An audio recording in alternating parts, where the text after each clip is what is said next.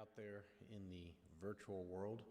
So weird to be talking in front of a big, empty audience here. But I'm glad you could join us from your cozy homes. And welcome to the Houston Methodist Center for Chronic Metabolic Disease and Weight Management's first of hopefully many CME events.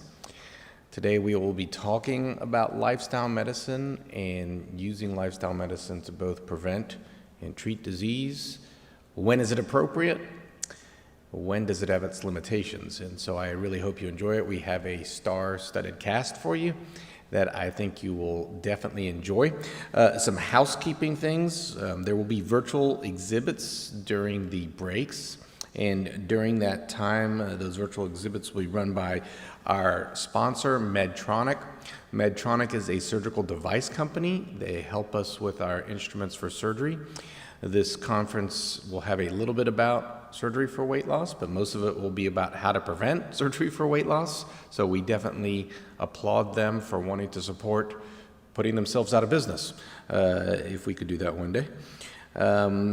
If you have questions for the speakers, please enter them. At the end, we're going to have a very interactive panel where the experts will be sitting up on stage together, and one of them virtually, and we will discuss some of the questions and answer them and discuss each other's talks and how this applies to our day-to-day clinical activity. Disclosures, the disclosures will be reviewed by each speaker, and there will be a description area in the live stream page that shows you disclosures. Several of our speakers have received money for different research projects that should not interfere with their presentation today in any way, shape, or form. We will have some breaks at 9:30 in the morning. There will be a break with the virtual exhibit. And then at 11:15, there will be a break with the virtual exhibit. So hopefully we can get everything done by 1 o'clock. And I think this is going to be really informative and something different for you to learn. And yes, I wish we were all here together to discuss it, but I think this virtual world will work great for us today. All right. So I think I'm going to start off. Can my screen go up? I'm good? So, if you have not heard of the Houston Methodist Center for Chronic Metabolic Disease and Weight Management, that's because it doesn't quite exist yet. We are putting it together. And we are re-envisioning the future of healthcare when we do this. And what do I mean by that? Well, when you think of Methodist in our logo is leading medicine. And when you think of leading medicine, you think of fancy surgeries, you think of fancy medications. But we're going to do something different in this chronic metabolic disease clinic. We're going to look at the science, and the science is complicated. Why do we get metabolic disease? What are the treatments, and how do those treatments affect even our genes? But these questions about metabolic disease are complicated. Sometimes the answers are actually really simple. And those answers come in the form of lifestyle medicine. And what is lifestyle medicine? Lifestyle medicine is the idea that if we treat these 6 factors of lifestyle, we can actually have a tremendous effect on most of the diseases that treat our patients, that threaten our patients. And this goes from eating healthy and eating more plant-based diet, how to keep moving and get physical activity, how to manage stress, relationships, community connection, our sleep patterns, and how to avoid substance abuse. And if you do all of these 6 things well, you might be able to prevent a lot of disease. But in order to do this, you really have to think outside the box. And what I want to do right now is just show you a quick video about thinking outside of the box.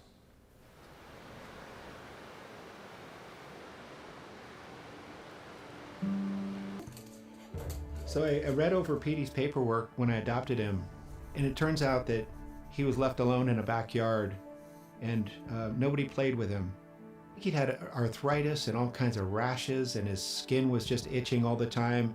He was wondering what would ever happen to him. He'd gone from being in a situation like I was, where he didn't have any friends and he didn't know anybody, and really became a proud dog. PD ready for the next stop? PD's a good. So, obviously that goes on, and why do I show that video? Because to me, that is the encompassment of what is lifestyle medicine.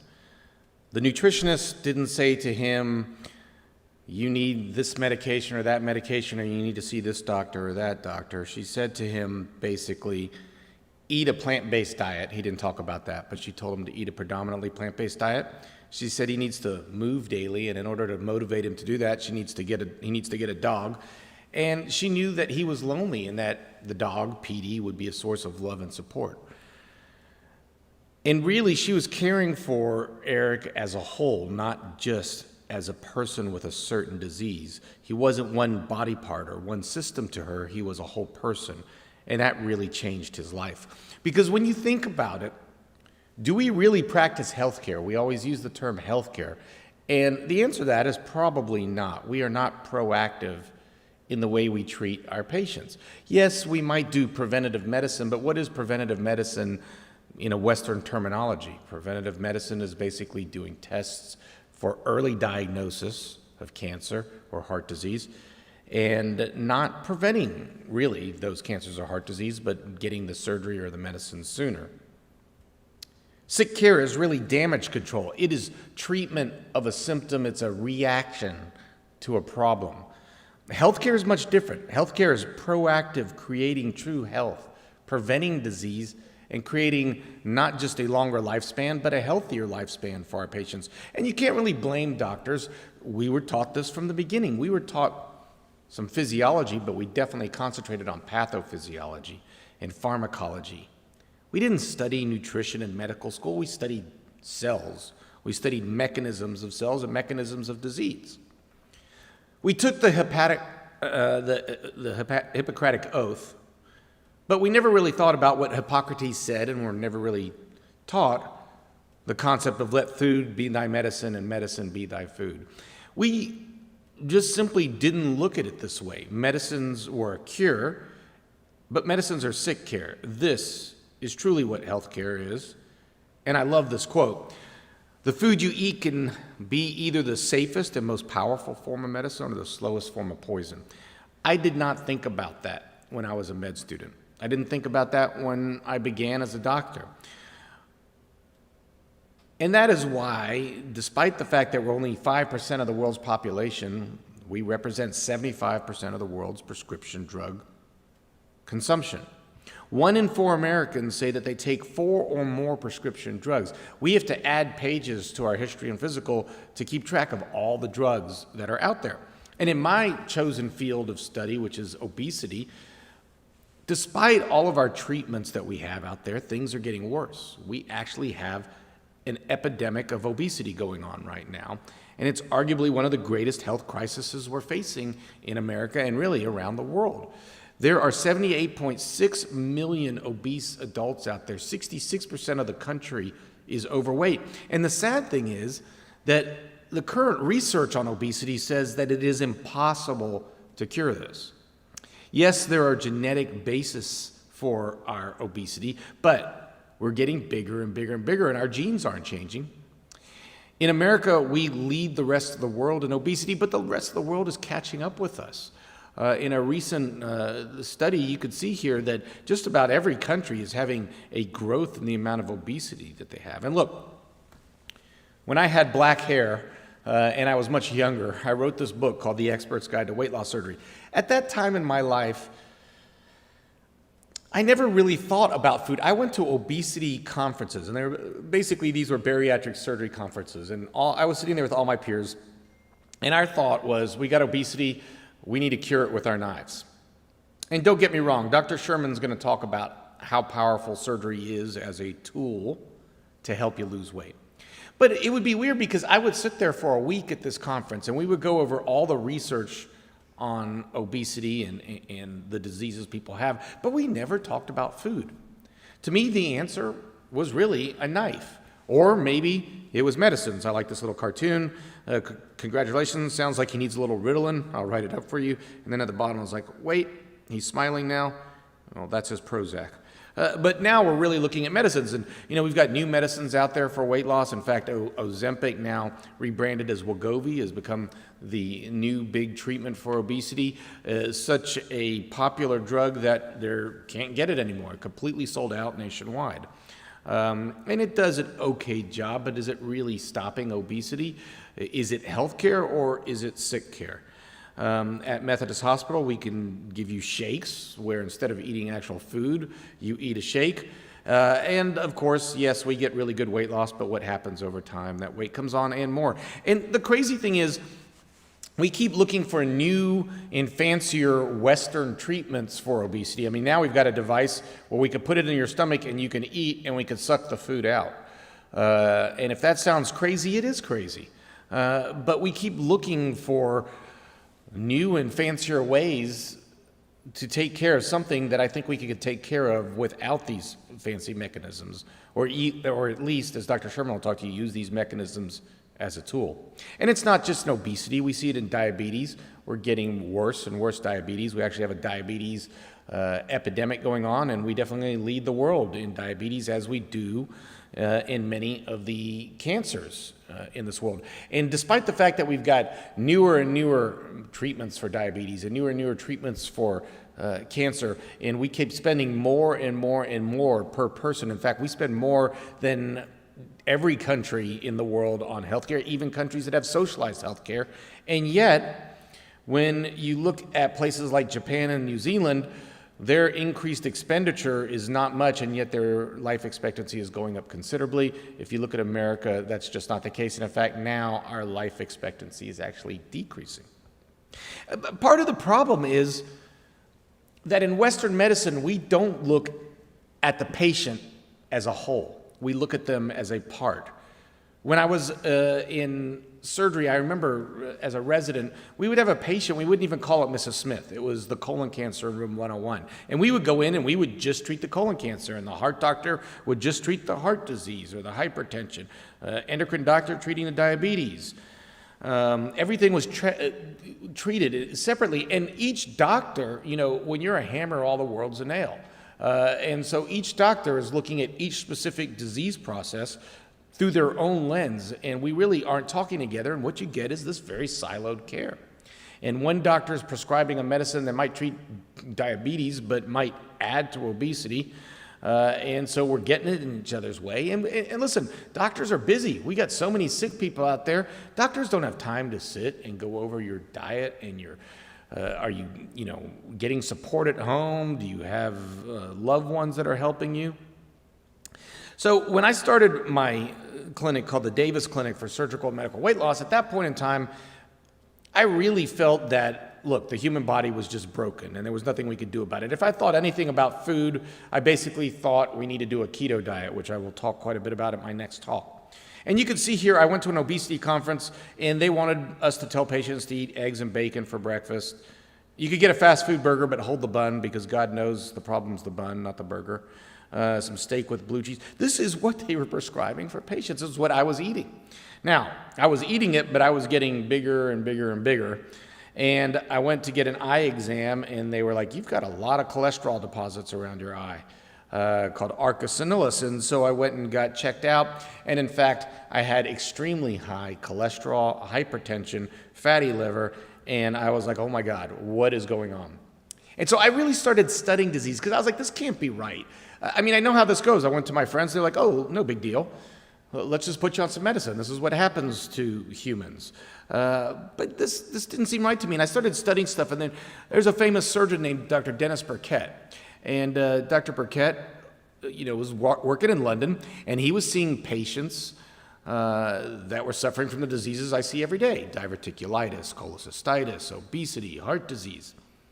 And he noticed that there was a population of Ugandans that were expatriate that were living in London. And they had the same disease processes that the Anglo-Saxons had. And so he said to himself, I wonder if I go to Uganda, will I see these diseases? And in fact, he went to Uganda for many years and did not see any of these disease processes, none. And it got him asking, why do these Ugandans have the disease in London, but they don't have it in their natural place of origin? And he studied this for quite a bit of time, did some very interesting studies looking at Ugandans, trying to figure out what the difference was. And what he came down to is it's diet. It's the food we eat. And specifically, it's the lack of fiber in the Western diet creating most of the disease processes. And he created this fantastic cartoon that has lived with me for many years since.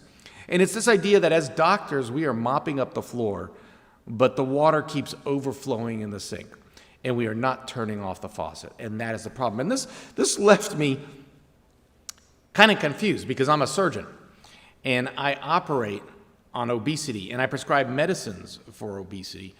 And am I doing the right thing?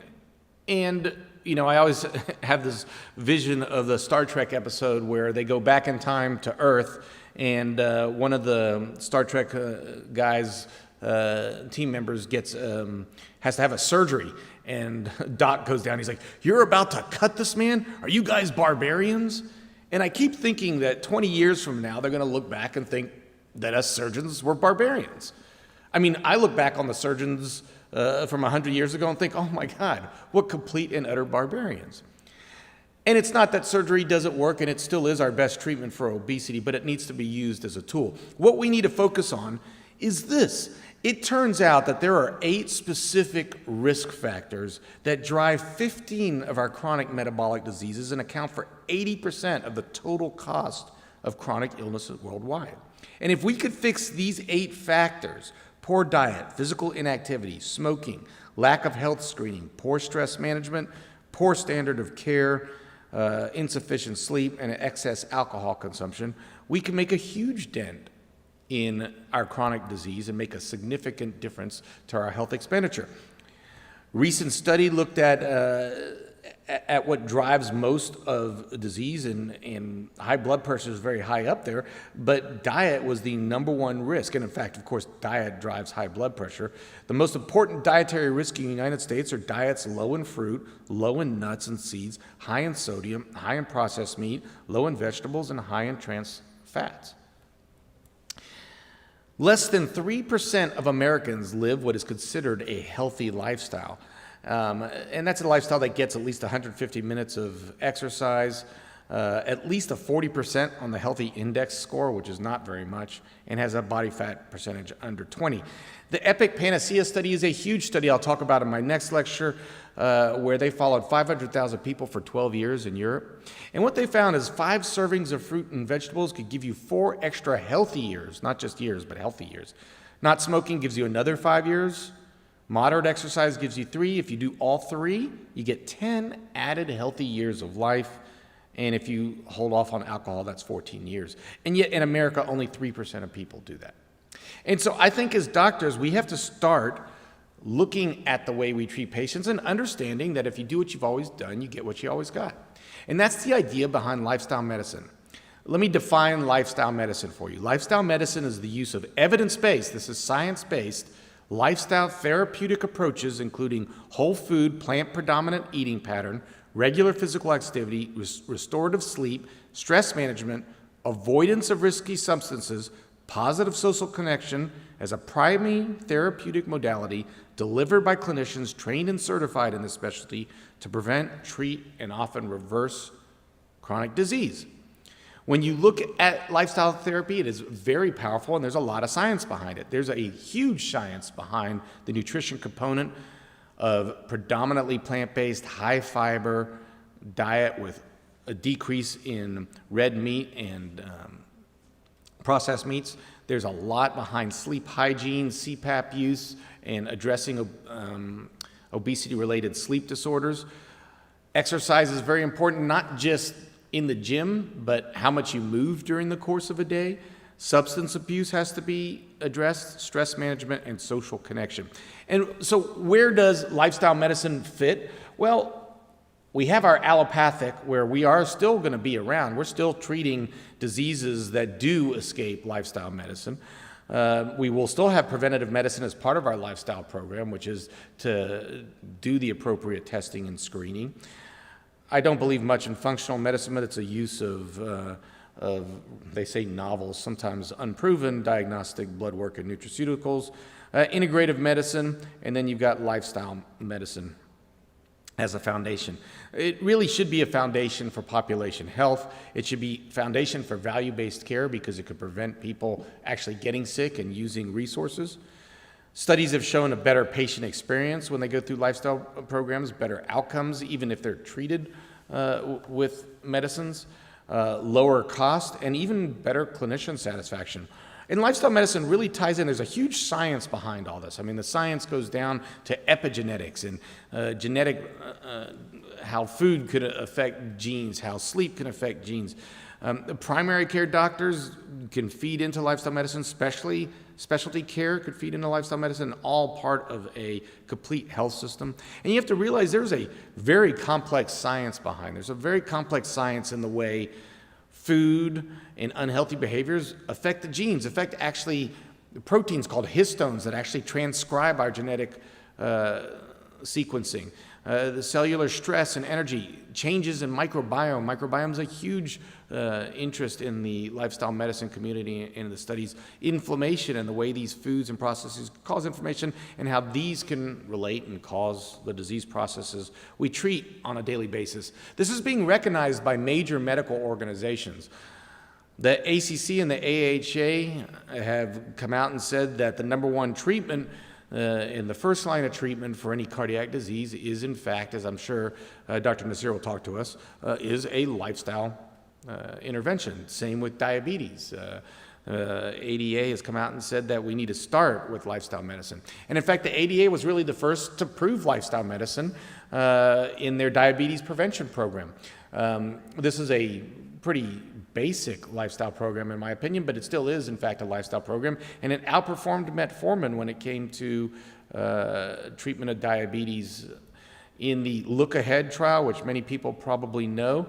If you look at the data with the intensive lifestyle treatment, much better weight loss versus control, much better physical fitness, much better waist circumference, and much better A1C. So really significant changes. The CHIP program is probably one of the most studied lifestyle programs. Again, I think we could do even better than CHIP, but CHIP has been studied in many different settings. It's been used quite a bit by institutions in their employee health. There was a really good study by Vanderbilt where they put employees and showed on the CHIP program and showed quite a bit significance of decreased usage of doctors and medical tests in the coming years after using the CHIP program. They had less absenteeism and better productivity from their employees. And when you look at their studies, this is just completion of the course, a huge drop in triglycerides, better plasma glucose, cholesterol, metabolic syndrome. So at Methodist Hospital, we have been looking at this and trying to decide how we could incorporate this and change this. And we've come up with a vision statement which says Houston Methodist will change the way both the medical and lay community in Houston views chronic metabolic disease.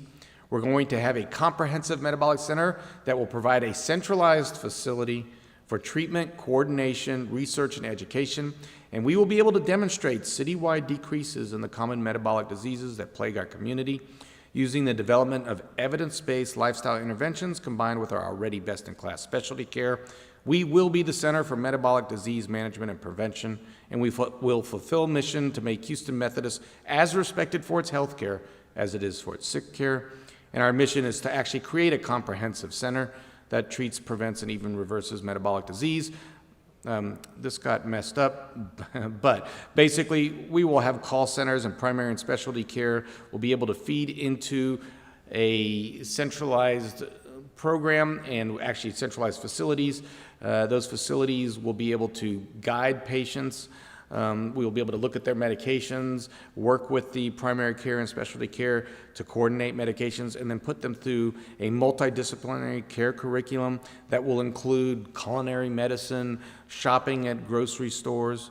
We may put someone into bariatric surgery, but they will come back into the program. They may use weight loss medications. They may use a VLCD, but they will be back in the program. They will get screening, liver function tests, echocardiograms, make sure that they get colonoscopy, make sure that they're checked for endocrine disorders. And so it will be a very comprehensive treatment of the patient. My hope is that in the future, instead of our white coats, we wear cooking aprons. Instead of doctors' offices, we're at grocery stores. Instead of telling people they just need a change, we're actually going through cognitive behavioral therapies in order to help them change. And instead of telling them just to take medications, when they come in and say, "Doctor, I don't feel well," the doctor will say, "I want you to meditate for 20 minutes, twice a day, exercise for at least 30 minutes, avoid processed food, eat plenty of organic fruits and vegetables, spend more time in nature, less indoors, stop worrying about things you can't control, ditch your TV, and come back and see me in 3 weeks." And I'll close out with this video here. What do we want for our patients? Do we just want to treat their illnesses, or do we want them to be healthier?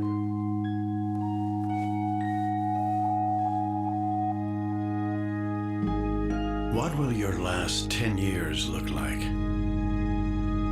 Will you be quick enough for a game of tag with your grandchild?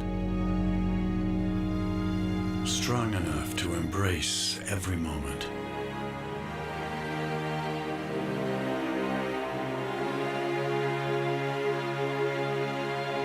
Will you grow old with vitality? Or get old with disease?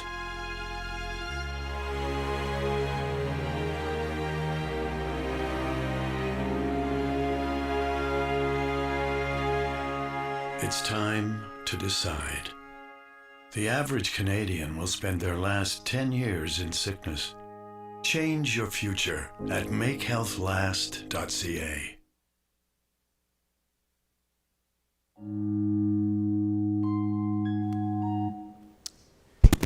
Thank you for listening to me and paying attention. And now I want to bring on our next speaker. We really have some great speakers today. Our next speaker is Dr. David Victor. He's an associate professor of clinical medicine at Weill Cornell at Houston Methodist Hospital. He received his MD at University of Kentucky, internal medicine and GI training at Tulane, and he did a transplant fellowship in hepatology at the very prestigious Johns Hopkins Hospital in Baltimore. He's got a resume that goes a mile long, is very experienced in treatment and prevention of fatty liver, which has become the leading cause of liver disease. And so I'm going to turn it over to our expert, Dr. David Victor.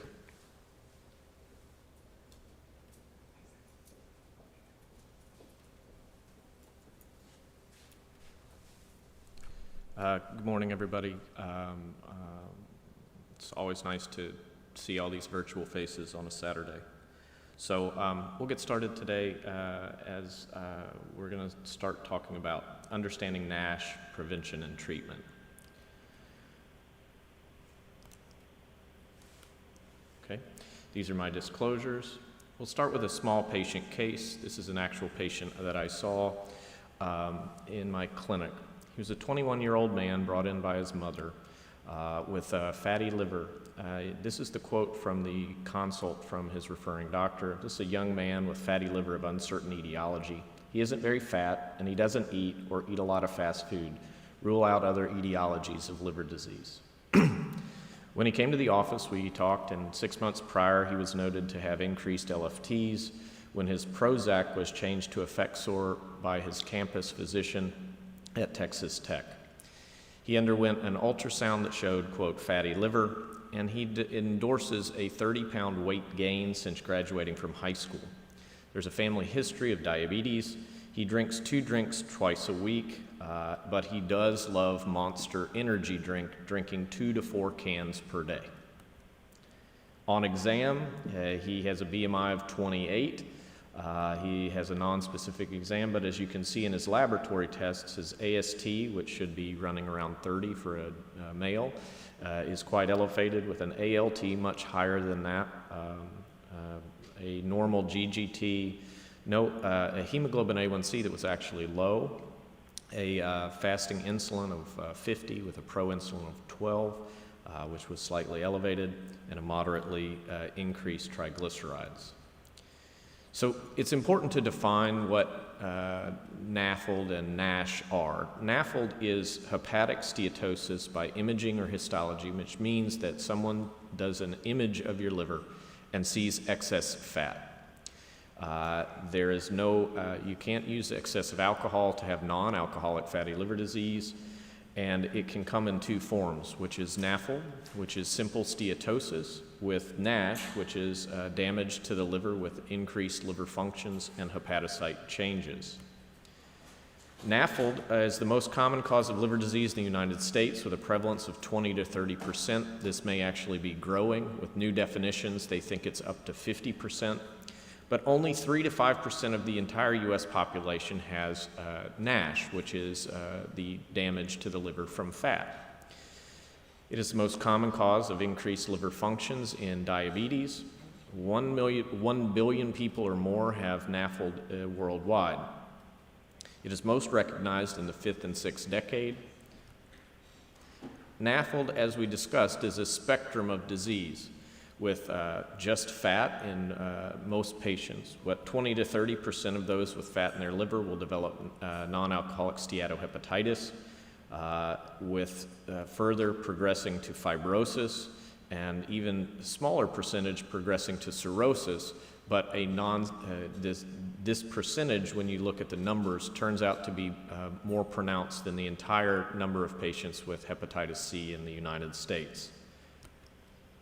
The prevalence in our populations, as we will discuss today, can be as high as 90% in some of our series for patients undergoing bariatric surgery evaluation. In our diabetic clinics, we see 70 to 90%, and in those seen in a cholesterol clinic, greater than 50% had NAFLD. We are going to hear a lot about diet and sugars and fat, but this is one of the more important things that I stress to my patients, that the consumption of fructose shows a significant increase in visceral fat in comparison to those who eat glucose.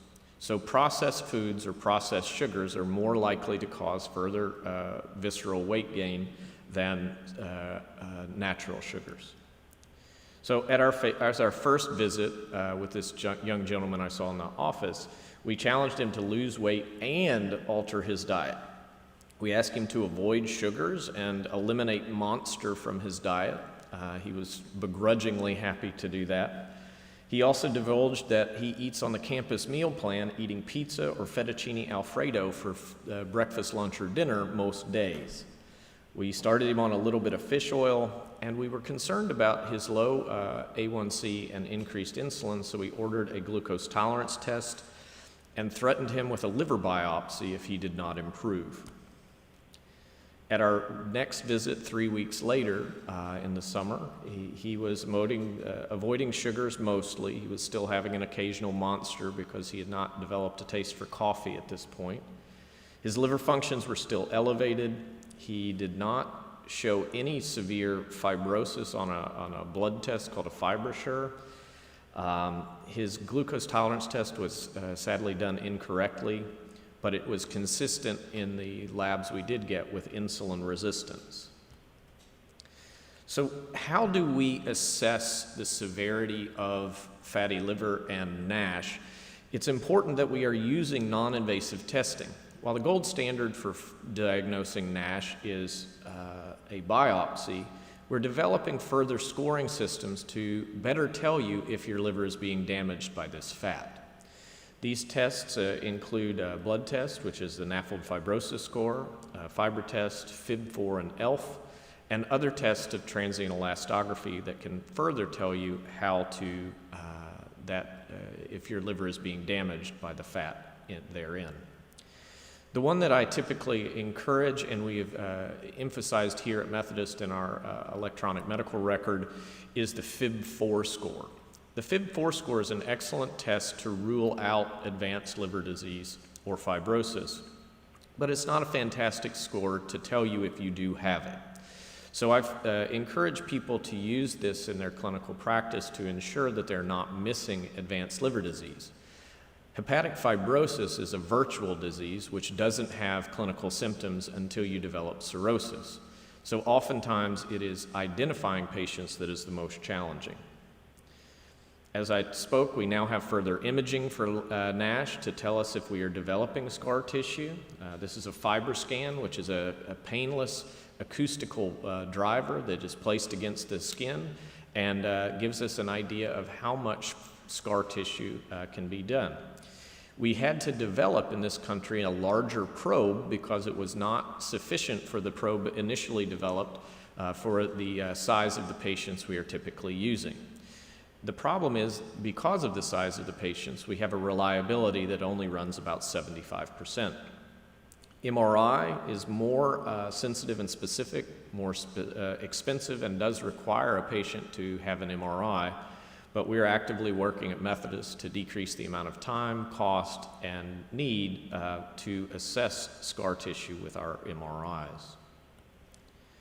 So at our second visit, the patient had a differential. We were concerned about NAFLD, Nash, maybe autoimmune, maybe Wilson's disease, unlikely hemochromatosis, but with an elevated ferritin, that's always a concern, drug-induced liver injury, or conspicuous alcohol use. So we did a biopsy. His mother was very, very concerned about him, and at his biopsy, we showed that over 90% of his liver was replaced with fat. He showed evidence of non-alcoholic steatohepatitis, and as you can see, he had developed stage 2 fibrosis, which was the beginning stages that he could progress to cirrhosis. This was very concerning for the family and the patient. So this is what fatty liver looks like on a biopsy. I'm not a pathologist by any stretch of the imagination, but I do understand colors. So blue is bad on this stain. So blue here highlights the scar tissue, and this is grade 2 scar tissue similar to the patient we show. The white dots are fat. They're washed away in the stain, but as you can see, a significant amount of the liver is replaced with fat in this slide. So we ask him, and we will talk more and more about the evolution of diet, but this was about 5 years ago. We asked him to go on a carb-counted diet, and he was challenged to eat less than 100 grams of carbs a day. When he did his initial carb count, he was over 400 grams of carbs per day. We started him on vitamin E, and he loses 25 pounds over the next 3 months. So this is his initial weight starting in 2017. You can see that he had a significant drop. When he began working a job, his weight went back up, and we had to re-counsel the patient. But as you can see, overall, he had a significant drop from to around 175 pounds. These are his liver function tests at the same time intervals. As you can see, the AST and ALT dramatically reflect his metabolic risk. So as his metabolic weight and the metabolic stress that put on his body improved, as did his liver functions. So in understanding this concept that we are going to explore all day today, we have created a metabolic liver disease center at Houston Methodist in the Conover Center for Liver Disease and Transplantation to better address these problems. As you can see, there are no drugs here on my slide. There is a diet. These diets are encouraged, but what we're really looking to do is modify lifestyle so that patients can decrease their metabolic stress and improve their liver quality of health. This is very important, as we will explore probably throughout the day, as the prevalence of obesity continues to rise. This is 91, where only 4% had prevalence of obesity greater than 15%, whereas 2010, none of the states had less than 20% average obesity. The prevalence of obesity has continued to increase. This is the adult obesity rate, and I was happy to think that Texas had actually improved, but as you can tell, they changed the metric so that Texas now has between 30 to 35% obesity in the state, but we are not leading the nation, but we're close. In Texas, geographically, and we here in Houston, occupy one of the higher risk areas, but there are certain sections of the state that have 43% obesity, and our current is 37 here in our region. This is even more pronounced in our Hispanic population, where greater than 35% of patients in 2018 had obesity. Why this is concerning is there's a genetic predisposition in certain ethnic groups to accelerate the damage done by fibrosis or Nash in their liver. This is a fantastic cohort study done in Cameron County, Texas, which is all the way down in Brownsville. They have 3,200 patients, and they began offering free liver ultrasounds to patients. 52% of the patients who were asymptomatic were noted to have NAFLD on ultrasound. Greater than 50% of the population that they studied had diabetes or prediabetes and were metabolically unhealthy. When we look even deeper, we found that cirrhosis, as determined by a blood test, was extremely high, with nearly 1% of this cohort having cirrhosis, which is astronomical for asymptomatic patients. We found that the risk factors for this were hepatitis, diabetes, central obesity, and a variant of genetic predisposition called PNPLA3. So if you added these, they even got worse. So the problem really for us as a healthcare community is, how do you identify with such a large number of people, patients who are at high risk? So this is one of my favorite slides, hiding in plain sight. As you can see, there may be a fox in the middle of the foxhounds. So what we've developed and adopted is a modified diagnostic algorithm. This is something that patients can ask their physician about, but also helps to stratify patients from a huge cohort to those who are at the highest risk of developing cirrhosis and may need medical or pharmacologic intervention. So with patients who have suspected NAFLD, we ask to rule out other causes of liver disease. We obtain a Fib4 score, which we showed earlier is a simple math done from your basic combined metabolic panel and basic labs. And if they have a high risk features, we would consider referral to our metabolic liver disease center. However, patients who do not have a low score, because the evolution of disease and the time component are asked to be repeated their evaluation in about a year. Once they are seen by a liver specialist, we again try to confirm if they do have fibrosis or scar tissue in the liver. And those with low risk, we attempt lifestyle modifications and repeat evaluation in a year. Those with high risk, we may consider a liver biopsy in trying to assess clearly their level of liver dysfunction.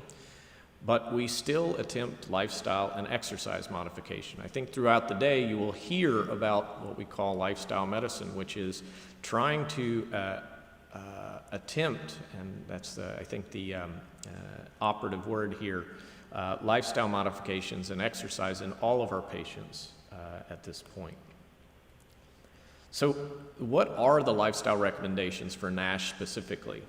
These are from our hepatology guidelines. And they ask for a caloric reduction of approximately 750 to 1,000 calories per day, depending on how much you are eating. We know that this improves insulin resistance and decreases hepatic steatosis.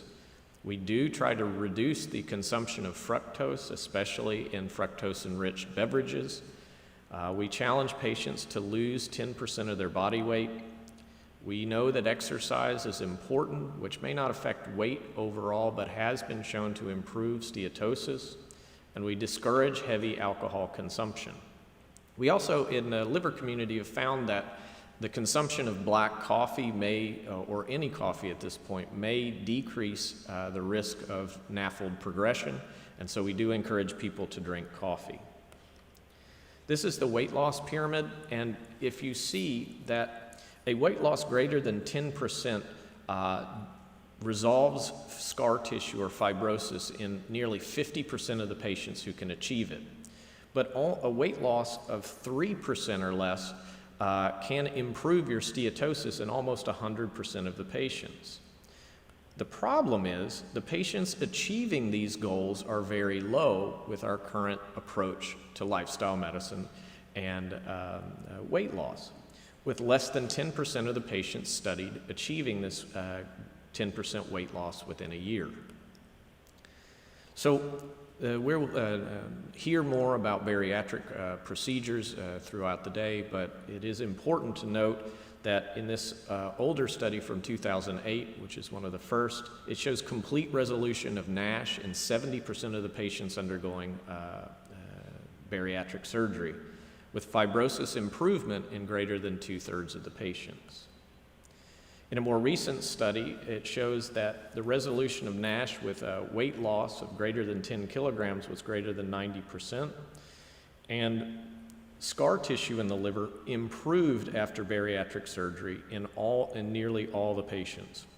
But it's important to note that it did not completely resolve in all patients. So it is important that these patients continue to assess their liver care despite how much weight they lose.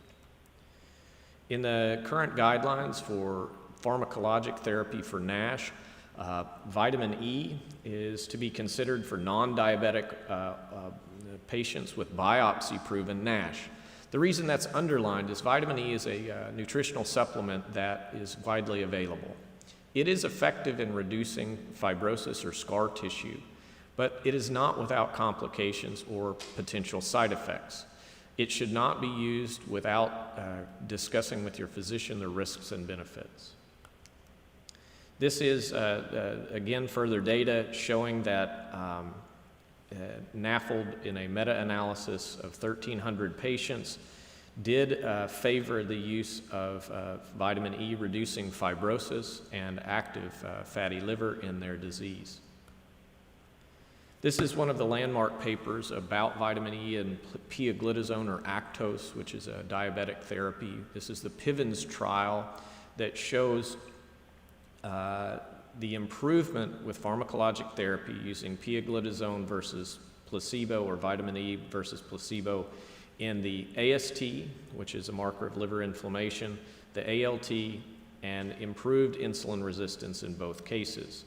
As you see in the right side of the graph, you can see the uptick in the labs at the end of the study. With removal of these agents at 96 weeks, they saw a return of inflammation with these drugs. The concern with pioglitazone, as you can see, is there was an overall weight increase and should be used carefully in diabetic patients with their physician. This is obeticholic acid, another potential therapy for liver disease that is being studied and is not currently approved. It is important to note that there is no current FDA-approved medicine for non-alcoholic steatohepatitis at this moment. All of these medicines are being studied and may be indicated, but there is no FDA-approved medicine. So this is another resolution that shows improvement in fibrosis and Nash resolution. However, this medicine had a signal for increased side effects of itching, fatigue, and has not yet been approved by the FDA.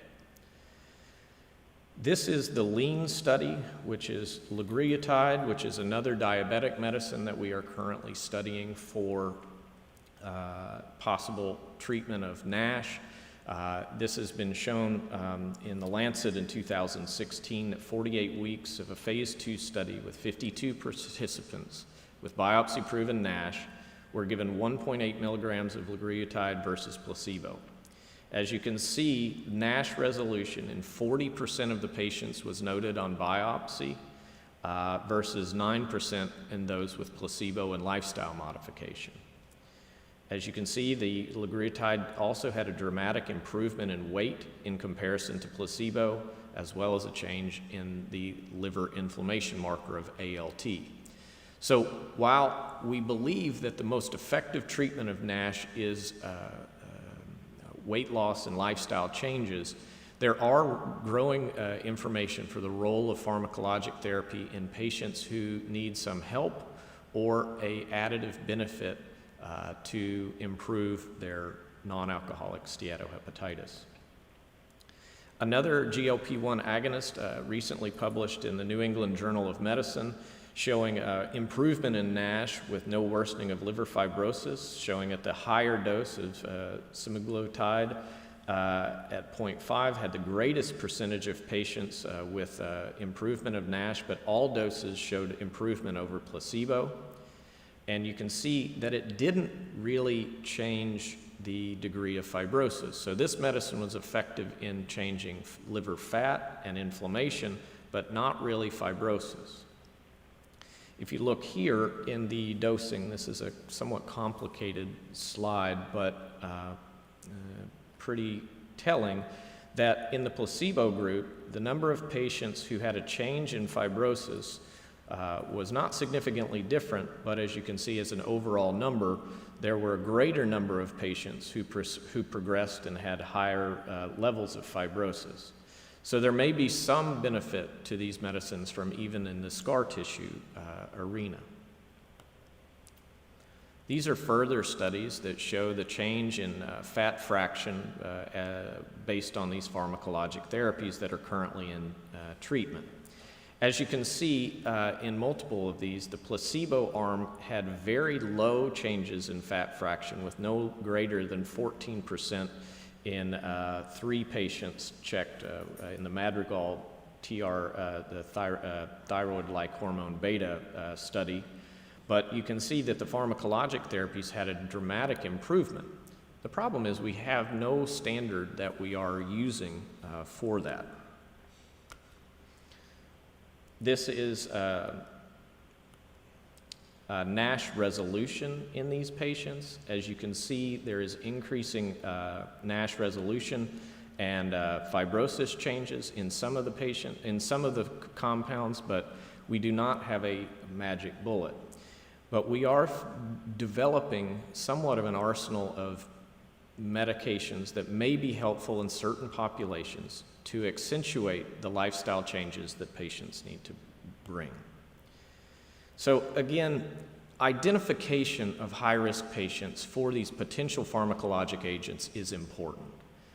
Again, I go back to this because fibrosis and liver disease is largely a virtual complication of fatty liver. These patients do not often have symptoms other than perhaps mildly elevated liver function tests, and identification of high-risk populations becomes important. This does not change the need for lifestyle interventions in all patients who have fatty liver with diet and exercise that we will hear about throughout the day. But as we look for patients who may progress to cirrhosis, this is where I think pharmacologic and aggressive therapies are needed. So again, we're talking again about using the Fib4 score, and those with elevated scores probably need to be referred to a specialist to accelerate their liver care, and those who have a lower score need to be rechecked and continue to attempt lifestyle and diet modifications. It's important to note, and this is an older slide at this point, but it continues to rise, that non-alcoholic steatohepatitis and NASH-related cirrhosis is the fastest rising cause for liver transplant in the United States. This is a largely somewhat preventable disease if we are able to identify patients early and enact lifestyle and pharmacologic therapies to prevent them from progressing. Mostly it has to be identified early, and interventions have to be durable and continued.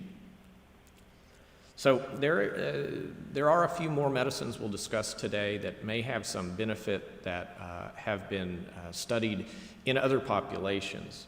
Recent data shows that metformin may decrease your risk of liver cancer associated in diabetic patients and may need to be considered for those with fatty liver and diabetes, but it is not effective in treatment of NASH alone.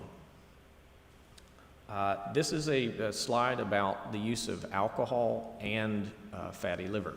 So if you remember, we talked about Nash or non-alcoholic steatohepatitis being only diagnosed without the presence of significant alcohol use. And there is growing data to show that alcohol and predisposition or fatty liver with patients who use moderate amounts of alcohol will have greater amounts of increased body weight with an increased hazard ratio for complications, increased waist circumference in those who are fatty liver and use alcohol, and a greater percentage of diabetes. So it is imperative that a physician talk to a patient who has fatty liver about the combined effect of non-alcoholic and alcoholic steatohepatitis on the liver and the acceleration of disease that can happen even with a moderate amount of alcohol. We are, as a hepatology community, always struggling with the safe amount of alcohol to prescribe, and if you have fatty liver, it's likely none. However, we're still working on an absolute standard. So this is an important part of our growing body of lifestyle medicine, is talking to the patient about all of the risk factors for liver disease.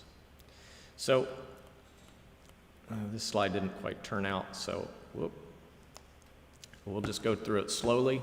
This is a potential treatment algorithm that with the best data we have at this point.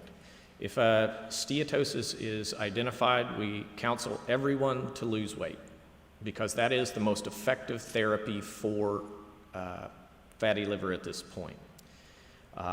We also, in weight loss, encourage patients to consider FDA-approved anti-obesity pharmacotherapies, which we heard about a little bit in our previous talk.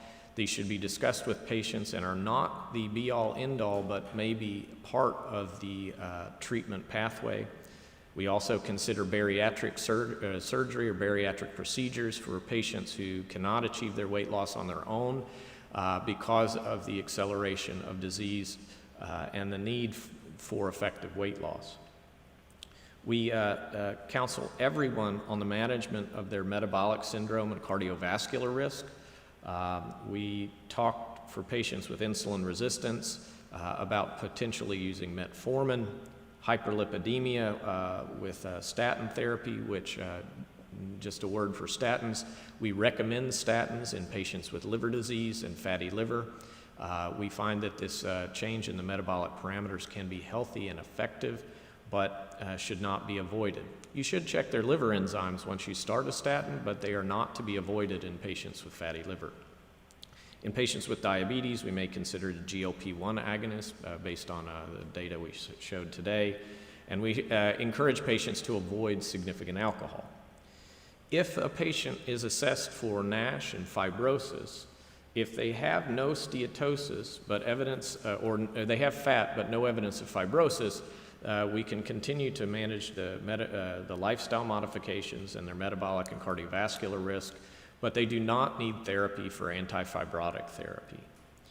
But you should recheck them. So as you notice, that's my one green bar that goes backwards and forwards because you never stop looking for progression of disease. If they do have fibrosis or scar tissue and Nash on biopsy or non-invasive testing, that's when we consider the potential vitamin E or pioglitazone for our pre-cirrhotic adults with concomitant medical disease. So this is the complicated and persistent need for both lifestyle and pharmacologic therapies, but sadly the most effective remains lifestyle, which as we have just heard, our physicians are probably the least adept at persuading our patients to do. So what does the future hold for Nash? Diet and exercise will not go away. We will continue to have to worry about what we eat and how we eat it. Sorry. It will be a combination of pharmacologic therapy along with our lifestyle modifications. Anti-fibrotic therapy will likely be used through multiple different approaches. Anti-steatotic therapy will also be important. We will try to obtain a clearer picture of how to treat cirrhotic patients with fatty liver.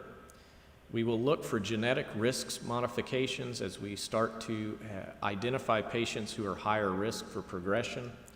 We will begin by targeting the microbiome in the future. These are not ready for prime time, but this is where we are heading. So with that, thank you all very much, and I appreciate the opportunity to speak today.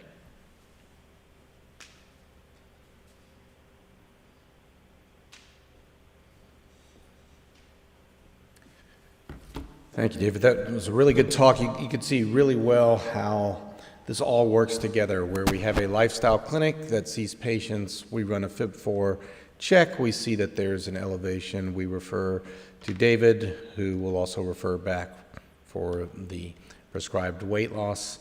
And the two work hand in hand, and I think that's going to be a very important part of the future. We're going to take a little break now. We will be back here at 9:30. So it's a 30-minute break, so go get your black coffee so that you could help with your liver. And we'll see you back here at 9:30.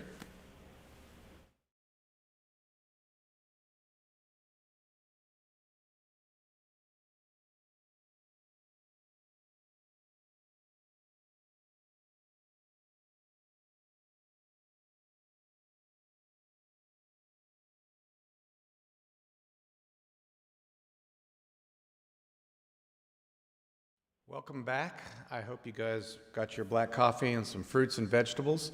And we are going to get on with our talks. We have a great talk coming up. Dr. Nasir is very well known here at Methodist Hospital and around the country. He got his MD in Pakistan, a master's degree in public health at Johns Hopkins, did his internal medicine residency at Boston, and his cardiology fellowship at Yale. He is currently the Chief of Cardiovascular Disease Prevention and Wellness, as well as co-director for Center of Outcomes Research at Houston Methodist. And him and I have been working together very much on how we could combine lifestyle medicine with cardiology prevention, and I think he's going to talk to us about that now. So I hope you guys enjoy.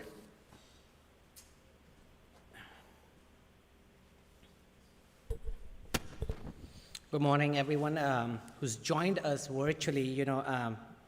Thank you so much for the invitation. First of all, this is my first talk in last 3 years in person, and I'm a little nervous right now. I hope it comes back just like riding a bicycle. Right. So, but for the folks who are joining us live, thank you so much joining us. And again, I think that the cardiometabolic health in our community, if not the biggest challenge, but one of the most important one that we need more conversation around it. So, as Garth said, I'm a preventive cardiologist, an outcome scientist, also a health economist, and within our community, I think so, we are very proud of having significant gains in the cardiovascular disease risk reduction. Over the last 3 decades, I think so we have come to a point that by 2030, we may be able to lose the number one killer disease tag in the country. And thankfully, a lot of those gains have happened because in improvement in access, procedures, even medications and stents, but mostly for individuals who present with heart disease. Unfortunately, we have not yet made such dents in preventing heart disease.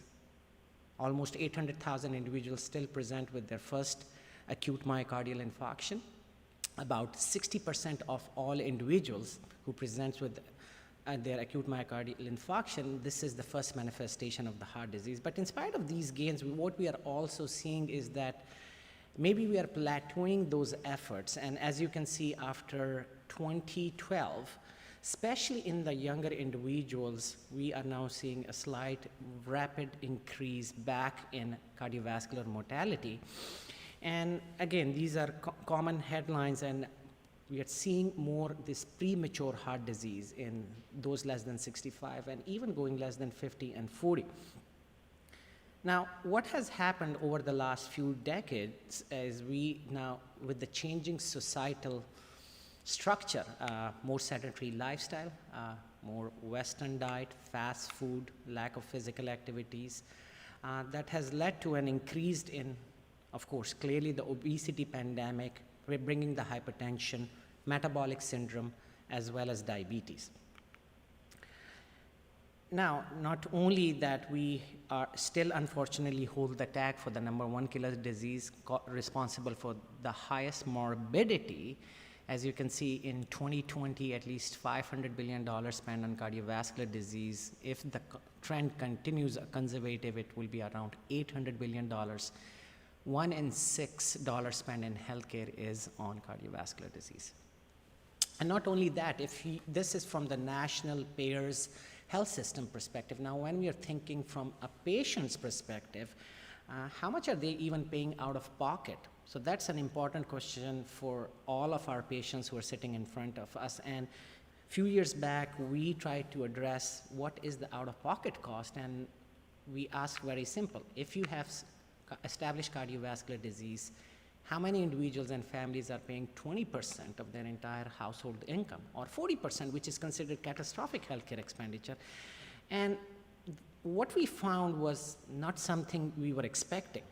About 1 in 7 families with cardiovascular disease are suffering silently and paying almost 20% of their entire household income on healthcare cost. And not a meager, 1 in 20% paying 40% catastrophic financial burden and taking debt and using credit cards, and also unintended consequences on other issues like food insecurity, inability to pay for schools and colleges. But the more sobering was that if you're belonging to a low-income individuals where the cardiometabolic disease is even worse, there is a 4 times higher risk of high financial hardship and 10 times higher risk of them being paying more than 20% of their entire income for healthcare cost.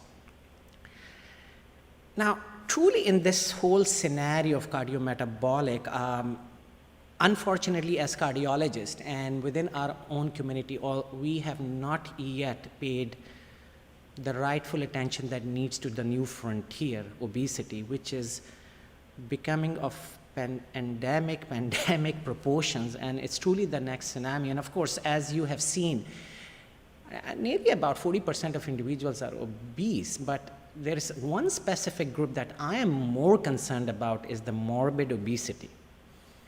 It's about BMI more than 35 or 40. So more than 40, 1 in 10, 9% of individuals in this country in 2017 and 18, and I'm sure that it would be very closely crossing the threshold of 10%. It would result in those that you will be seeing morbid obese individuals. Now, why I'm concerned is that in this data, we're from a national health survey, and we are accumulating that, and we presented these findings, and the paper is in progress.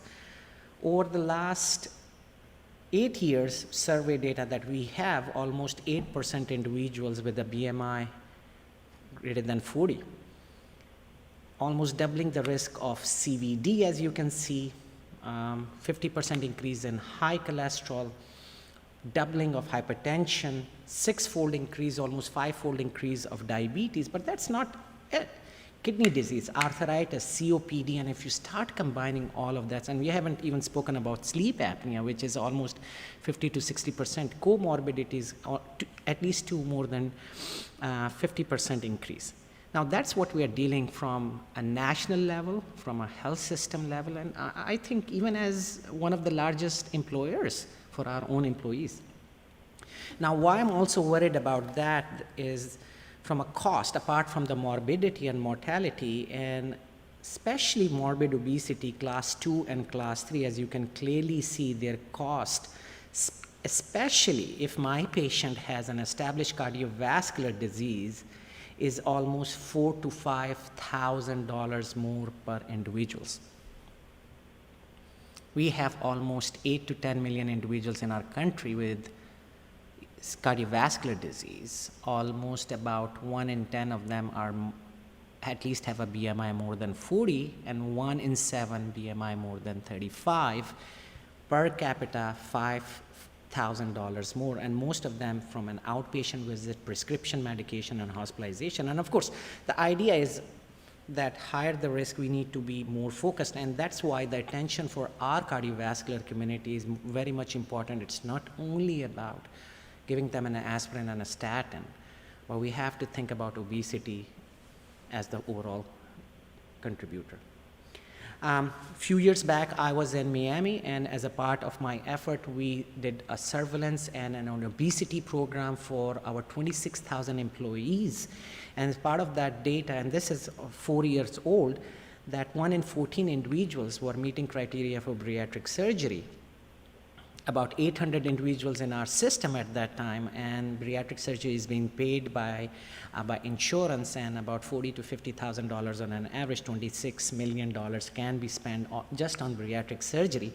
And you can see that all across the spectrum, especially class 2 and class 3 obesity, a significant on-site clinical visit, urgent care, hospitalization, medical expenditure, be it total or also on prescription. So that's that, but I gave you some insights on how much we are spending out of pocket, but that's just the tip of the iceberg, because many individuals below that non-measurable items, transportation, taking time off, and depending upon your own wealth, can be underestimated. So in another study, we found out that if you look at subjective, how much individuals are having difficulty paying their bills, it's almost 1 in 2 with cardiovascular disease, and 1 in 5 are unable to pay at all. And very similar findings, we just recently looked into morbid obesity. And overall obesity, you can see that there is a high financial burden, but almost 2 in 5 adults, irrespective whether they have cardiovascular disease, are having financial hardship from medical bills. So 3 individuals, almost 2 out of every 5, I would say 4 out of every 10 would have difficulty. And not only that, but they are suffering from significant financial distress. They are foregoing or delaying their much needed medical care. And especially in cardiovascular disease, where the management depends upon adherence of medication, there is a significantly higher rate of cost-related non-adherence. So in this environment, as a society, I think as a health system, and even as one of the largest employees, I'm seeing there are significant opportunities. And Garth, I couldn't be more thankful to your efforts and advocacy, and you and Jennifer, in really bringing this program to our institution, because in terms of our ability to make an impact and reduce the burden of the disease in our community, and providing the much needed services, as well as having a financial improvement in our care, I truly see a gold mine ahead together for us in this space. And just wanted to give you a little bit of that. Even now, with the growing recognition of options we have in risk stratifying, management options, and also the integration of the cardiometabolic, that is a huge proportion of the cardiovascular prevention. 2 years back, we launched, with the help of Dr. Zogby, Dr. Sossman, Dr. Mahboom, and everyone, that we wanted to have our own cardiovascular prevention center that is not only providing specialized care for the needs of our community and our physicians, but it's also a hub for training and education, where we have a cardiometabolic elective. Each month, about 1 to 2 medical resident comes and train with us. We have cardiology fellows, and we have our own preventive cardiology fellowship. And it's also establishing rigorous research programs all across the spectrum, be it translational, clinical, health economics, outcomes, as some of the data we have shown. And we have similar opportunities, I truly believe, as we start emulating similar structures and partnerships in the cardiometabolic space, in the whole metabolic too. And I think so, for me, it's always the cardiometabolic, but I think so the overlap is significantly there out. And so our approach is, of course, much more deeper, extensive risk assessment, because that is critical, not only about home blood pressure monitoring and anthropometric measures, insulin resistance, other biomarkers, including genetics as needed. But the one thing that truly distinguishes our program is finding who is truly at risk, incorporating the protocols from our prior R&D that has clearly shown what is happening beneath the bonnet. how much atherosclerotic disease you have, how much impact you have end organ damage on the heart, and even some genetics can that truly refine who is at risk and not. And by doing this stepwise approach, what it allows us that based on the complexity of the entire cardiometabolic risk, we can tailor a personalized management plan. It's a multidisciplinary approach, and I'll share some of that and how our NPs and also our referrals to the fatty liver clinic, the men's health clinic, the lifestyle clinic, and everything's prioritized based on risk and need, and there is continuous education, and we have data-driven feedback. Our goals is achieving the targets in the next 3 to 4 months. For example, learning from high-performance institutions and organizations, we have adopted a checklist approach led by our current preventive cardiology fellow and an upcoming preventive cardiology, a 13-point checklist where even for established cardiovascular disease patient who had a prior MI, stroke, or peripheral arterial disease nationally and locally, there are huge gaps. For example, just the statin utilization nationwide is about 60%, in our institution 70%. High-dose statin is even less, about 30%. There are huge gaps. Aspirin is pretty on the higher side. The systolic blood pressure less than 130 is not working as well. Now we have the new kid on the block, the icosapient ethyl, and especially with CVD, obesity, you're seeing a lot of triglycerides more than 150 who could benefit from that therapy. The cardiometabolic therapies of GLP-1 and SGLT2 are significantly underused even with established CVD, and I think so more so we need the GLP-1 receptor agonists. So what we're trying to bring is a checklist approach and saying, this is our key performance indicator that every physician and every patient deserves the best. It's the best care the first time, every time. And we are going to achieve that not only in our own cardiology clinic, but hopefully within our entire system. But the challenge really happens is, and it's not just reserved for those with obesity, morbid obesity, with the rest. What about if you don't have an established cardiovascular disease? And that's really the problem here is not everyone is at the same risk, and it's very important to understand what's happening from that perspective, because in this era where we have multiple options, and not only options but different intensities and different targets, unless and until if you know whether they are the highest risk or not, which still remains our holy grail, we may not be able to provide a precise and a personalized medication. So, of course, currently the guidelines and most of our approaches is, okay, can we take some of these risk factors, put in a box and shake it and come up with a number and say your 10-year risk of having heart disease is 7%, 15%. Now, as someone who has been closely involved in this space over the last decade and a half, I've seen like this whole transition where almost 15 years back, we were significantly underestimating the risk. And many of those individuals, especially young and women who present with their first heart attack, if they walk into your clinic a week before and you do their risk for 3/4 of them, you would reassure them and say do nothing. And as a result, a few years back, the guidelines adjusted them and say, concerned because of their original sin, widened the spectrum and allowed more individuals to join the statin club, which is definitely getting overcrowded. And as clearly as you can see in this paper from Annals, we showed that it is overestimating the risk. For example, half of the individuals that you may consider to have a high risk and ask them to commit to a lifelong therapy actually are much lower risk than estimated.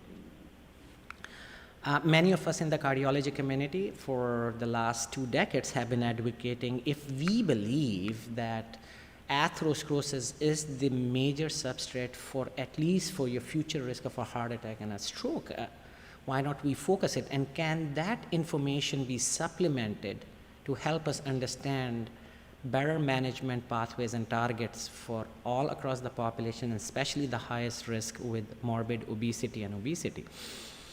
For that, I think so we have come a long way over the last 20 years. My dear friend Arthur Eggertston, who first gave us a peek into the coronary artery calcium as a substrate for atherosclerosis, which is a rapid CT scan of the heart, doesn't require any contrast. It's literally widely available at Houston Methodist. It's $150 out of pocket. Takes about 3 to 5 minutes. It's a low radiation test. And why are we focusing a little? The question really comes as, okay, why calcium testing? What does it even mean? We are at a point right now that we have enough evidence that coronary artery calcium testing is the best predictor of your future heart disease. If you look at the slide, which is a summary of the data from various prospective cohorts, the risk of having a heart attack is about 9 to 16-fold among those with the highest risk. Previously, we used to think diabetes is CVD equivalent, but clearly that was only 2-fold higher.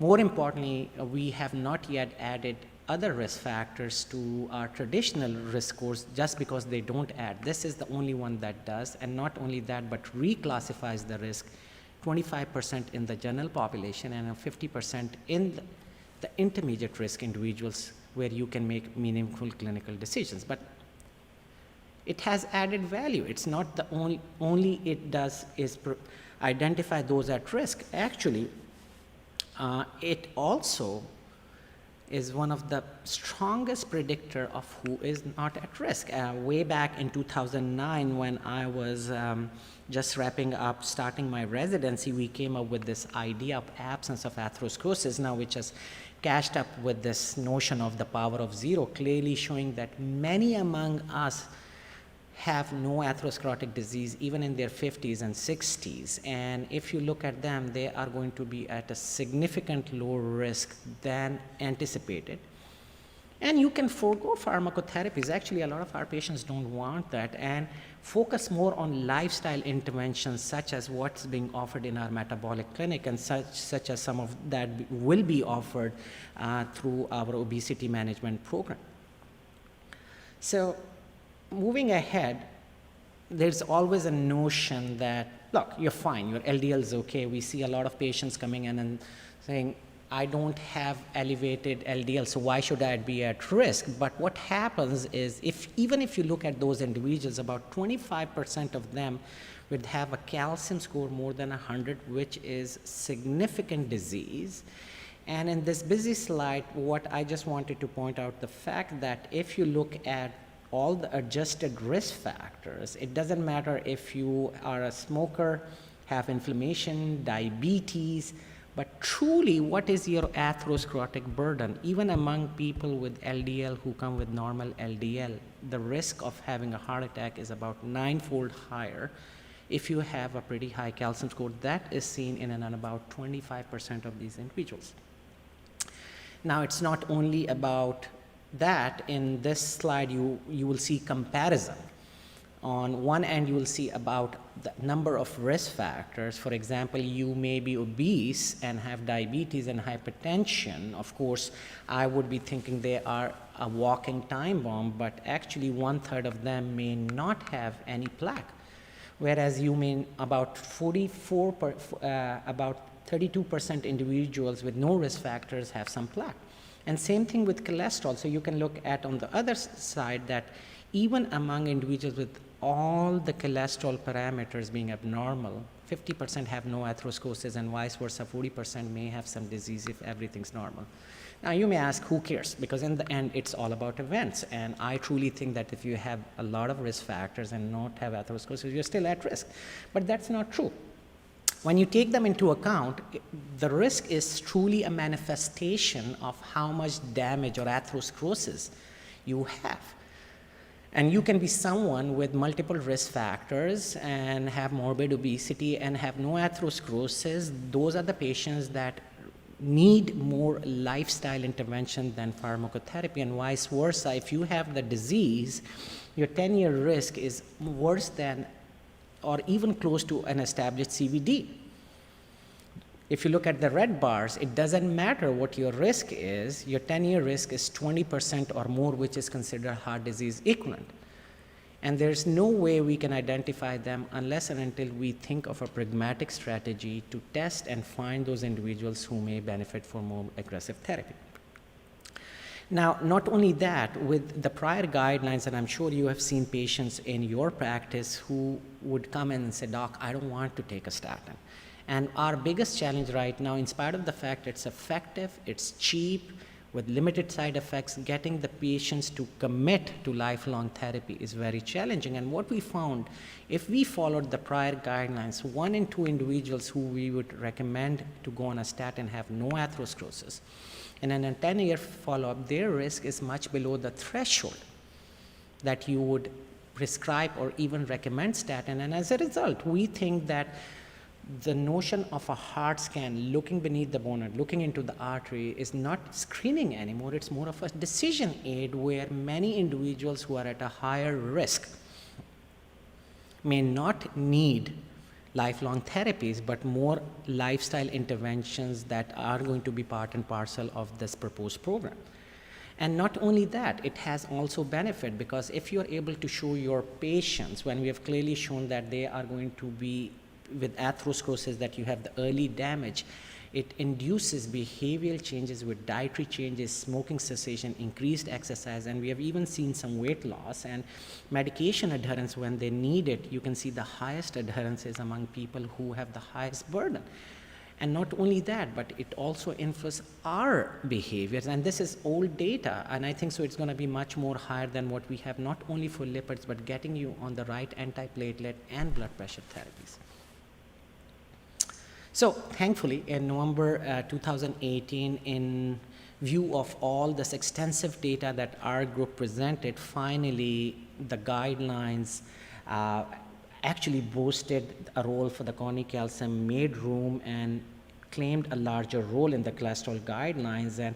And this is Dr. Scott Grundy, one of the founding fathers of metabolic disease. He's an endocrinologist at UT Southwestern, heads all the cholesterol management guidelines since 1980s, came out very clearly then and saying, you know, you urge people that before thinking about statin, maybe think about getting a heart scan, because if you don't have it, then your chance of having heart attack is very low. And without this, 40% of individuals may be unnecessarily considered for therapies.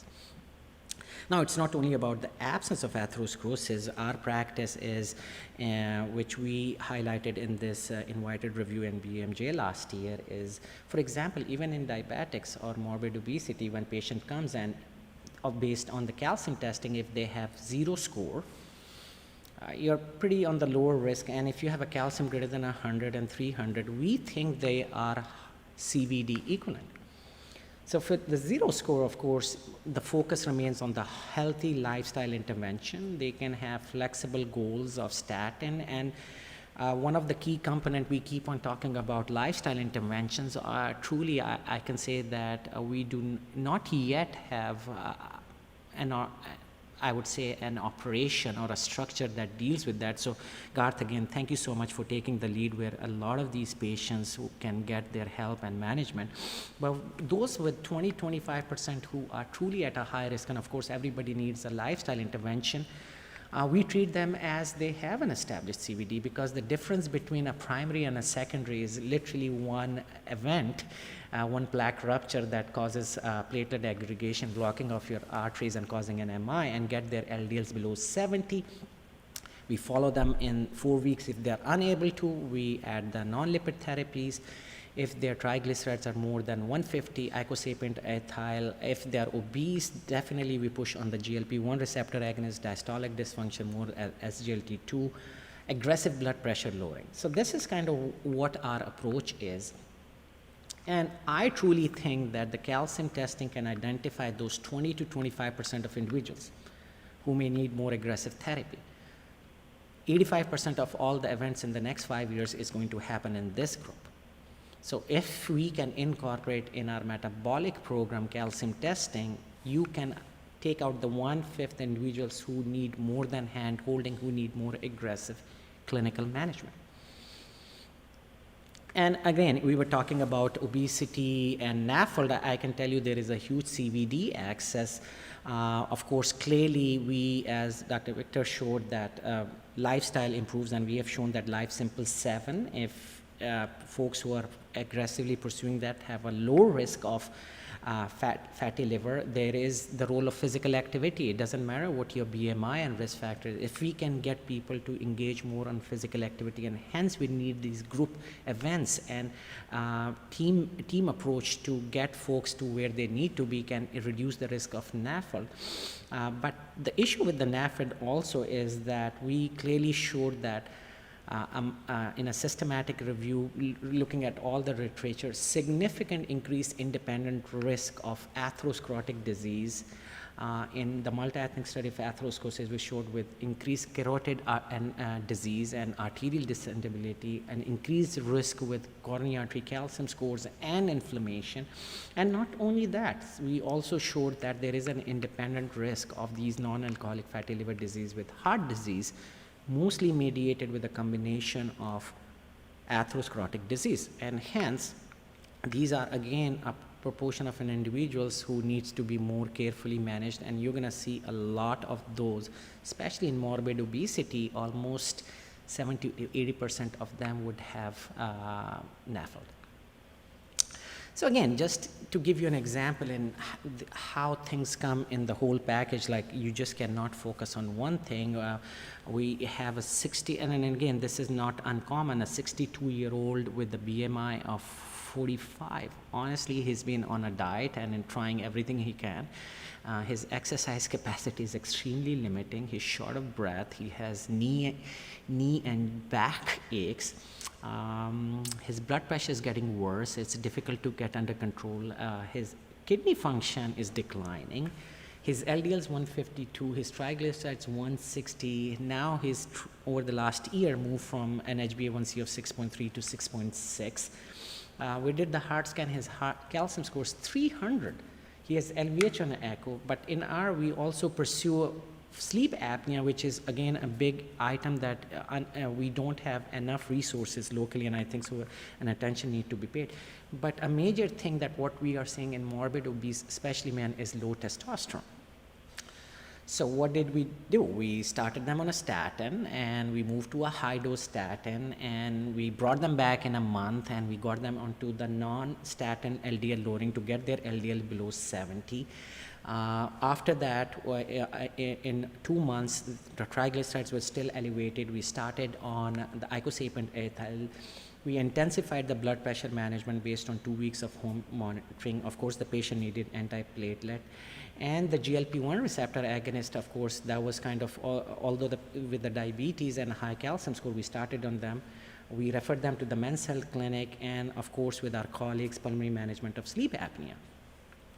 In 6 months, the patient lost 70 pounds. LDL got to 55, the triglycerides 76. The blood pressure is consistently less than 130 and now getting to a point of 110, that we are cutting back on the blood pressure meds. The HbA1c dropped to 5.3. The kidney function, which was getting into that gray zone, has normalized and never been better in the last 2 years. And now patients been able to participate in high-intensity exercise program. So what's truly needed is a multi-pronged approach to obesity management, where these very high-risk spectrum would need more in-depth assessment and management for them that happens, that go in conjunction with the lifestyle, diet, and exercise program. Because with this weight, he wasn't even able to exercise. Now he's joining to a point that actively engages in moderate intensity exercise and wishes to continue to go in that pathway. So, and this is just a clear example, and many others I have with the GLP-1 receptor agonist and making sure that the sleep apnea is taken care of, and also especially in women, testosterone therapies has always helped. Now, the question always comes is, apart from a health system, we are not only a health system, but we are also employers of 26,000 individuals. And if we anticipate our rates are still almost the same of morbid obesity, we are still gonna have almost 600 to 700 individuals with morbid obesity, 1/3, if not 1/3, 1 in 4 with obesity. And I've shown you the cost associated with that from that. So there are 130 million individuals across the US, and they're responsible for the biggest healthcare chunk, which is non-Medicare. Now, 1/3 are morbidly obese with significant downstream loss to productivity, morbidity, and the cost. This is the proportion that's covered by us. And you know what's happened with this growing cost and this growing cardiometabolic? It has truly cut into not only ours, but the rest of the employees, their after-tax profits. 3 decades where they were spending 7%. Today, most of the organization, their after-tax profits are spent on healthcare cost. Now, there is no better place than to start early into the cardiometabolic and obesity program where you can identify and overcome this growing tsunami. So, is there a benefit? Actually, many years back when I was at one of the largest healthcare system in Florida, the Baptist Health South Florida, based on the data that I have shown you, we were able to get our system behind and say, you know, for our own employees, we're going to start a cardiometabolic risk reduction program. We called it the My Unlimited Potential, MyA program. But by the way, it wasn't based on medication. At that time, of course, we didn't have great tools. But it was a 12-week program with RNs, exercise physiologists, dietitians, medical assessment, and we got individuals with at least 2 cardiometabolic risk factors, preferring those with a BMI more than 50. And it was a 12-week intensive program and follow-up once a month till 6 weeks. And what we found that at the end of the 12-week and after pursuing, making sure all of us are on board, we saw like 43% individuals lost 5% of their weight, only 1% in 12 weeks. But that continued to improve, about 51% losing 5%, 15%, 10%. And of course, once you get off the program, and hence the need, Garth, of the continuity of these programs are going to be important because we see a slight reduction. But still, 9% individuals maintained 10% weight loss, and we followed them for 2 years. About 25% had the weight loss, about 5% persistent. Now, remind you, this is in the era before the GLP-1 receptor agonist. I'm pretty sure that if we can combine some of the efforts together with medical management of obesity, we can truly have that impact. And you can see that in 1 year, what we found specifically, like the biggest gains were seen in blood pressure management, cost of needs of the medication, the HbA1cs of those greater than 6.5, of course, majorly were diabetic. We cut them by 25%, and all the other risk factors too.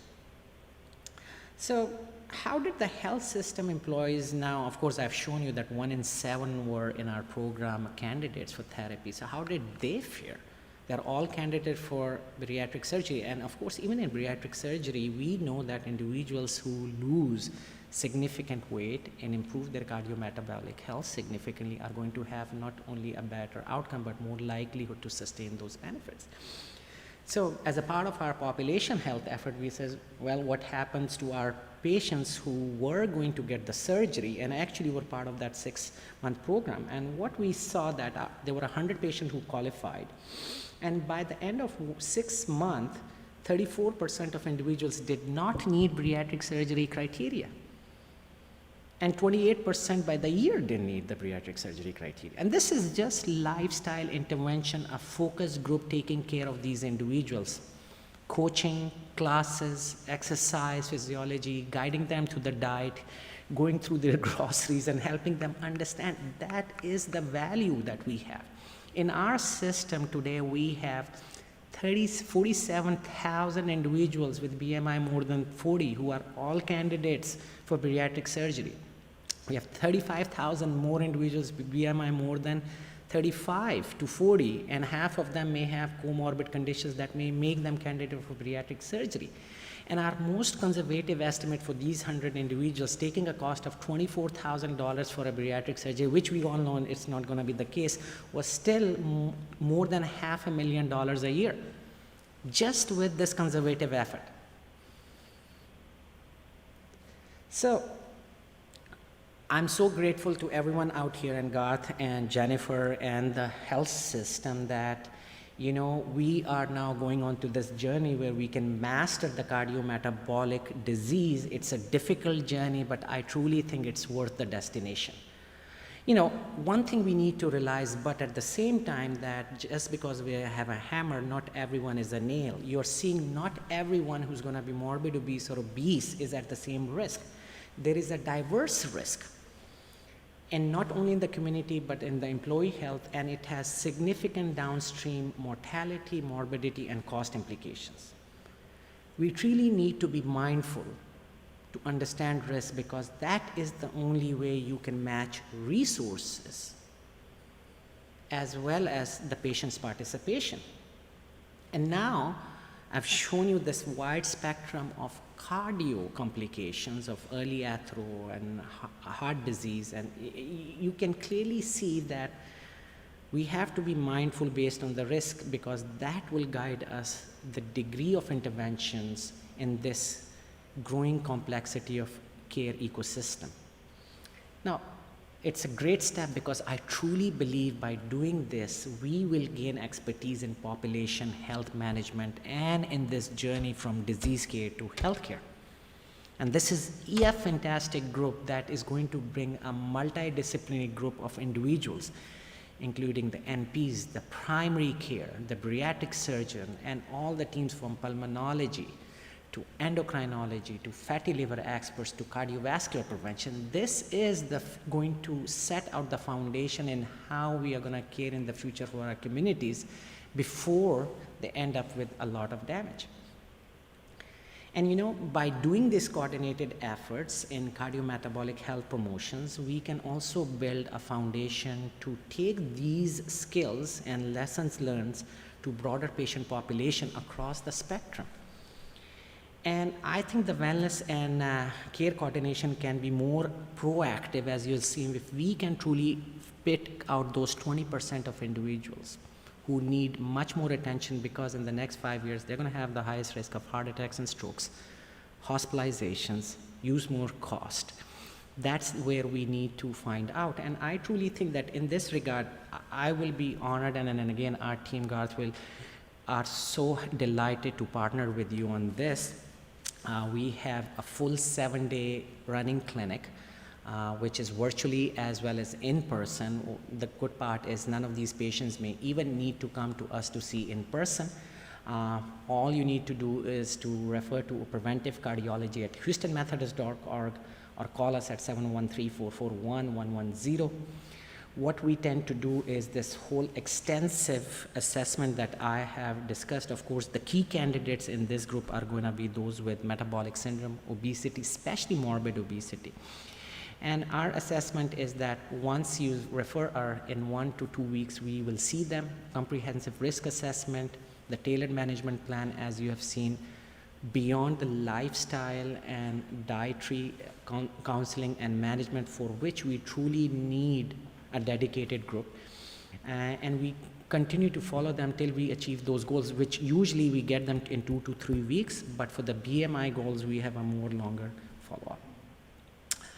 So why this targeted risk management and assessment approach? What's the value proposition? Look, we are all clinicians, and just because 2 obese patients are sitting in front of us or morbid, they're not the same. We always are pursuing personalized risk assessment and tailored management, because we need to get them on board. And unless and until we feel that they're the same, then we can use the law of averages. But in this era of precision medicine, we have to think beyond. More importantly, it's a lot of ask. The patient needs to understand, am I low risk, moderate, high? Can I just focus on lifestyle intervention if I don't have atherosclerosis? Thankfully, the damage doesn't happen. That means I can now, that's another incentive for me to push lifestyle intervention to make sure that I don't. Now, if I have early atherosclerosis, I mean the damage has started, so of course that's a great incentive for me to improve my lifestyle, but I need some help to make sure that this doesn't worse. And 20% of patients are literally those who may be at the highest risk, 9 to 16-fold higher risk of having a heart attack, that may need more than just hand-holding. And more importantly, at a system level, of course, we don't have infinite resources. And if you truly want to ensure that we are making use, the best use and a more judicial use, where, for example, those with the calcium greater than 100, that's where I would be spending more efforts and time in making sure that we can prevent the most catastrophic but yet preventable events. So in this regard, I think, Garth, thank you so much for leading these efforts. I think this is the first big step towards maximizing Houston Methodist cardiovascular health, and I truly believe that living longer in good cardiovascular health makes economic sense. And truly we need to try to understand this message, which always resonates. And I think the sun is shining for us, and this is the time that we start moving in this direction to healthcare, because, and we all have to have our hands on the table, because we have to prepare now for the future. And I think the timing is really right. We are not waiting for others to come and solve our problems, and we can't expect them. We all have to be in together, and this has to be, I would say, a true multidisciplinary effort, and we are so delighted to be part of this. Thank you, Garth.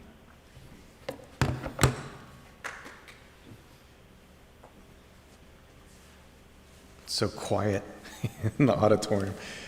That was a fantastic talk. Yeah, you know, I will see a patient, I could see a patient with a body mass index of 65, and I go into her belly and no fatty liver at all. She's got no heart disease, totally healthy. I could see a guy with a body mass index of 35, terrible heart disease. And the problem is, I think a lot of people are out there thinking that we just need to put, you know, statins in the water and everybody needs to be on a statin. Or Dr. Victor, everybody needs a liver biopsy, but really what we need to do is some more stratified care, like you were talking about, and I think that will actually be an economic benefit and a benefit to the patients and get better compliance. And I think you could see how the program's shaping up now. We take everybody in through this lifestyle management center, we're doing lifestyle medicine, we're checking a cardiac scan. If they have a elevated calcium score, we're sending them to the preventive cardiologist for more intensive therapy, but we got some good screening, same with Fib4 scores, sending them off to gastroenterology.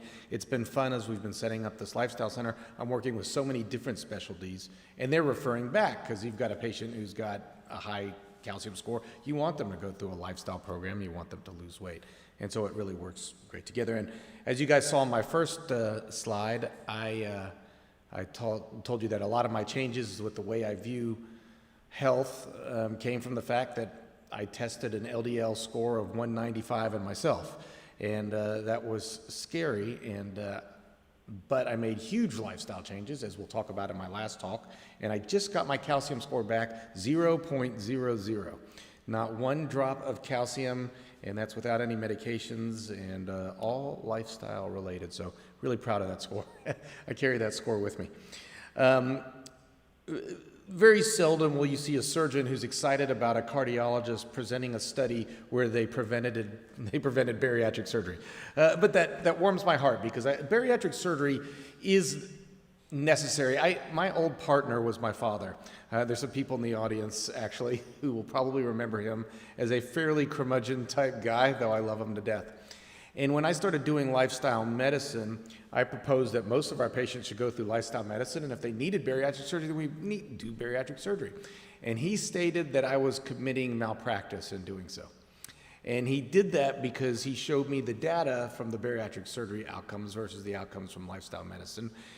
And they're pretty convincing. Bariatric surgery definitely works. And there's people where we need it, because bariatric surgery is a tool.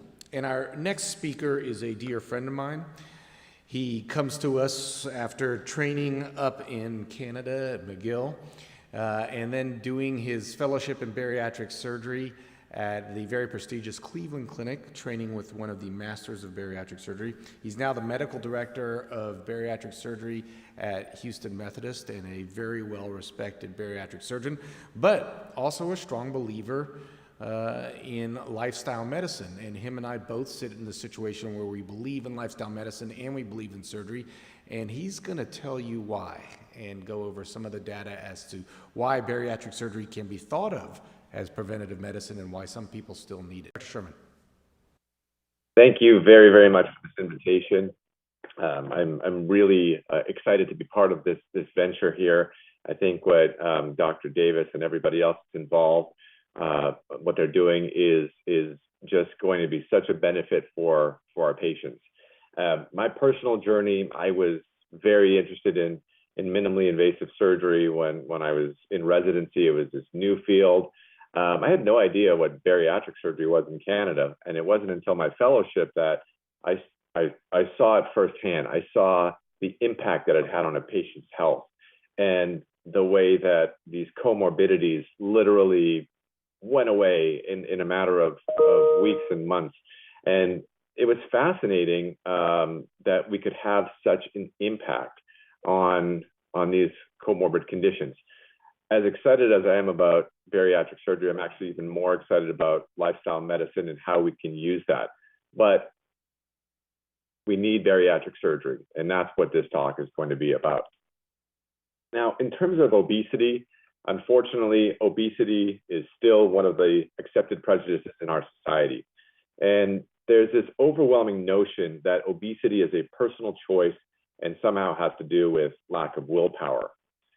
But we've learned that's not the case. None of my patients want to have obesity. They're definitely not happy with it. And if it was as simple as a personal choice, we wouldn't even be having today's conference. Obesity is so much more than willpower because there's major consequences to our bodies in terms of physiology, genetics, things like that. We know the numbers from the CDC. We know that a third of the population is dealing with obesity, and then that number has increased over the last several decades. And as Dr. Davis said, it's not just genetics, but it's also not that there's a sudden lack of willpower.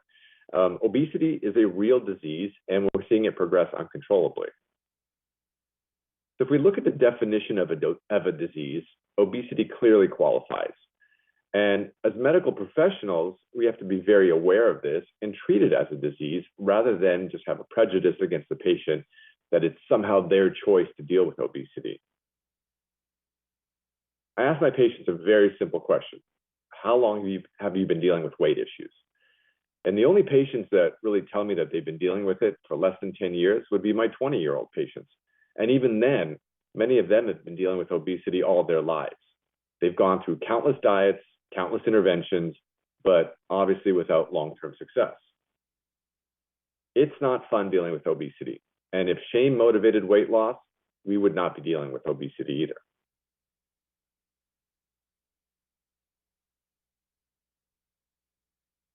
So we need to change the way that we think and talk about obesity, use language reflective of the fact that being morbidly obese is a chronic disease.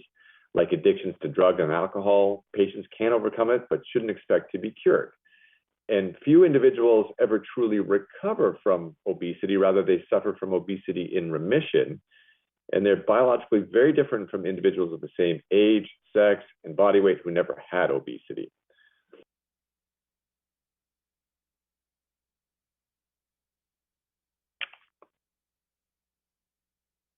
And there's a common thought that obesity has its origins in childhood behavior, but we do know that it starts even earlier than that. Twin studies have been a very important research tool to determine how genetically ingrained obesity is. We know obesity runs in families, but the question always remains, is it genetic or is it environmental? And in Holland, Stunkard performed these studies on adopted kids. And essentially, they looked at twins that were separated at birth and then adopted by different families. They looked at the outcomes in monozygotic versus dizygotic twins, as well as comparing the kids to their biological and adopted parents. And the results showed that there was a strong correlation of weight between the children and their biological parents, not their adoptive parents. So they reasoned that weight, along with height, are the two most commonly inherited traits. And when the identical twins were brought up in different environments, they maintained similar weights regardless. On the other hand, fraternal twins brought up in the same environment may have drastically different weights. Bottom line, genetic influences are substantial, whereas childhood environmental influences have little or no influence on body weight. Question then is, what role do genetics play in the healthy eating cycle? And what we've come to learn is that we're programmed in terms of our hunger, how full we feel, and how satisfied we are with meals. There's multiple neural pathways associated using dopamine, serotonin, and these pathways are associated with rewards and subsequently mood. Using a functional MRI, you can measure the amount of these dopamine pathways in the arcuate, which connects the temporal and frontal lobes. And if you look at normal weight subjects in this fMRI, you'll see a predominance of red, indicating an abundance of dopamine receptors. But obese subjects don't have that, which means that their reward pathways are less, such that it is much more difficult for them to become satisfied with any particular item. And when you compare the results of dopamine centers using the fMRI, the patients with obesity are actually going to have very similar images to those of patients with alcohol abuse and drug abuse. So the three groups all have low amounts of dopamine, which results in difficulty in attaining pleasure, which drives a demand to want more of something. And that's where I start to sing now, that can get no satisfaction. So what do we have in our armamentarium to treat obesity? You know, as mentioned earlier, with all the talks, we have diets, we have lifestyle interventions, you name it, many of my patients have tried it. Now, despite all of the diets that are out there, the literature is actually pretty scant in terms of evidence-based studies looking at the effectiveness of all of those diets. But in the DietFit study, they did a randomized trial of very healthy low-fat diet compared against a very healthy low-carb diet. Previous studies didn't do as good a job at comparing diets like this. And to summarize this slide, they found that there was actually very little difference in weight loss between the two diets, between weight, LDL, blood sugar, hypertension, etc. The changes the patients experienced were equivalent between the diets, which could lead one to say that these diets just don't work. But if you look at the individualized results, you see a different story. Each of those little vertical lines is an individual patient. So there were lots of patients that did well, regardless of which diet they were on, and there were those that did very poorly, regardless of which diet they were on. So the conclusion is that what matters more than the diet is whether the subject is compliant or not. And I'm not against diets, I just don't like the word diet because it implies a temporary measure. And I prefer to say lifestyle modification or lifestyle optimization. The broad study is a randomized control trial looking at lifestyle intervention, not just a change in diet. And I'm looking forward to Dr. Davis's talk on lifestyle because I truly believe in it. And there are studies to support its efficacy. But even though the broad study was one of the most effective diet studies in the literature, and in this one, patients were randomized to a whole food plant-based diet and weekly meetings for support, the intervention was successful. But even in this study, patients lost about 25 pounds on average. And as much as I would love to end every new patient consultation with a recommendation to go on a whole food plant-based diet, which I do anyways, unfortunately, my patients with 100 or 200 pounds of excess body weight, they're just going to not see this as a solution. So this is where surgery comes in. Now, there's been multiple attempts to create a substantial, durable weight loss solution using surgery.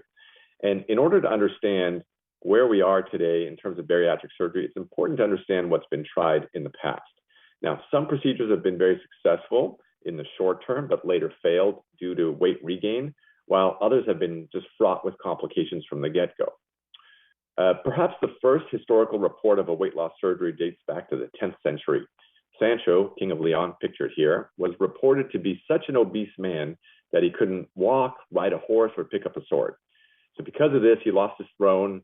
He traveled to see a famous doctor who treated him by suturing his lips closed so that he could only be fed with a liquid diet. The diet also included some herbs, medicines that helped with weight loss. And apparently he lost half his weight, returned to Leon on his horse, and triumphantly regained his throne. Now, interestingly enough, this therapy would be used once again in the 70s in the form of jaw wiring, but it didn't have the same kind of success as it did for the King of Leon here. So there have been multiple similar restrictive operations designed to limit a person's intake. Instead of jaw wiring, the idea in this surgery was to limit the portion size by effectively making the stomach smaller. Now, these operations would affect weight loss without any malabsorption. So Dr. Mason developed the vertical banded gastroplasty, or stomach stapling. And in this surgery, a staple line plus a band or a ring is placed around the stomach to create a small pouch from within the bigger stomach. Essentially, the patient can only fill up about 10% of the volume of their stomach in any given meal. Now, the early results of VBG were very promising. In terms of weight loss, there was significant weight loss, which was maintained for at least the first 18 months. And it's interesting that they noted that 2 patients experienced stenosis and regained their weight, since this is one of the hallmarks of the failure of VBG. Now, in a follow-up study, the safety of this procedure was highlighted. In the short term, and I do emphasize short term, the procedure was quite safe. Even the complications like stomal stenosis could be managed endoscopically, although I'm not really sure how they did that because the bands are a fixed ring, which can't be stretched. But again, safety there in the short term, effectiveness there in the short term as well. Now, although the short-term safety appeared good, we've since come to realize that the long-term complication rate of VBG approaches about 65%. And there's a very high reoperation rate, somewhere in the range of 50%, as described in some of the largest studies. And this is what we see because these operations were done in an open fashion, so we have to deal with adhesions, increased risk of bleeding, increased risk of bowel injury. So fixing the complication in order to relieve the patient's symptoms and effect a better weight loss is fraught with an increased risk of complications. Now, the vertical banded gastroplasty is designed to limit the amount of food intake. And many have referred to this as a restrictive operation. However, I think the better term is obstructive. And we continue to see patients presenting with complications of VBG, especially locally, since there were so many surgeons that used to do this operation here. Reflux, vomiting, regurgitation, this is what the patients present with. And that highlights this obstructive nature of the operation. So you'd expect, though, if you can eat, that this should lead to excellent weight loss. But that's not the case. There's just enough obstruction to prevent an intake of solid foods. But because there isn't a complete obstruction, patients are still able to take in soft and liquid foods, which tend to be higher in fats and sugars and calories. And they do this to quell their hunger. And I call this maladaptive eating, or the bariatric paradox, because these patients will usually present with the following complaint: I can't eat anything and I'm gaining weight. The important thing to understand about the pathophysiology of these complications is that there is an obstructive effect on the foregut without a change in the hunger levels. And this band that was used initially was a strip of Marlex, which is very reactive. It causes an inflammatory reaction. But later on, they would switch to a silastic band. It doesn't matter. The band causes this proximal gastric outlet obstruction, and that results in this high pressure zone between the band and the lower esophageal sphincter. And then the pouch is going to stretch out, and then the esophagus is going to dilate. A hiatal hernia can result. And eventually there could be breakdown of that vertical staple line, which essentially reverses the operation. Sometimes the band even erodes into the stomach from the constant local pressure. And like the breakdown of the staple line, this is actually a mechanism that actually relieves the pressure and then helps reverse the procedure. Bottom line, this procedure is no longer performed. Besides stomach stapling, bands have also been a very popular weight loss procedure. And in Houston, we had a prominent surgeon who was involved in the development of the gastric band. There's a number of groups internationally that were all working towards the same concept. What the Houston surgeon did was he used a newly invented material at the time, which was polypropylene, as a fixed band placed around a nasogastric tube. So similar to what was done in the vertical banded gastroplasty, he would use this pre-cut length of mesh and then suture it around a sizing tube, creating a small outlet. And as newer materials were invented, the material for the band was changed to PTFE and Dacron, and that actually made it much worse. His published data is very scant, but Molina and his partner, claim to have implanted over 7,500 of these bands, and I believe it. It's primarily a local Houston phenomenon, and like other failed bariatric procedures, we continue to deal with these patients and their complications. And like other procedures that are based off of this proximal gastric outlet obstruction, these patients present with reflux, vomiting, regurgitation. The few published papers did indicate a successful short-term weight loss in the first year, but the same mechanisms which lead to weight loss then lead to the long-term complications. And early on in my career in Houston, I started seeing these patients for complications and found they had a very similar weight loss profile. This significant weight loss followed by the weight regain. And one of the most important things to understand, regardless of the failed nature of this operation, is that these patients had no follow-up whatsoever. And so, not that it was a good operation, but they also didn't know how to use it. And then when they regain their weight, they have these feelings of shame for regaining the weight, or they just accepted these adverse gastrointestinal symptoms, thinking that that was supposed to be the way that they lost weight. On the left here, we've got a typical upper GI, and on the right, EGD, which just shows how narrow the outlet is. And I'm amazed at how any solid food can actually go through this narrow opening here. Probably the food sits in the esophagus and above the band long enough to degrade and just pass through after it's rotted, essentially. And given enough time, these bands, like the bands in a VBG, they can result in erosion, which can, help relieve the patient's symptoms. The best improvement in bands occurred in the 80s, and a band was invented where the amount of constriction could be adjusted without the need for further surgery. So using a needle, you could tighten or loosen the band. And this is the Swedish band over here. And eventually, it underwent a lot of modifications to the lap bands that we know today. Lap band is a trademark name, but laparoscopic adjustable gastric band is what we call them. And the first one was in 1992, and as laparoscopy became more popular, so too did these laparoscopic adjustable gastric bands, primarily in Europe, and then they came to the US once the FDA approved it in 2001. Now, placement of these bands was really easy, fast, reproducible with a low perioperative morbidity. I know some surgeons personally here and in New York that were doing 20 a day, okay, in 3 ORs. I mean, it was that fast.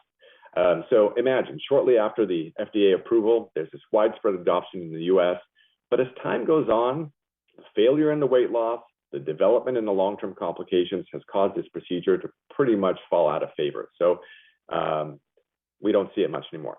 I hope that you're seeing a pattern at this point with these types of procedures and why they fail and why they don't work in the get-go.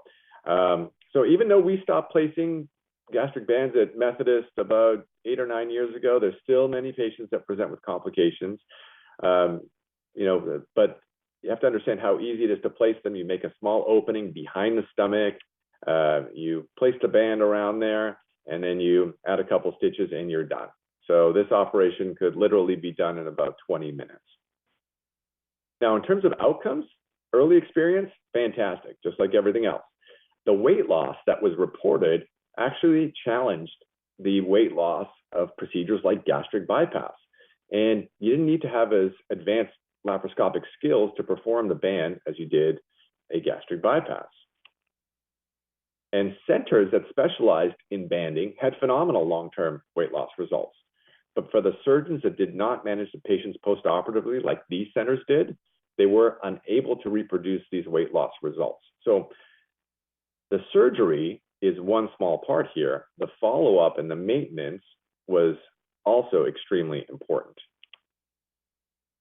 And in that last slide, I showed that the complications rate was low. Part of the reason for that is slips, meaning that the band moves and then you end up with this large herniated stomach above the band. They take time to happen.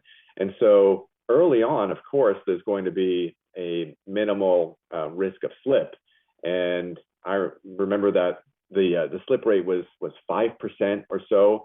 And when I had my first slip, I thought, okay, well, now I'm at 1%. I'm still better than the average. And then just as time goes on, you see how quickly the slip rate goes up and what the complication rate from these procedures can be. And in addition to slip, these bands can completely erode into the stomach, very similar to what we just saw with vertical banded gastroplasty with these non-adjustable gastric bands. I mean, we're literally repeating the same mistakes over and over with these restrictive types of procedures. And this is just one paper that highlights the long-term problems associated with the band. That risk of slip, which was 3 to 5% early on, it's actually closer to about 30 to 50%. And half these patients required a reoperation. Half the bands ended up being removed over time. If I see a patient who presents with an adjustable gastric band in our clinic and they want to maintain it, I'm very upfront with them. It's almost guaranteed that it's going to be removed at some point in the near future. So why did all those restrictive operations fail? The reason is because all they did was just limit how much food you could physically take in. There was no effect on hunger. So if you prevent somebody from eating, but their hunger remains, they will find a way to eat around the obstruction. And many surgeons inappropriately called it eating through the operation, but that's not the case. They're not eating through the operation. They're just trying to quell their appetite and their hunger. And hunger is a result of a complex neurohormonal interplay, and just preventing somebody from eating does not resolve hunger. So part of hunger is rooted in survival. We have to eat to keep our bodies alive. But there's also the reward system that we previously talked about. So willpower is only a small part of the bigger picture. And as we're getting more sophisticated, we're finding more and more of these pathways. And as we identify these pathways, we are now finding drugs to impact those specific pathways. So in the past, in the 70s, amphetamines were used to quell hunger. Some of them are still used today, but they obviously come with many adverse effects and fail over time. So newer drugs like Qsymia have been developed that target specific pathways identified in the hunger mechanism. And the studies definitely demonstrate efficacy, and they also show that hunger centers work outside of the conscious thought process, since placebos have no effect. So in this study of Qsymia, the placebo is the top line. The medication in the high dose is the bottom line here, and you can see how effective the weight loss is over time. And so definitely these drugs have the potential of rivaling the results that we have in bariatric surgery. We know that marijuana is an appetite stimulant. So one idea was to block the cannabinoid pathway. So we have rimonabant here. And in this study, the green line represents the weight loss for patients using that medication. At 60 weeks, part of the group was switched to placebo, and suddenly they experienced the weight gain. So it's interesting that an alteration of just one of the hunger pathways has such a dramatic effect.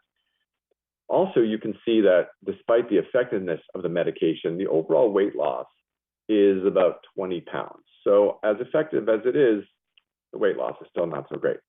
And so more and more of these medications are finding a place in the overall therapy for weight loss. And Wegovy, Dr. Davis mentioned that earlier, latest and greatest of these GLP agonists, and got Contrave, which is another one that works on the opioid system. So again, hunger and appetite, they occur via a complicated neurohormonal mechanism. And each of these medications are targeting just one of these systems. Now, in addition to the hunger system, we're also coming to understand that the colon microbiome is involved in a complicated pathway. And one of the ways that we're figuring this out is with transfusions, which are being used for C. diff. Although the evidence, again, is still a little anecdotal and scant, there have been reports where a normal weight individual undergoes a fecal transplant for C. diff. In this case, it was a daughter-in-law who gave her stool for the transfusion. The daughter-in-law suffered from obesity, and following the transfusion, so did the mother-in-law. So colon microbiome, definitely an area for future research. I think we're going to be seeing a lot come out of that area as well. The last system I wanted to address is the leptin system. Fat secretes leptin. The loss of fat leads to decrease in leptin, which results in a signal to the hypothalamus that your body needs to eat. So a lot of work to be done to understand hunger, appetite, satiety. So why are the procedures that we're currently using for weight loss more successful than what's been used in the past? Well, it's because the current bariatric surgical techniques have a significant and durable effect on hunger, appetite, and satiety. So we're not so much interested in just restricting somebody from eating or figuring out some way to prevent absorption of their calories, but rather targeting the root causes of why they have an increased caloric intake. So data from a couple of years ago shows us what are the most commonly performed bariatric procedures right now. And sleeve gastrectomy is the most commonly performed operation in the United States. Gastric bypass is second. There's still some bands being done, and duodenal switch, which is essentially more of a malabsorptive operation than gastric bypass, is the minority here. At Methodist, our numbers indicate we have about a 50-50 split between sleeve and bypass. But when you factor in all the revisions that we perform at our hospital, it definitely weighs heavily on gastric bypass, more so than sleeve gastrectomy. So what is sleeve gastrectomy? In that operation, we are actually removing 3/4 of the stomach. It's a pretty straightforward operation where you're focused only on the stomach and not on any of the other small bowel anatomy here. The operation involves reducing the size of the stomach, which of course limits portion size, but there's no change in intestinal continuity. The origin of this operation is actually, it was part of an operation, duodenal switch, which I just mentioned. So as part of the operation, you perform a sleeve gastrectomy and then you do a rerouting of the intestines. The story goes that a patient was undergoing the operation. They did the sleeve gastrectomy part of it first, and then the patient began having some intraoperative complications. They had to stop the procedure and couldn't do the rerouting of the intestines. The patient ended up losing a significant amount of weight, and then the idea was, okay, well, let's use this operation to stage patients. So in one of the initial studies, they took 130 some patients, did a sleeve gastrectomy. These were high-risk patients that would be too high risk to undergo a gastric bypass. They did a sleeve gastrectomy. They lost a significant amount of weight. When they returned for the second stage, which was the gastric bypass, their risk profile was much lower and they had a better outcome. The thing was, though, that half of the patients didn't come back for the second stage. And so sleeve gastrectomy eventually became a standalone operation because of its significant effects on weight loss and comorbidity improvement. Now, how is sleeve different from the volume reducing procedures that I talked about earlier? Well, first of all, there's no foreign objects such as bands, which may lead to the obstructive complications we talked about before. But most importantly, there are metabolic changes to hunger hormones with this operation. So it's more than just reducing the size of the stomach here. And ghrelin has been identified as the major hunger hormone which is affected by this operation. So ghrelin levels vary throughout the day, but they're found to increase before meals and then fall after meals. The hormone is primarily produced by the fundal cells of the stomach. So if you remove the fundus as you do in a sleeve gastrectomy, the ghrelin levels should decrease, and then hunger will also decrease. But unfortunately, body is very complex, and ghrelin is not only produced in the fundus, it also is produced in the pancreas. And so over time, the ghrelin levels can return to normal, and patients can experience the recurrence of hunger. Besides its effect on hunger, ghrelin is also found to suppress insulin-sensitizing hormone adiponectin, which inhibits insulin secretion, which may explain why the effects of sleeve gastrectomy, on diabetes improvement. So Blanger did a study. They compared ghrelin levels between band and sleeve patients, and this just furthers the point that I made earlier. Ghrelin levels will not change in gastric banding because the fundus is not resected. By the same token, there's no reduction in ghrelin levels in gastric bypass either because the fundus is left in place. So even though ghrelin is important in sleeve gastrectomy, it's not as important in gastric bypass. In terms of results of sleeve gastrectomy, there's significant weight loss. There's an element of weight regain, but if you look at long-term, there's still a good weight loss, excess weight loss of about 50%, which is very significant and more so than any medication. So despite any drawbacks, the results for weight are definitely durable for sleeve gastrectomy. Now, gastric bypass, this is going to be different than sleeve gastrectomy. We don't remove anything. We don't remove any part of the stomach. What we do is we divide the stomach into a small pouch about the size of an egg or so, and then we reroute the intestines to it. So we're essentially bypassing the stomach and the proximal small bowel. Now, in the past, this was considered a malabsorptive operation, but really there's no malabsorption of carbohydrates, protein, or fat. There is some restriction because the size of the pouch will prevent you from having large meals, but this is truly a metabolic operation because it impacts multiple hunger hormones. Now, I have to say the full extent of the mechanisms is still not completely known, but one of the major theories is the hindgut theory. So since undigested food enters the mid and hindgut earlier in the meal, this results in the upregulation of GLP-1 and peptide YY, which then leads to early satiety. The upregulation of these hunger hormones also has an effect on hunger between meals. So peptide YY has been shown to decrease gastric emptying and pancreatic and gastric secretions, as well as slowing intestinal transit, potentially explaining the effects on satiety and hunger. And we know GLP-1 is a potent stimulator of insulin and that suppresses glucagon. So it also has a direct effect on reducing appetite. It increases beta cell mass, which may be another mechanism by which gastric bypass significantly improves diabetes. The current state of bariatric surgery is that it's extremely effective for weight loss and comorbidity resolution. And one of the landmark papers that demonstrated the benefits of bariatric surgery was a Swedish obesity study. The unique thing about this study is that it was prospective, performed initially over 15 years, and had a very, very high follow-up rate, high 90s. They matched about 2,000 medical versus surgical patients and demonstrated a significant reduction in death.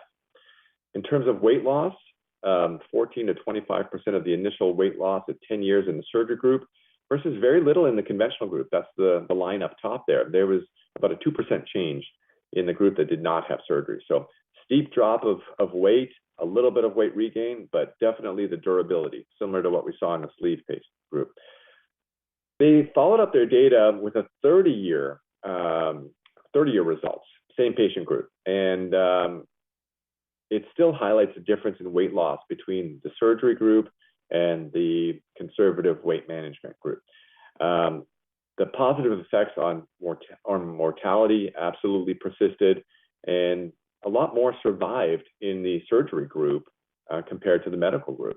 So we know the impact on risk reduction of mortality. There's been a lot of studies. One of the most notable ones was the CRIS2 study out of McGill, looked at thousands of matched cohorts over a 15-year period of time. And this study had the most dramatic numbers. It was an 89% risk reduction, but even the rest of the papers show that we're somewhere in the mid-50s in reducing the risk of mortality with bariatric surgery. And another landmark study that I wanted to point out is the Stampede trial out of Cleveland Clinic by my mentor, Dr. Schauer. In this study, what was really different than any other study in the past was it was a true randomized control trial. And they took 150 patients, they randomized them to either sleeve, gastric bypass, or intensive medical therapy. The patients that were randomized to intense medical therapy later, at the conclusion of the study, had the option to pursue bariatric surgery. The endpoints of the study were to drive the A1C below 6. Now, the patients that were in the medical group had frequent visits and access to the best diabetic medications. The surgical patients continued taking their diabetes medications, which of course decreased over time. But in the medical arm, the amount and dose of the medications increased in order to achieve that desired endpoint.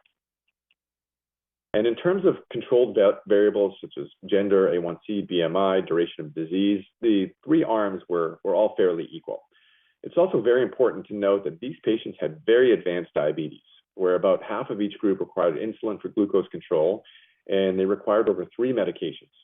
We know from previous trials that the longer the duration of disease, the more severe the diabetes, the harder it is to treat and resolve with any therapy. To 5 years, there was essentially no change in A1C in the medically managed group. However, there's a significant decrease in A1C in both the sleeve and gastric bypass groups. And a big factor in the change in A1C is obviously the change in BMI. There's minimal change in the medically managed group, whereas there's a significant change in BMI in both surgical groups, with a statistically significant change in the bypass group compared to the sleeve gastrectomy group. And in addition to A1C, at the end of 5 years, the overwhelming majority of medical patients were still on medications and insulin, whereas nearly half of the gastric bypass group were off diabetes medications entirely, statistically more than the sleeve group. Diabetes, hypertension, hyperlipidemia, sleep apnea, every other comorbid condition improves with weight loss. But the difference with bariatric surgery is that the amount of weight loss and the impact on these conditions is so much more significant than just lifestyle modifications alone. And as effective as surgery is for weight loss and comorbid conditions, it's just one small part of the whole treatment. I used to say, I'm trying to put myself out of business by prescribing these lifestyle interventions to my patients. But I've come to realize over the last several years that the reality at this moment is that these lifestyle interventions alone cannot treat the obesity epidemic. And by the same token, surgery alone, without teaching our patients about lifestyle optimization, will not be a long-term solution either. So a chance to cut is a chance to cure, but only when we stress the importance of nutrition. So eat your fruits and veggies, and thank you very much.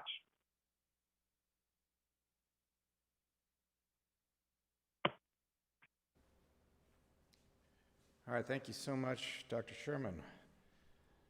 Great talk. Those studies are interesting.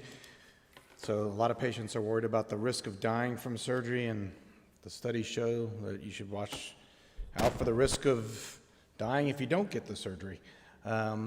And of course, like you said, the way to do this now is to emphasize with your patients that surgery is just a tool, and that the lifestyle program is the central part of it. So as we build this lifestyle clinic, that's how we want to do it. Patients will come to us pre-op, they'll get the surgery, and they'll come to us post-op so that we can get some long-term lifestyle changes. All right. Now prepare yourself.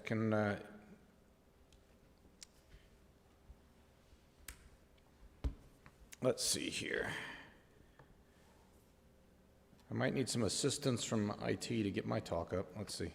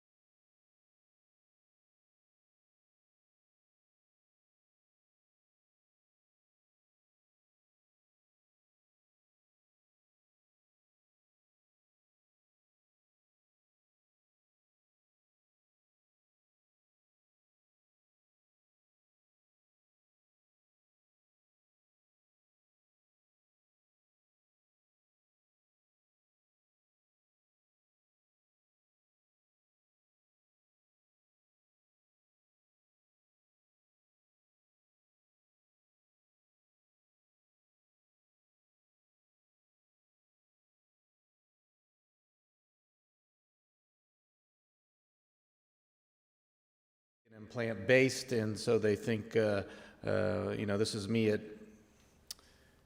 are we on? Is it working? Okay. Me at a restaurant when I go out, my wife's always like, oh, please don't be that guy. And I promise that I won't be a preachy vegan. 2 kombuchas later, and there I go. I find this modern day world very weird. It's like we're living in a twilight zone. I mean, it's okay to be skeptical and to have doubt, but what I see more is denial. I've seen people tell me that the earth is flat, and no matter how much I show them, they still believe that. People believing that global warming is some kind of socialist scam. Time magazine saying that we should be eating more butter. How do you like that, Dr. Nasir? And of course, we've got these people that think that vaccines are going to kill you. And most of the time, I think for my own mind that this is it. What is the secret to eternal happiness? To not argue with fools. I disagree. Yes, you are right. And I usually keep that attitude for the most point. But if you want to start talking about nutrition, that's when I get a little bit different. That's when I want to start arguing a bit, because we've got nutrition wrong in this country and it's killing people. And in order to understand how we have nutrition wrong, you got to get in touch with dogma and understand the dogma we've learned and the dogma we believe. And I'm going to illustrate that now, because if you look at the #1 nutrition guideline that you get, both in lay media and even in social media and in doctors' offices, is to eat more protein. You hear this term batted around like crazy. Well, what you got to do is eat more protein, eat more protein. And in fact, we follow that guideline. Everybody eats more protein. We continue to eat more protein over and over. And we believe that if we eat protein, we'll get amino acids and that will build muscles. And so therefore, we have bacon and eggs for breakfast, because you got to start your day with protein. We then have our cheeseburger and fries, but mainly we're concentrated on that burger. And then we finish off with steak at dinner. And after that, we have a protein shake, because we probably didn't get enough protein during the course of the day. And I call this bro science, right? We're following what the guys in the gym do, because they think they're getting big because of protein. But this guy didn't get big because of protein. He got big because of other illicit substances he was injecting in himself, and he skipped leg day. But anyway, protein is sexy. It's the thing we want to do out there. We've become protein addicts. We look for protein everywhere. And I used to be a protein addict. I thought I'd get big and strong, and I wasn't getting big and strong. I was getting big, but I wasn't getting strong. And now I got 99 problems, but protein just is not one of them. And in fact, when I was training here at the Houston Medical Center, I never learned much except to eat a lot of protein. And in fact, if I went to the Heart Institute here, there was a McDonald's for me to get my protein. When I went to medical school, we didn't really talk much about nutrition at all. Like I said before in the other talk, we just talked about cells and maybe TPN, but we really weren't talking about nutrition. We certainly weren't talking cause and effect. We were just talking about effect. And really, we had very little nutrition training whatsoever. And so when I wrote that first book with my black hair and no creases on my face, and I wrote a expert's guide to weight loss surgery, I didn't talk much about food at all. And the one section that I did, I said you got to eat a lot of protein. Eat protein first. 30% of our calories should be protein. And really, I didn't think much about that. I just thought our bodies were broken, and so long as I was cutting you, we were going to do well. But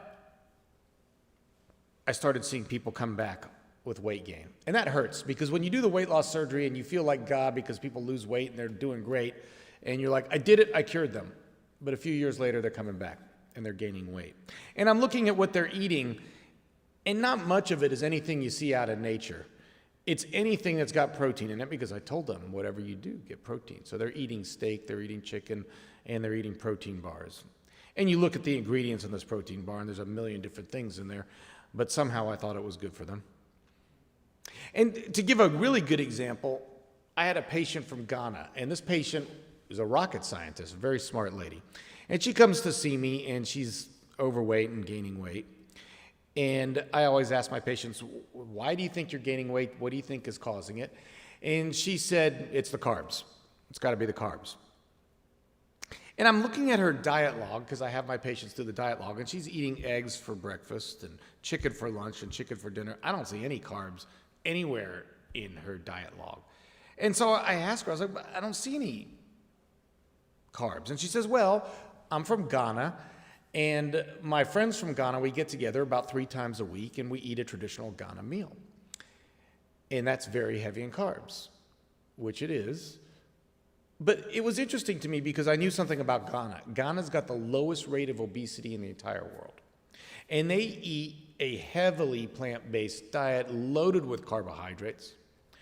And yet they have very, very little obesity. And I asked her, I was like, have you ever been to Ghana? She's like, yes.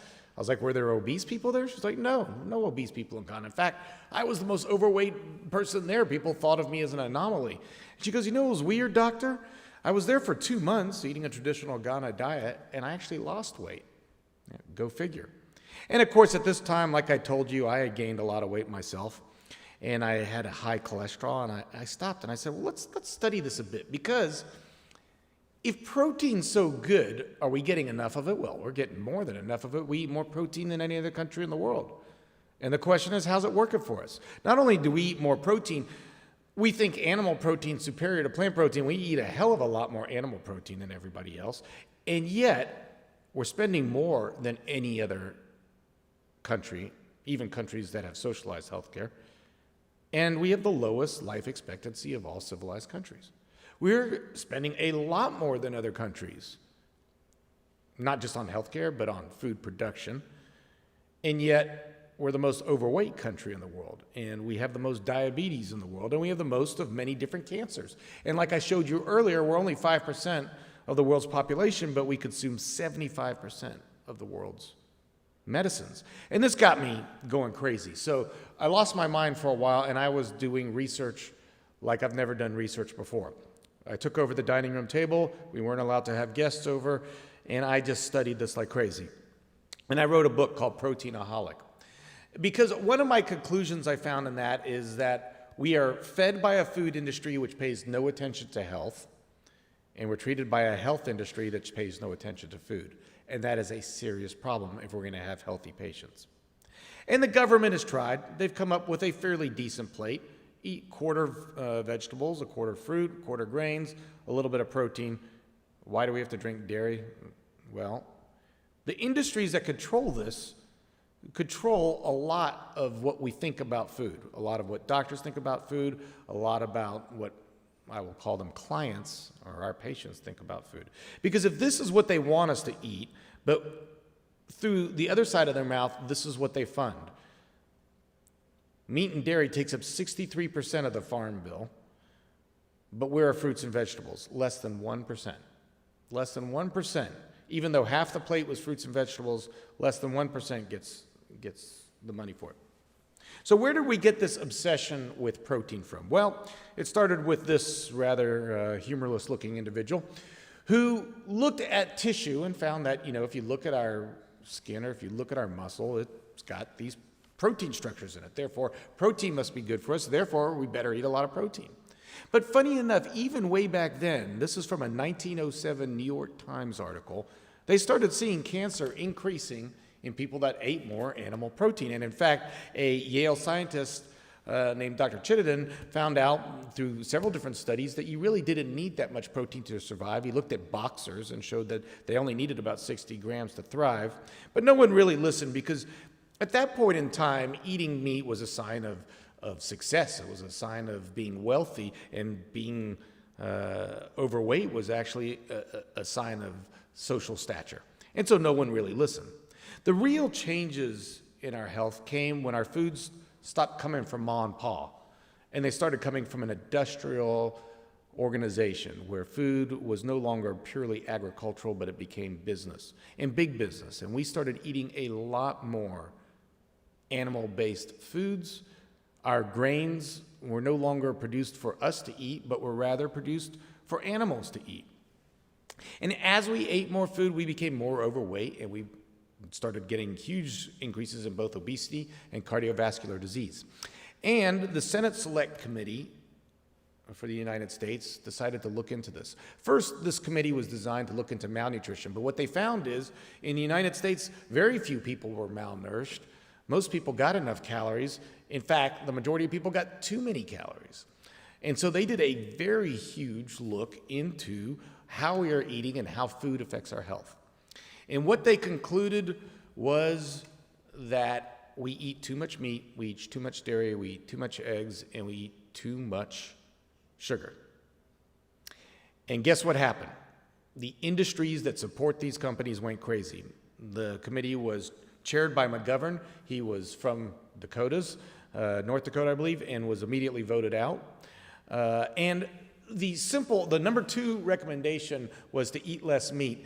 They changed that around to eat more lean meat. And what the industry was able to do was to actually stop the conversation being between what food do I eat, and they started breaking down food into their parts and started arguing about eating low fat. And this is where the low fat craze went on. But what did the low fat craze bring us? Well, it brought us confusion, first of all. I mean, we didn't know what food was anymore. Is my food, what is a donut? Is it carbs? Well, it's also fat. And then, of course, we got reduced fat Oreo cookies, which were somehow all of a sudden good for us. And you know what? In our low fat craze, we never ate low fat. We just ate more of everything, but we actually ate more fat as time went on. But all of a sudden, everything became about low fat versus low carb. There are 1 million low fat versus low carb studies.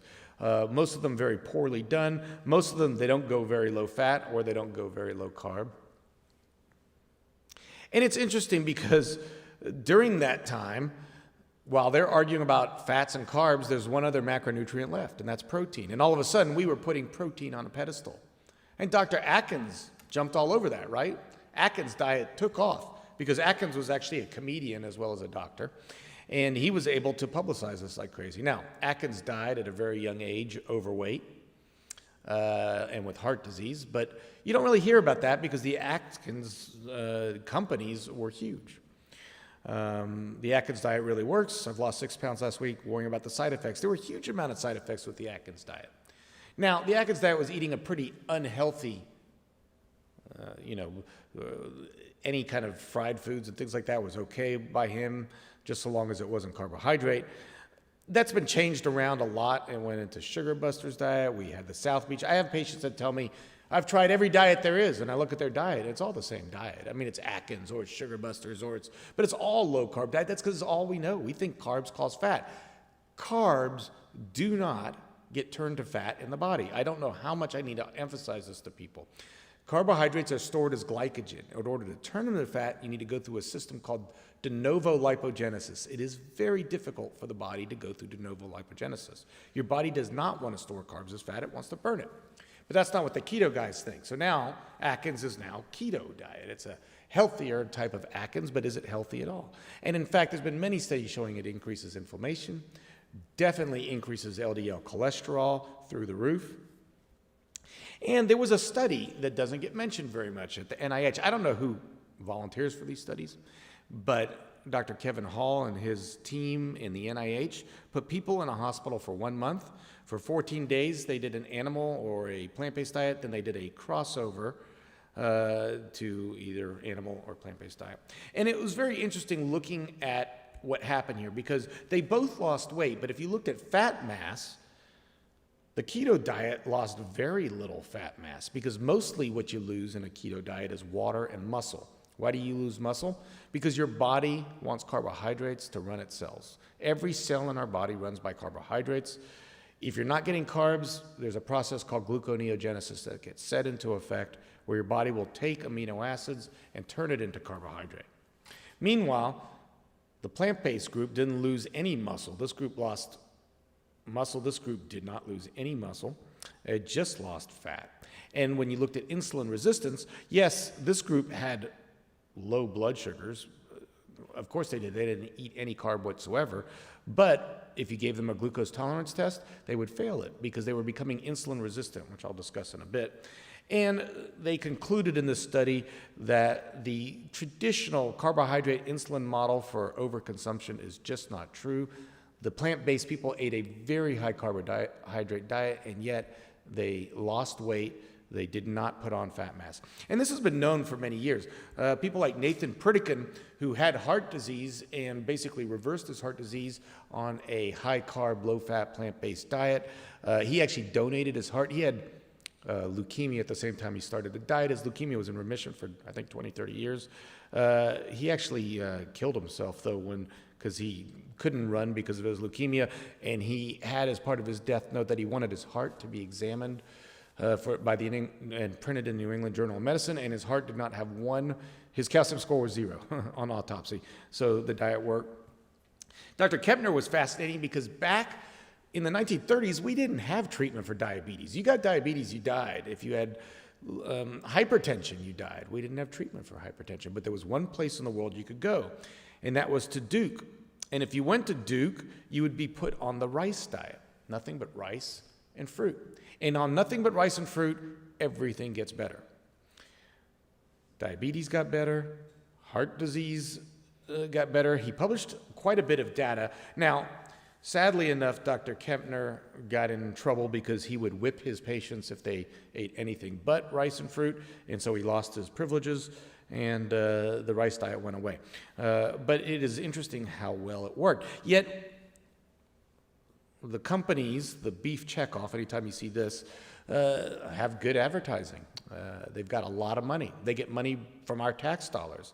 And that money has convinced us that we need to eat protein, and we need to eat a lot of it. Here's a low-carb, gluten-free salad. We need protein so badly, we need to put it in our vodka. And when I hear dietitians talking to patients now, they no longer talk about food. It's all come down to macronutrients. You need protein, you need carbs, and I don't know what they're telling the patient, and the patients are confused because they really don't know. What's a pizza? I mean, patients think a pizza is a carb, but a pizza is as much fat as it is carb, and that's the problem here. Dr. Marion Nessel gets it perfectly. The problem with nutrient by nutrient science is that it takes the nutrient out of the context of the food out of the context of the diet, and the diet out of the context of the lifestyle. And that is a huge problem. And I see so many different tactics that the meat industry takes to convince you that you need to eat meat. Part of it is you're built to eat it, right? So I was at the store the other day buying some vegetables. Then I realized that lions eat meat. So I put the vegetables back and had to buy meat instead because I'm basically a lion when you think about it. But are we a lion? You know? We think we're a lion, which is pretty funny. We don't look anything like a lion. We say we got canines. We don't have canines. We don't have claws. And we're not, if you see roadkill on the side of the road, do you get hungry? It turns out that nature does design us pretty perfectly for the foods we eat. A giraffe with its leaves, an anteater with its beak-like nose, and the human body, which is perfectly created to eat fruits, vegetables, and starches. That is whether you look at our opposable jaw to grind up food, our molars, our digestive enzymes that we produce. One of the best ways to tell how a body is suited to its food environment is to look at body surface area and absorptive area, and you can see that we are very much hindgut eaters with a very large intestinal length, and it correlates that we're basically like frugivores, like this guy. I mean, he's mainly vegetarian. And in fact, most of the longest living and largest animals out there have very similar digestive systems than we do and eat that way. But then, you get the meat industry and the different proponents of these saying, well, we need to eat like our caveman ancestors. We need to eat a paleo diet. Yeah, look, again, the paleo diet is very similar to the Atkins diet, and it makes me laugh because there's a whole paleo industry as if our paleo man was eating a paleo bar from their local grocery store. And in fact, there's a great book on it, but this whole paleo diet is a complete and utter fantasy. That is not what paleo man was eating. In fact, when you look at Australopithecus, one of the oldest fossils we have, and you do carbon analysis of the teeth, you'll see that they ate mainly vegetable matter. And in fact, believe it or not, they have found fossilized poop. And if you analyze fossilized poop, in fact, ancient man was eating mainly fruits and vegetables. Gathered food. Very seldom would they get a kill, and when they got a kill, they would be lucky enough to eat it, but most of their calorie intake was from foods, and in fact, their fiber intake was upward of 100 grams a day. And then they'll tell you, well, what about the Maasai, right? The Maasai eat basically all meat all day, and they're healthy, they look fine. Well, the Maasai have an average life expectancy of about 47 years old, 47 to 50. Now, there's many reasons that they're dying. They're not dying of heart disease, they're dying of lions, of infectious disease. But interestingly enough, they did autopsy studies on the Maasai. And in fact, they're dying at just too early an age to show their cardiovascular disease. But in fact, they do have cardiovascular disease, quite considerable cardiovascular disease. They just haven't lived along to express it. And then I always hear people talk about, well, the Inuits, they eat a high protein diet. The Inuits are not a healthy population, also with an average life expectancy in the 50s, very high amounts of heart disease, very high amounts of diabetes. One interesting study was done looking at the Kyrgyz, which were a population of nomadic people, and compared to the Siberians. The Siberians have the same genetics as the Kyrgyz. Kyrgyz eat a predominantly high-protein animal-based diet versus the Siberians, which ate a very grain-based or potato-based diet, and there was far more amounts of heart disease, obesity, and cancer in the Kyrgyz. The gauchos of Argentina eat probably the finest meat out there, grass-fed meat, and they also have one of the highest rates of colon cancer. And remember, again, I talked about Dr. Burkett and his studies in Uganda, where he found that Ugandan expatriates in London had the same diseases the Anglo-Saxons had, but in Uganda, where they were eating a high-fiber, low-protein diet, they had a lot less disease. And he said, we need to turn off our faucet. Meat eaters with low fiber are having a lot of problems. And if you look at places like Tunisia, they were almost exclusively grain-based. The Bedouin eat a basically grain-based wheat diet, but when they started hitting oil and getting rich, they increased their milk and meat consumption, doubling it over 10 years. And in that time, cardiac mortality rose by 70% and obesity rose by 74%. And why are we looking at these countries that have bad results? Why not look at the countries that have good results? And that's what National Geographic did. They decided to look around the world for the people that were living the healthiest lives, and what were they eating and what were they doing. And in their studies, they wanted to find the places that had the most people living up to 100. Now, when we hear that, we think, oh my God, I don't want to live to 100 because this is our idea of what 100 looks like. But that's not what they found. These blue zones where people live these long, healthy lives, they were vibrant in their older years. They were still the matriarchs and patriarchs of their family. They weren't just living a long lifespan, they were living a long health span. And these blue zones, there's 5 of them around the world. There's Okinawa, Ikaria, which they call the island that forgot to die because people live such long, healthy lives, Sardinia, the Nicoyan Peninsula, Costa Rica, and we'll get to Loma Linda, California.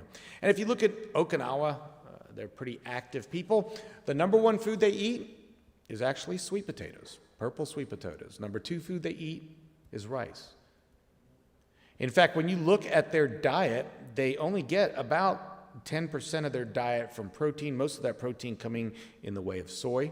They do eat some fish, very little meat, and when it is eaten, it's eaten more in a festive type occasion, and it's pork. Unfortunately, of course, their diet, traditionally, they lost weight as they aged, whereas in America, we gain weight until we get really sick, and then we start losing weight. Sadly, the diet is changing in Okinawa, and in the modern Okinawa diet, they're not seeing the same longevity they saw before because, of course, we're taking over Okinawa.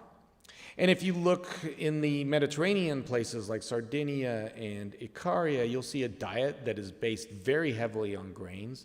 They do lots of breads and pastas, lots of vegetables and fruits, starches, some fish.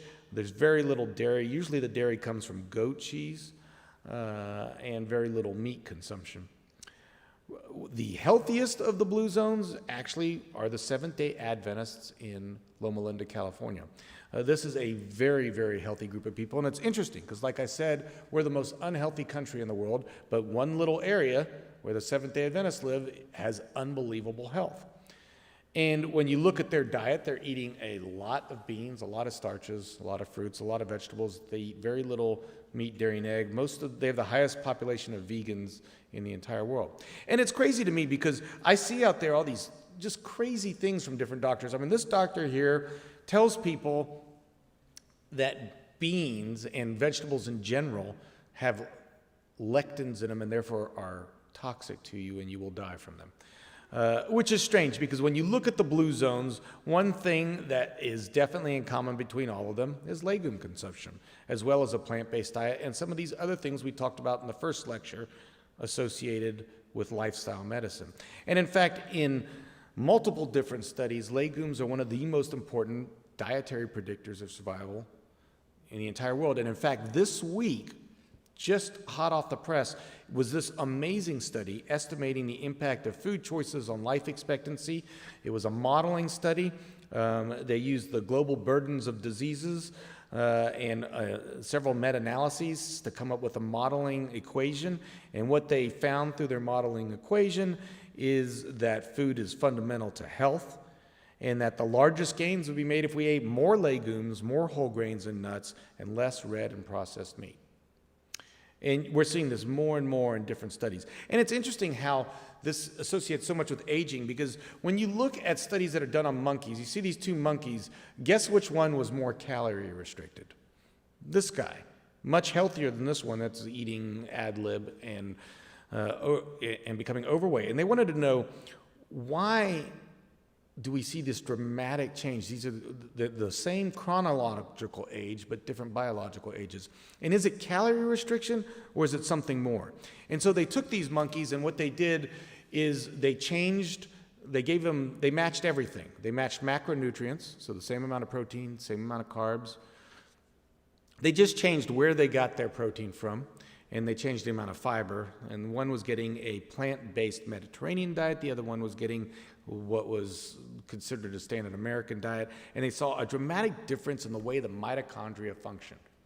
The same amount of calories and total mitochondrial dysfunction with the animal-based diet, more insulin resistance because of that, which we'll talk about. And what they found is that maybe it's not the calorie restriction, but it's the protein restriction, and specifically certain amino acid restrictions that end up with increasing lifespan. And they started replicating this in rats, and you could see that rats fed a low-protein, high-carb diet were the only group that had an increased lifespan and better metabolic health.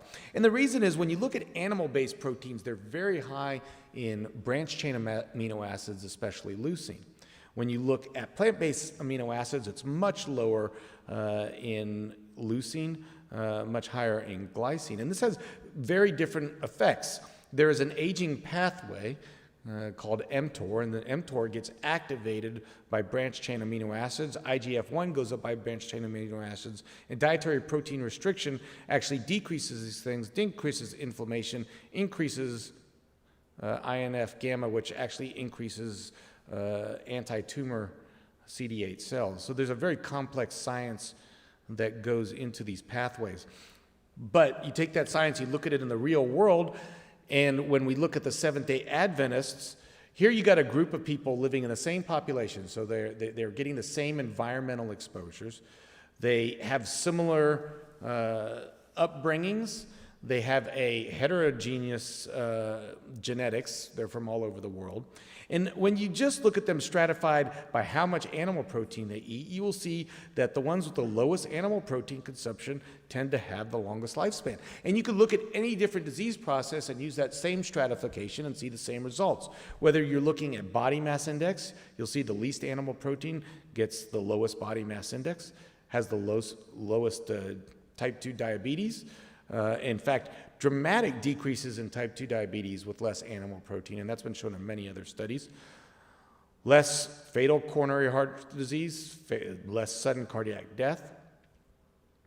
And in fact, in studies on the Adventist healths, authors have concluded that in this large American cohort, we found that vegetarian diet patterns were associated with lower mortality And the evidence that vegetarian diets or similar diets with reduced meat consumption may be associated with lower risk of death should be considered carefully by individuals as they make dietary choices. Now, this is just correlation. It's not causation. But these kind of studies are being done all over the world in huge epidemiologic studies. And where there is smoke, there is fire. We are seeing it not just with heart disease, but with cancer. You could see a very strong correlation between animal protein intake and colon cancer and breast cancer. And why is that? How does animal protein stimulate that? I don't have enough time to tell you. There are so many studies on this. We know that saturated fat increases cholesterol, contributes to leaky gut with endotoxin absorption, causing inflammation, and nitrosamines, that nice little black grill mark that you get on meat. If you analyze that, it's got something called heterocyclic amine in it that is a definite carcinogen. We could talk about TMAO, changes in our microflora, lack of fiber, increased IGF-1, and even things like new 5GC antigens that get put on our cells. But I'll tell you this, after the World Health Organization looked at 800 different studies, they were looking at a stratification into carcinogens, and what they have is Class 1 carcinogens, which are definitely carcinogenic to humans. Class 2A, probably carcinogenic. 2B, possibly carcinogenic. And what they found is that processed meat is Class 1, definitely carcinogenic to human beings. And yet you could go over and get a Class 1 carcinogen in the hospital cafeteria at any time. Red meat is Class 2A, probably carcinogenic. And in this meta-analysis, looking at overall cancer rates, you could see a really dramatic drop in the relative risk of cancer formation in people that eat a plant-based diet. And in this forest plot, you could see in multiple different studies is definitely associated with a decreased risk. The EPIC study is really epic in proportion. Europe wanted to find out why we are becoming more overweight and why are we developing cancers, and they followed 500,000 people over 12 years, actually more now, 10 different countries. They used country-specific, cultural-specific food frequency questionnaires. And when you look at the incidence of these different cancers, you could see that red and definitely processed meat, but also red meat is associated with increases in all these different cancers. And again, this is just epidemiology.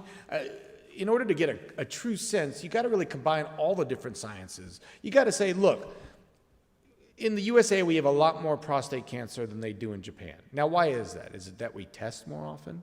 What happens if we take a Japanese person and follow them over to America? Well, their prostate cancer incidence goes up. Now, why is that? Well, we've got mechanistic studies. We know that people with acromegaly that produce a lot of IGF-1 have higher risk of prostate cancer. Could this be an IGF-1 phenomena? Well, the health professions study at Harvard followed up 47,000 health professionals, and those getting 2 servings a day of milk a day had a 60% increased risk of prostate cancer. Now, again, this is a multifactorial regression analysis controlled for confounders, the assumption being that the milk's causing increased IGF-1. This is correlation, it's not causation, but it's looking like we're telling more of a story now. We have a mechanism, we have epidemiology. Let's do a randomized controlled trial now.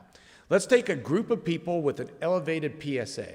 Let's put half of them on a low protein, high carbohydrate, low fat, plant-based diet. And the other group, let's just do their normal, everyday, standard American diet. And what happens?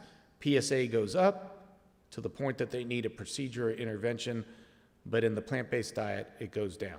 And in fact, they took blood from the people and put a culture of prostate cells, and they dripped the blood of those on a plant-based diet to see how many, what their kill rate was of cancer cells in vitro. Versus those on a standard American diet. And you could see that those killer cells for cancer were almost 8 times stronger than those on a plant-based diet. And in fact, they even looked at the chromosomes on these plant-based diet eaters and found that the telomeres, which are the caps on these chromosomes that keep your DNA together, they had longer telomeres, which is a measure of physiologic age in people that went on the plant-based diet. In fact, they were nominated for a Nobel Prize from this. It was done by a Nobel Prize winning laureate. At 5 years, relative telomere length increased in the lifestyle intervention group, which was pretty impressive. And what about in obesity? If you look at obesity, no matter what you look at, the more plant-based protein you eat, the lower your body mass index.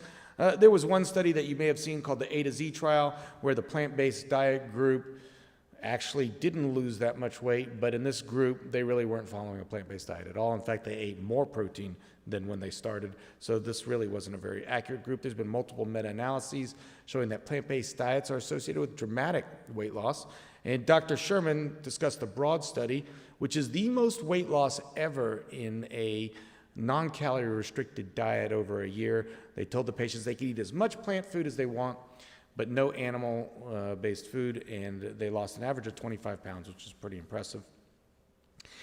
Why is this? Well, we do know that actually plant-based foods have a real effect similar to the effects that Dr. Sherman was talking about on many of the gastrointestinal hormones. But probably the effect is mainly because plant-based foods are just low calorie density. They're going to fill up your stomach and make you feel full, stimulate vagal nerve early, without getting as many calories. And in the studies, they've shown that if you go with a calorie density less than 600 calories per pound, you can eat as much of this food as you want. People in this country think fruit causes weight gain. There's never been a study to show that, ever, and only the opposite. In the Epic study, when they looked at what foods were most likely to cause weight gain, meat was by far number one, and guess what was the most correlated with weight gain? It was chicken. And the funny thing is, my patients, and I see patients have them do diet logs, chicken is their number one consumed food. They think chicken is a health food. Now, there's many reasons why chicken might cause weight gain, and one of them is the fact that we used to slaughter chickens at 6 months of age, and now we slaughter chickens at 5 weeks of age, and they look very different. In fact, they're so big now they can't walk. They're grown in these kind of conditions. They have a lot more bacteria, which can create endotoxin and can create inflammation. We know that we're eating a lot more chicken in this country than we've ever eaten before, and in fact, chicken has been associated with increasing lymphoma rates. But it certainly isn't the health food that we think it is. And one of the most interesting things, I think, we've talked about cardiovascular disease and cancer and mortality. I think diabetes is probably the most interesting, because we think carbs cause diabetes, but that is not what is borne out in the literature. And in fact, when you look in the Epic study, you will see that the consumption, again, of unprocessed meat and processed meat leads to a big increase of diabetes, not to mention these other things. And in fact, multiple different studies have shown increasing plant protein doesn't tend to affect diabetes, but animal protein does. In the Epic study, they found that fructose was inversely related to developing diabetes.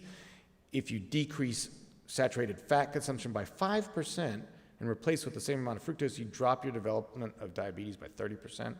Glucose consumption was also associated with decreased diabetes. Why is that? Because type 2 diabetes, we're talking about type 2 diabetes here, is really a disease of the inability to utilize the carbohydrates. Our bodies are made, every cell in our body is made to utilize carbohydrates for energy. Carbs go into the cell and we process them. But if we are eating saturated fats and they get into the cell, they will block the production of the GLUT4 receptor, and now we become insulin resistant. And as we become insulin resistant, now the blood sugars rise.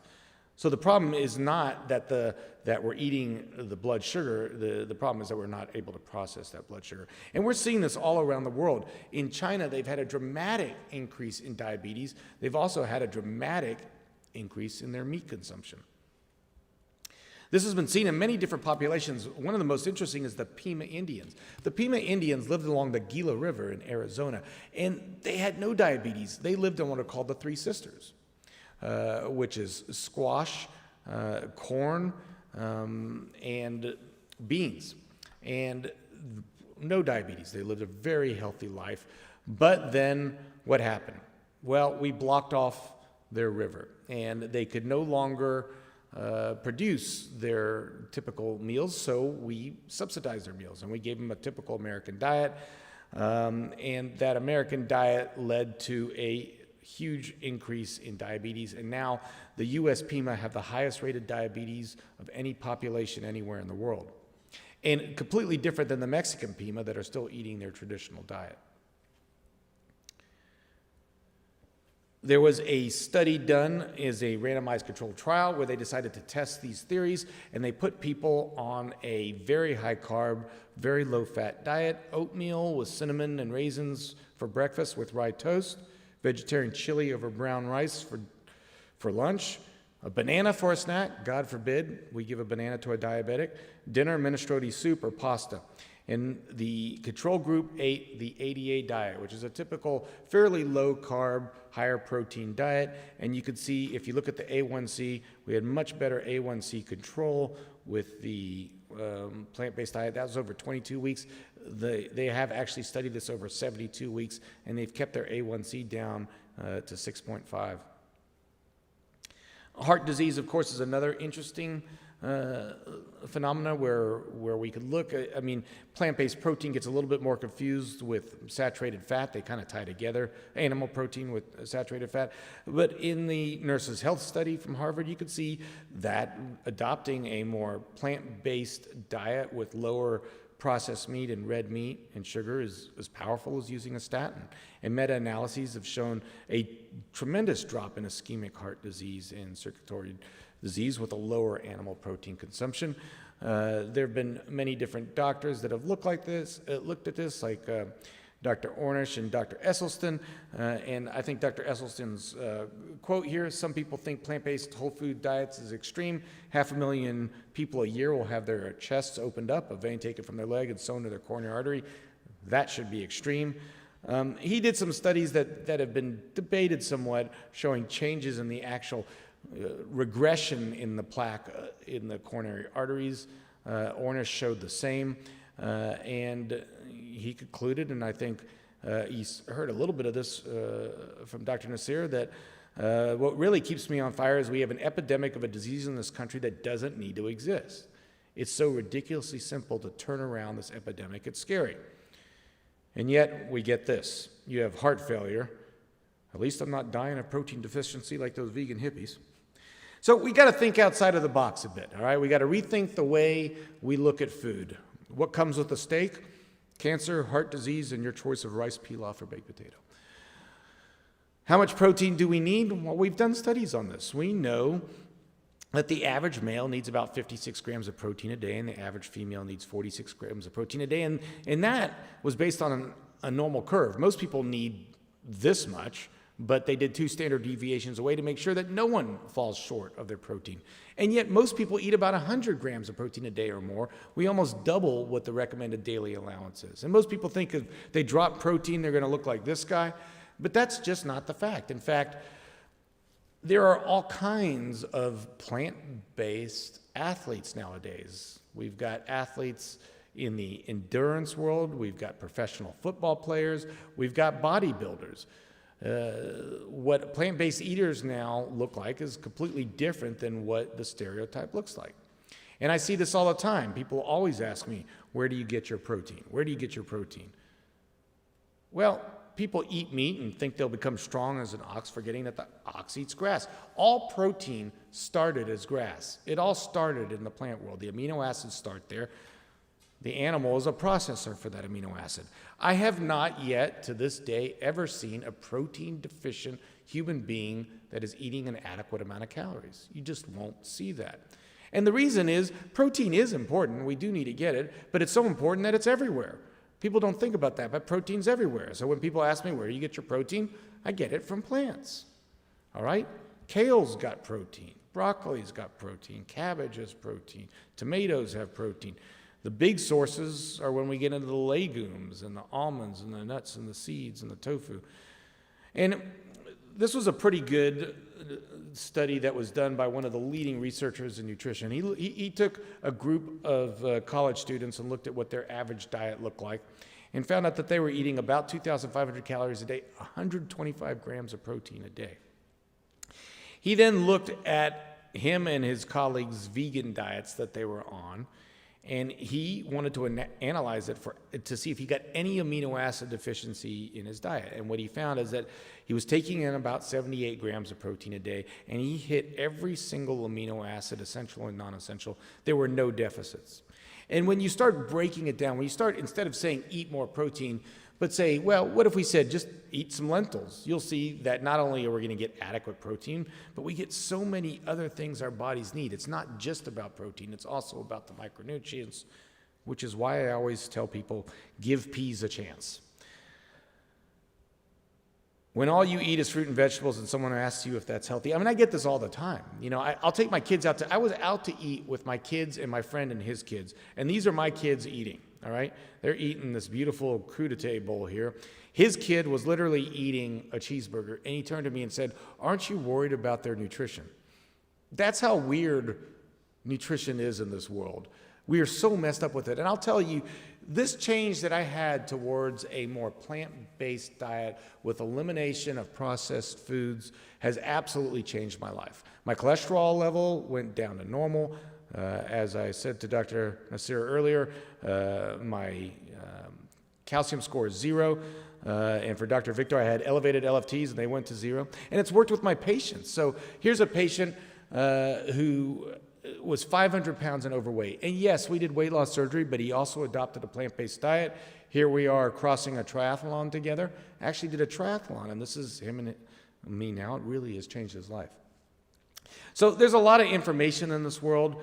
I hope I brought a little bit of knowledge to it so we could get to some wisdom, and that wisdom is we need to eat a different diet than we're eating in this country. We need to eat a diet that is more natural, that is grown from the ground. It's not to be that we need to eat a vegan or vegetarian diet, but we do need to disrupt our menu. We need to flip it where meat is not the center portion of our diet, but is more a side condiment to our diet. And there's many different diets out there that we could adopt. We're looking in our program now of adopting the DASH diet invented at Harvard. Interestingly, they invented the DASH diet to battle hypertension because they saw that vegetarians had very little hypertension. But they actually concluded that a vegetarian diet does a great job for hypertension, but we can't tell America to be vegetarian, so they adopted the DASH diet, which has a fairly low amount of meat, dairy, and eggs in it. Of course, you've heard the Mediterranean diet, which is based very much on fruit and vegetables, and this is what we're teaching our patients with a little bit of meat and fish in it. And of course, these diets are beautiful. We try to tell our patients, we really want you to choose foods that promote life instead of foods that will promote death. And I think these central changes could really change both the lifespan of our patients, but especially the health span. I thank you guys very much. And now what I'd like to do is I'd like to invite our panelists up to the table up here. We have got questions from the audience. For the audience, please enter your questions in, and we will do a question and answer session now to end up this program. Thank you. Let's go on up there. Come on, sit. And do we have Get your slides. oh, where's the iPad? Oh, it's right there. All right. I'll call him up. Do we have Dr. Sherman still on?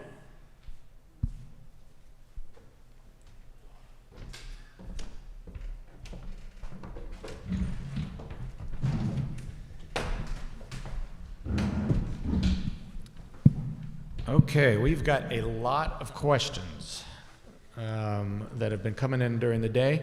I'll try to get to as many as I can, and we'll touch on everybody's, there's questions from every talk, so we'll go on those. Dr. Sherman, are you with us? I am. Can you hear me? Excellent. So I'm going to go over some of these questions and keep entering them in, and I'll probably pose some other questions to our panelists too. And panelists, I might direct it to one person, but then other people enter in as you can. So first question we have here today is, what about sarcopenia of the elderly? And sarcopenia is a very interesting issue because sarcopenia is, for those of you that don't know, is a loss of muscle mass, and it has been associated with long-term mortality. But interestingly enough, eating more protein does not stop sarcopenia, and there's been many studies on this. And in fact, I've got some theories that eating animal protein might actually lead to sarcopenia. Again, remember, we eat more animal protein in the country in the world. Animal protein tends to be acidic because of the sulfur-containing amino acids that have to be buffered. We buffer by taking calcium from muscle, which can lead to sarcopenia. You guys have any thoughts on sarcopenia in your experiences? In our patients with cirrhosis, we see, in end-stage liver disease, we see sarcopenia fairly frequently, and most of the time it's due to either persistent hypocaloric diet where they don't eat enough or they don't move enough. So there's an exercise component to sarcopenia we see in our patients.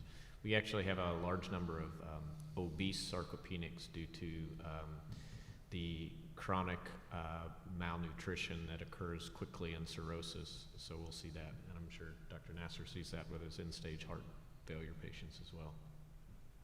I mean, again, I think so there is still a lot of uncertainty on multiple items on the cause and remedy of sarcopenia. One thing definitely from an evidence-based and clinical practices is exercise and resistant training and weight training. So we definitely have a lot of emphasis in elderly individuals to ensure that as a part of not only walking aerobic, but getting engaged into resistance training and a little bit of the weight training as well as they are able to tolerate seems to have at least slowed down the risk of the sarcopenia. But from a dietary standpoint, I haven't seen any significant one way or another, but the compelling lecture today by Garth, I think so gives us food for thought that we should start thinking about those lines too. All right, Dr. Victor, there are a million questions about fructose. Everybody wants to know about fructose. They want to know mechanism of action. They want to know dose of vitamin E. They want to know what your thoughts are on fruit, since fruit has fructose in it. And I'm curious too, because there's been about 3 different studies showing plant-based diets decreasing fatty liver and reversing steatohepatitis. So where does fruit fit in? What are the doses of vitamin E, and what is the pathophysiology of fructose? And can I add one more question? Fruit versus fruit juice. Yes, so fruit I think versus so fruit that's juice. a big distinction that Right. when we think about fruit as fructose, Right. please. So I am no expert on the biochemical metabolism of fructose, but when the studies were done, it was done with processed sugars. So the visceral fat from a fructose-containing compound was typically done for processed sugars. So sugar from fruit, if that's the predominant, you have to eat an enormous amount of fruit to eat the concentrated fructose in one bag of Skittles. Right. If you think about it in that term. So are fruits risky? No. Are sugars risky? Yes. And that's what I look to my patients to explain, is it's not that fruits have fructose so you shouldn't eat them because it increases visceral fat. It's that you shouldn't eat processed sugar. And if you can eat enough strawberries to consume the amount of sugar in one bag of candy, you probably will turn into a strawberry. Right. Yeah, and keep in mind that fruit has got antioxidants and vitamins that will, counteract just like taking the vitamin E. What's your dose on vitamin E? So the dose is 800 as recommended by our societies, but the lowest effective dose is probably 400 based on some animal data from the 70s. So I use that. Excess vitamin E has been known to be carcinogenic and even cause cardiac issues. So we try to limit the use of vitamin E, and is not used in preventative Nash treatment, but only in the treatment of active Nash, because the complications of progressive Nash with fibrosis is greater than the complications of long-standing vitamin E. So We try not to encourage supplemental vitamin E use, especially in high doses. I think that they tried vitamin E in a heart study. I think it was 3,000 milligrams that they ended up seeing. Yeah. Acute That's problems with. So we discourage the use of it as a GNC wellness type of therapy. So Garth, one thing that I'm also seeing in this, the food industry is always tapping onto some of the inertia that they get from the so-called healthy diet. And one thing I see a lot of patients coming in and saying, Doc, I have like 3 glasses of juice in breakfast and 1 glass. So how would you take that to, again, it's all fresh fruit juice, but do you think that having the full fruit versus starting your breakfast with 3 glasses of juice is something that we should be recommending? I'm sure Garth will say the same. Yeah. I mean, to me, fiber is everything. Right. So I'm a big believer in the fiber because I think the fiber creates, to simplify it, the fiber simply creates. Think of it as in terms of a rapid response versus a slow, extended release response. And so the fiber allows us to process that sugar a little bit slower. You could see changes in glycemic index so that, or glycemic load, so that sugar goes up slower so you don't get these huge changes in insulin. And also, you're just not as, it'll keep you fuller longer. So you're more likely to eat more. I do think a lot of the problems with, some of those fructose studies were done in rodents, and I do think David, correct me, we process different than rodents. I think there was a whole big debate over that. But a lot of it, I also think, is just insulin resistance that creates a huge problem. And the insulin resistance is because of the fat we eat. We always forget that. But I could create, like, if you want to do a model of insulin resistance, I just need to hook you up to a TPN machine and run lipids in you. As soon as I run lipids into you, you're insulin resistant. It's almost immediate. And so you could just give someone, fatty food with their carbs, and you'll see a difference in their resistance. So it's interesting, yes. Some of the studies from our colleagues, and of course we participated that in at Yale, where they looked at some of the intakes. So if you have a pure carb diet, you don't really see a significant insulin rise. Right.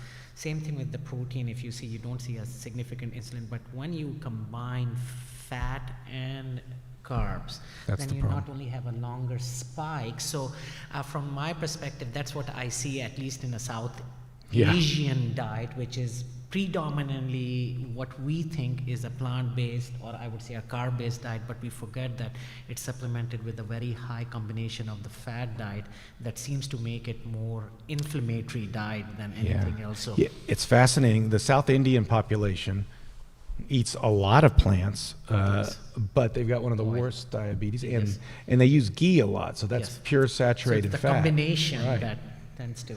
Right. The pure carb doesn't seem to have those spikes or the prolonged spikes. Right. Okay, and, here's a good... I just want to add one quick thing here. I oftentimes have patients asking me, is it okay to eat fruit? Doesn't it cause a spike in blood glucose? And, Garth, you and I have, of course, talked about this before, and I have to correct them and let them know that, yes, of course it's going to cause a spike in blood glucose. That's what it's designed to do. It's your body's response afterwards with insulin that's going to help lower your glucose. But this idea that fruits are somehow bad for us or should be, we should, watch the quantity, it just still amazes me to this day.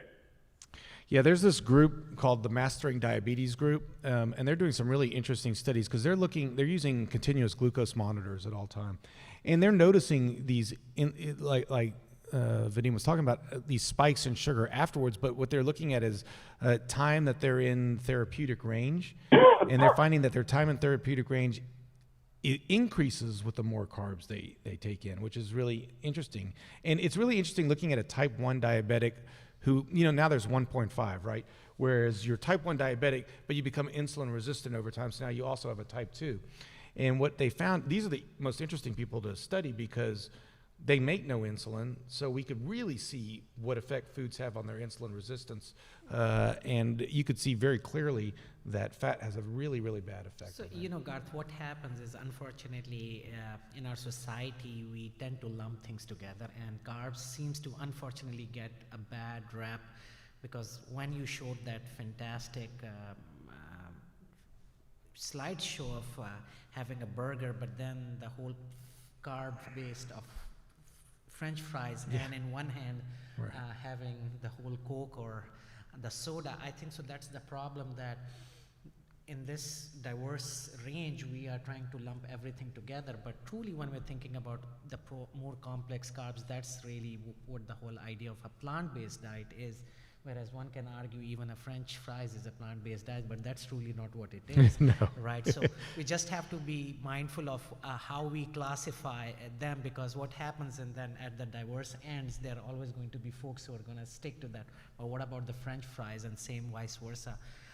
But I truly agree, a fruit and a complex vegetable-based diet has clearly again and again shown low inflammatory, less cancer risk, more cardiometabolic health, and we just need to continue to emphasize on that piece. Right. The term I talk to my patients about is your metabolic threshold. I think that's one of the things when we talk about plant-based or going to a new diet, people often run to extremes. Yeah. So I try to encourage my patient to understand that your body is built to handle sugar and carbohydrates, but over your metabolic threshold, whether that's from obesity or the consumption in massive quantities, nobody should eat a bag of chips by themselves, or probably chips at all. But when you overwhelm your body's ability to handle that carbs is when you see the negative effects of high insulin spikes, prolonged insulin exposure. So I tell people that what you're trying to do is you're trying to find a way to get your body below your metabolic threshold with your diet. And that's where we encourage fruits and vegetables in the patients, because we're saying these are the ones your body has been naturally handling for a long time. But when you concentrate, whether that's juice, whether that's Skittles, any kind of candy with processed corn oils and sugars, you end up concentrating everything to the point that your body cannot deal with that stress. So I think that as we explore diet in our patients, it has to be interval change. From a fatty liver standpoint, while the diets have always played out that plant-based is best, we know that weight loss is our first goal, and then from there I think it's the adoption of continued interval change to adopt more and more of a plant-based. I know in my own personal life that's the challenge, is to go from an American diet, which I like, to adapting to a more plant-based, which I have to learn to love. Yeah, and certainly that you're very right about that. So we could talk all about what kind of diet, but it does end up being that the diet that works is the diet that works. So any weight loss, no matter how you do it. So even in studies done on like keto diets, when you do get weight loss, you do get reductions in different disease processes. All right, complicated one for you, Dr. Nasir.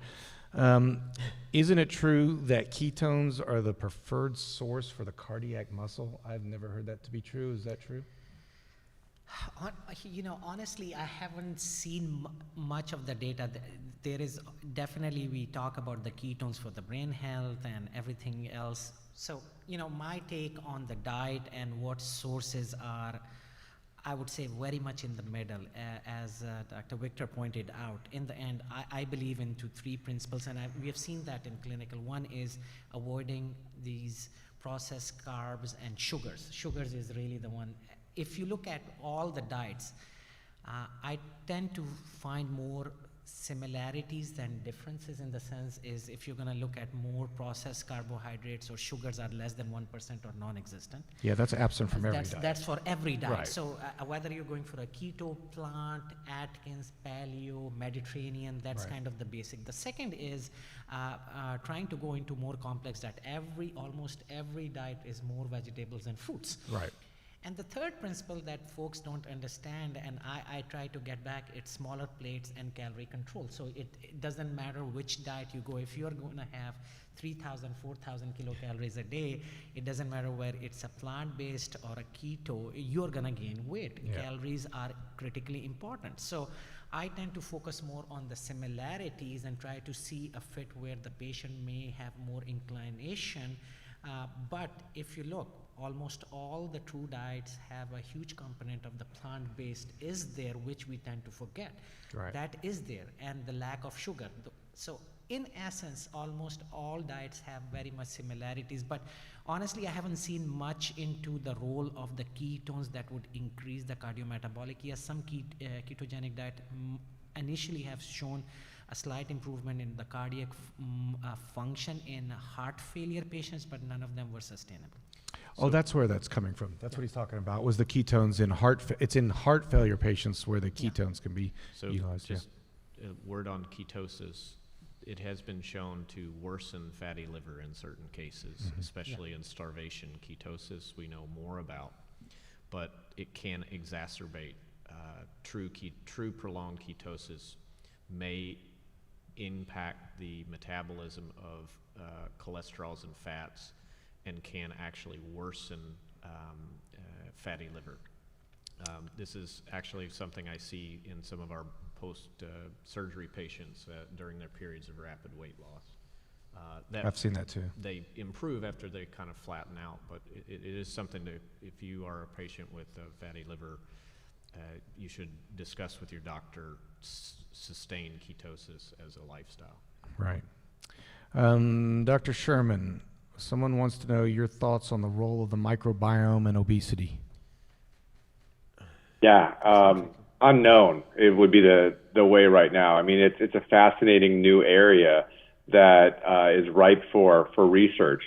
And again, this is going to play into the predisposition part about obesity. So regardless of these lifestyle interventions or conservative management or environment, if we're predisposed to obesity based off of our microbiome, then is it all for naught? I think, unfortunately, there's not enough information right now to say which way, one way or another. But it's, I think that the lesson here is, and I tried to demonstrate this with the progression of bariatric surgery, is that we've taken something real simple, what we thought was simple, i.e. eat less, and we're discovering so much more. It's a very complicated mechanism here of food, hunger, fullness, satiety.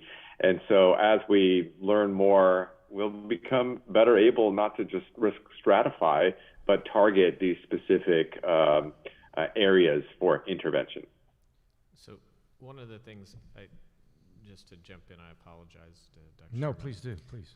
One of the things that I think we should make sure that everyone knows is the microbiome is not static.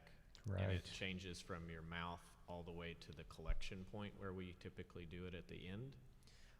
So we are in our infancy understanding what effect this has, but what I think a lot of these diets we've talked about today and the fiber and non-digestible foods to us are digestible by our microbiome. So we are unclear exactly what all of these superfoods that the blue dots have created, but they all probably have some effect that is on some aspect of our commensallate organism, which is our microbiome. So I think that the jury is not clear on what the effect is, but I think that will be where we begin to identify risk factors and patients at risk that will be hopefully in my career, but probably the microbiome will be the key for us to understand energy metabolism. Yeah, they did some rat studies in gastric bypass on rats, and they feel that there's a definite move towards a anti-obesogenic microbiome. But like you said, this is so in its infancy. I mean, there's companies out there that are selling probiotics based on this, which is ridiculous because it really is what you eat. There was a great study done in Nature where they took people and they had a lead-in diet, check their microbiome at that time. Of course, you need to do several checks of the microbiome to be accurate because it could vary by day, by hour. It's got circadian changes in it. Then they fed them an all-meat diet for 2 weeks, and then they fed an all-plant-based diet. It was a completely different microbiome. So the idea that the microbiome is permanent or that it's your fingerprint, I mean, people are like, oh, my microbiome shows that I'm an athlete. That is nonsense. So, I mean, we know from fecal transplant patients that there are microbiomes that predispose to increased energy uptake or less energy burnt by your microbiome is probably a better way to Right. talk about it. It's the microbiome's energy burn, yeah. So there are patients who have more efficient microbiomes, and I don't think we're going to go buy the right microbiome off the store shelf at Right. this point. But if that was possible, I'm sure whoever invents that will be quite well compensated. If you can go take a dose of weight loss microbiome before beach season, I'm sure we'd all do that. Well, there was a group of vegans that wanted to start a stool supplement. They were going to turn their stool into supplement and sell it to people. And, you know, this crazy world, people would buy it. But anyway. Where do I send patients for a $150 calcium score test? So first of all these patients would need to have a prescription, so either a primary care or you can send their referrals to preventive cardiology at houstonmethodist.org, and we can take care of that. Usually these tests happen in the outpatient center. Also, Methodist has a combination where they can look at the carotid ultrasound and the heart scan for $190. It's a combined package. But yes, if the primary care or as a physician, if you are unable to prescribe that test, you can send the request to preventive cardiology at houstonmethodist.org. What do you, oh, hold on. There was one on Fib4 that I wanted to, I thought was good. Should Fib4, is this something that primary care doctors should be ordering? Do you want to see, should they? I hope. Okay, so it would be that they get back an elevated LFT, then they do a Fib4, and when would they refer to you? When's referral to? We encourage people who have a indeterminate or a elevated Fib4 to be referred to a hepatologist or somebody with knowledge about Nash. This test is 97% negative predictive value for advanced fibrosis, which means that you're nearing cirrhosis if this test, you may be nearing cirrhosis if this test is elevated. It's not very good at predicting if you are, but it's good at ruling you out. So we're hopeful that as a screening tool, this can eliminate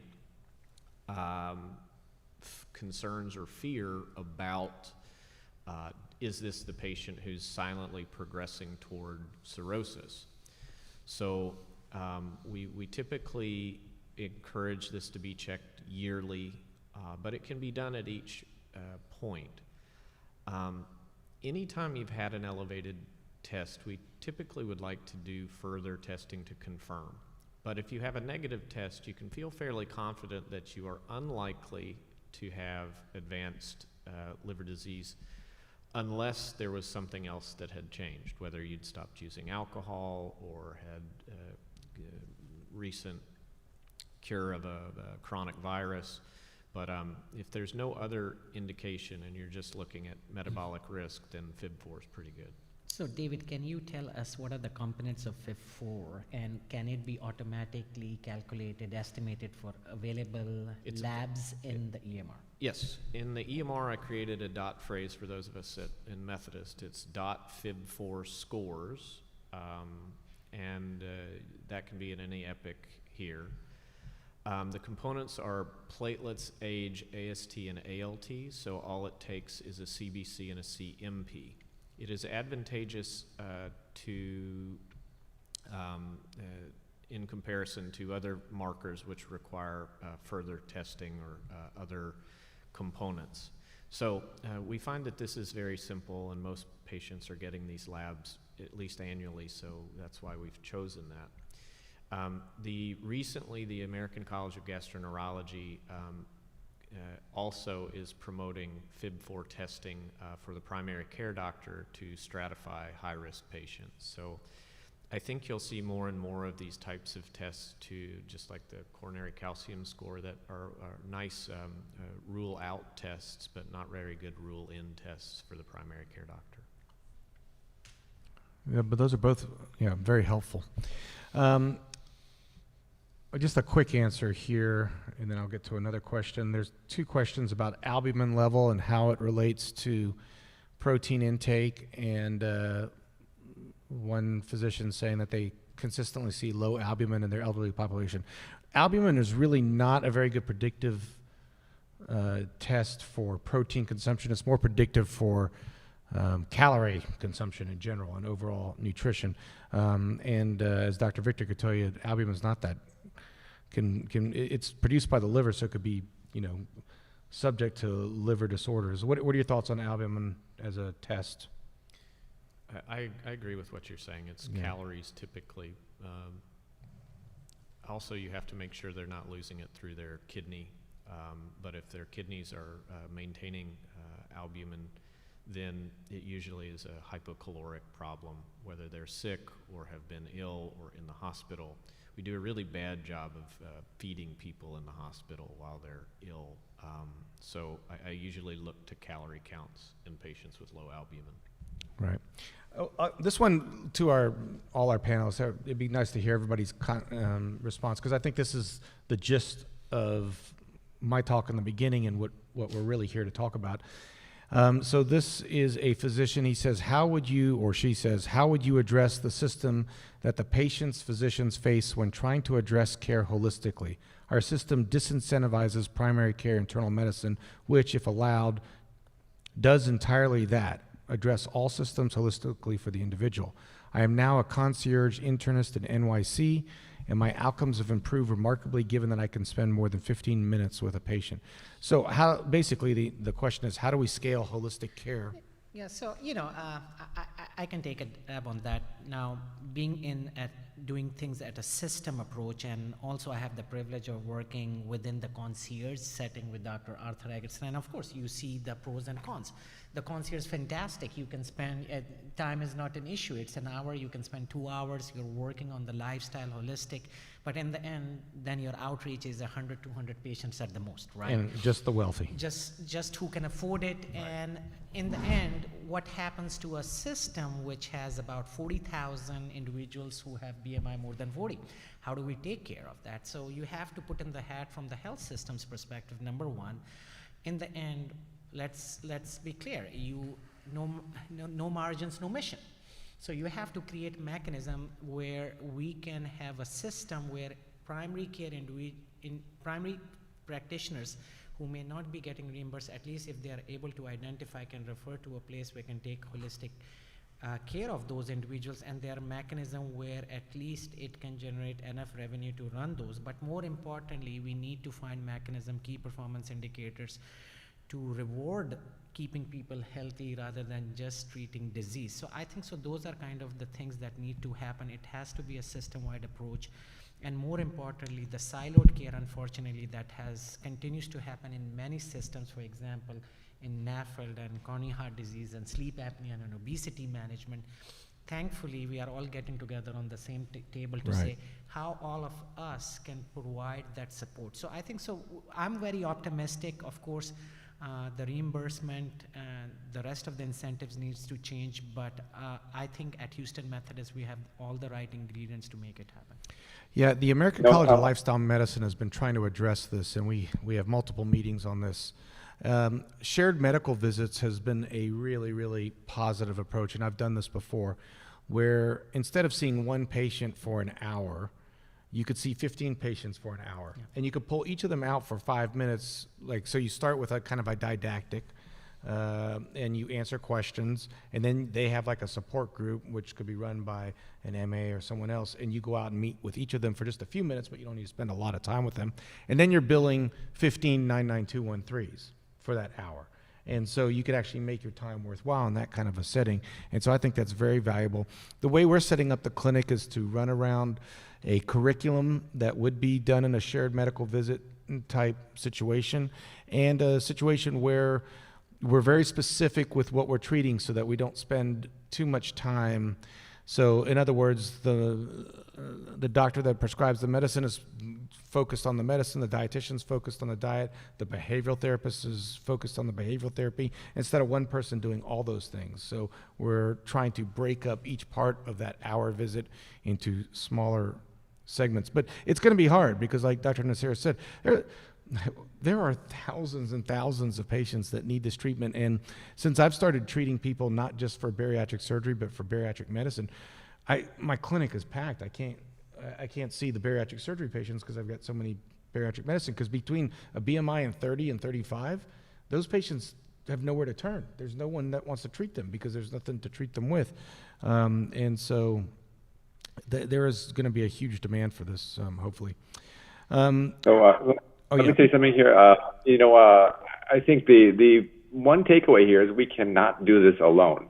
We absolutely cannot. And so what in my practice, I do leverage the patient's treating physicians. And I really, I'm going to put this on the patient. So the first time I see a patient, I make sure to have a list of every one of their physicians. And I'm going to communicate with all those physicians to let them know what we're doing.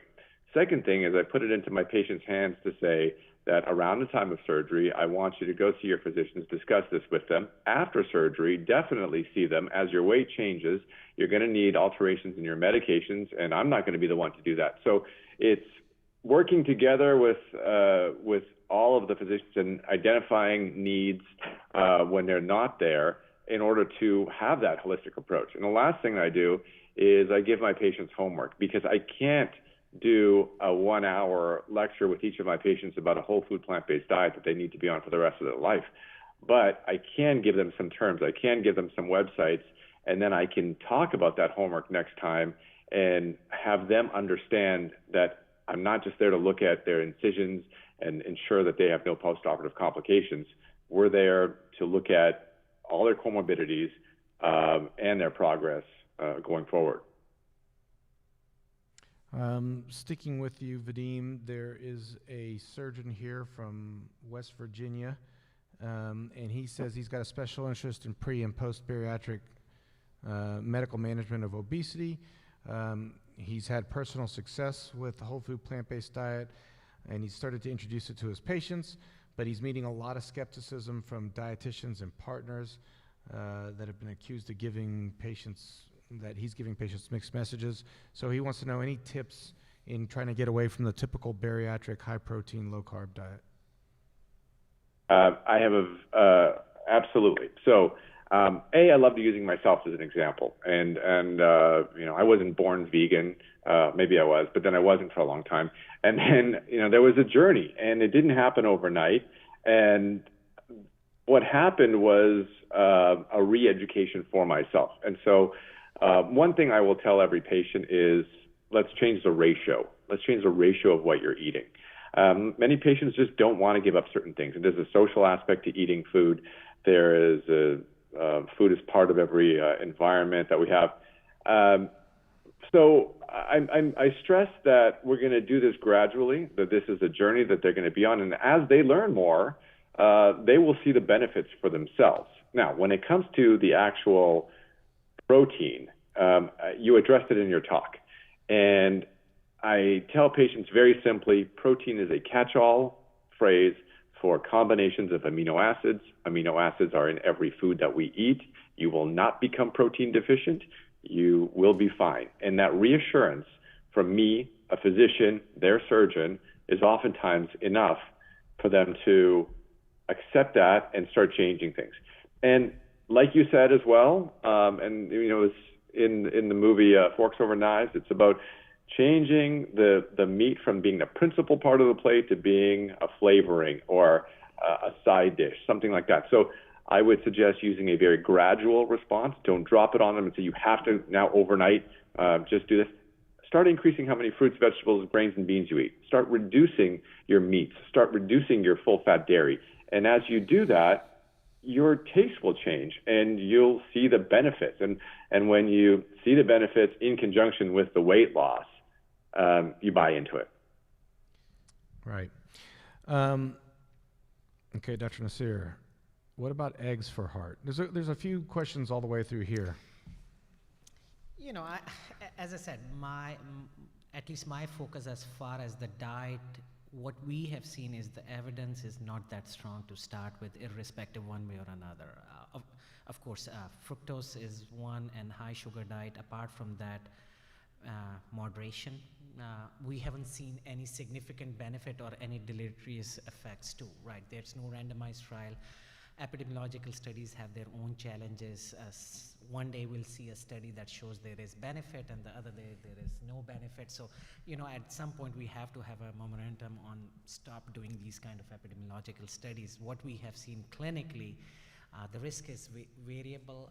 If you want to maintain a healthy weight, I would say a healthy cardiometabolic, the principles are very basic that we have discussed. Do you want to have eggs? Yeah. But again, if you want to have 10 eggs, that's a problem, right?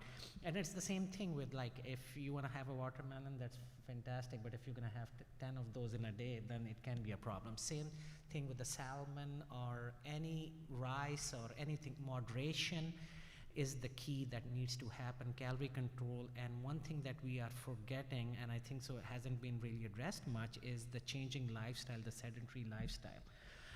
Apart from being physically active, being sedentary is also a major risk factor that's contributing a lot of this with our jobs and newer economies. I think so that's where the focus needs to happen. So my recommendation, if you want to have an egg, that's fine, as long as everything in is moderation. I think so there is no food component that is a no-no, or you're going to have it too much and it's going to save your life, at least from the cardiovascular. Cancer, there are very specific risks with a high protein diets that are there, but from a cardiovascular, we haven't seen much in one way or another. Yeah, most of it is epidemiology, and it's all over the place. Depends who sponsors the paper. Most of the papers say 6 eggs a week. Now, most people do 6 eggs in a day, and that's where you get the point. But you also have to take food in relation to the whole lifestyle. Exactly. Like, are you someone who's very active and has a low cardiac scan score and a normal LDL? Well, eggs aren't going to be that big a deal. It's funny, cholesterol has a saturation curve. People that eat a lot of cholesterol, if they eat more cholesterol, aren't going to raise their cholesterol very much. I eat very little cholesterol. If you give me cholesterol, my cholesterol is going to go up. And so it just depends on who you are and what your health risks are.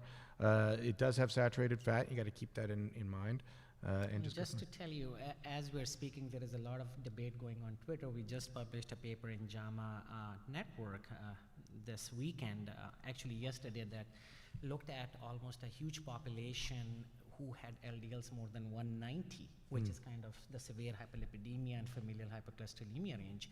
In Denmark, almost 11,000 who got CT angiogram, and you're going to see a diverse atherosclerosis risk, where there are many individuals, almost 30% or 35%, who have no plaque buildup. even though they've got high cholesterol. LDL of greater than 190. We have done studies with. Have you looked at particle size in that? So we have sliced and diced by particle size, particle numbers, everything. In the end, it's the athero that matters the risk. And there are many people, almost about 40% with normal LDLs, who have tremendously high amount of plaque, and they are doing worse.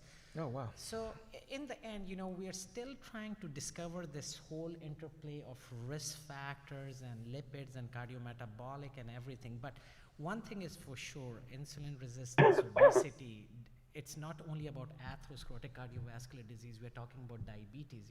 We spoke about hypertension. Sure, metabolic. The metabolic, the COPD, right. The fatty liver. So there are many things. But I think so we get too much fixated on some of the biomarkers one way or another, and that's kind of what we see, a huge debate within this diverse range of thoughts happening at the extreme end of the keto and the plant-based. But I think everything somewhere it's in the middle. I would tend to agree. We talked a lot today about specific diets and specific amounts of foods. The question about changing the philosophy from the doctor at WVU, I think that one thing that I've looked at is trying to make small interval changes consistently with my patients and my colleagues has been the step.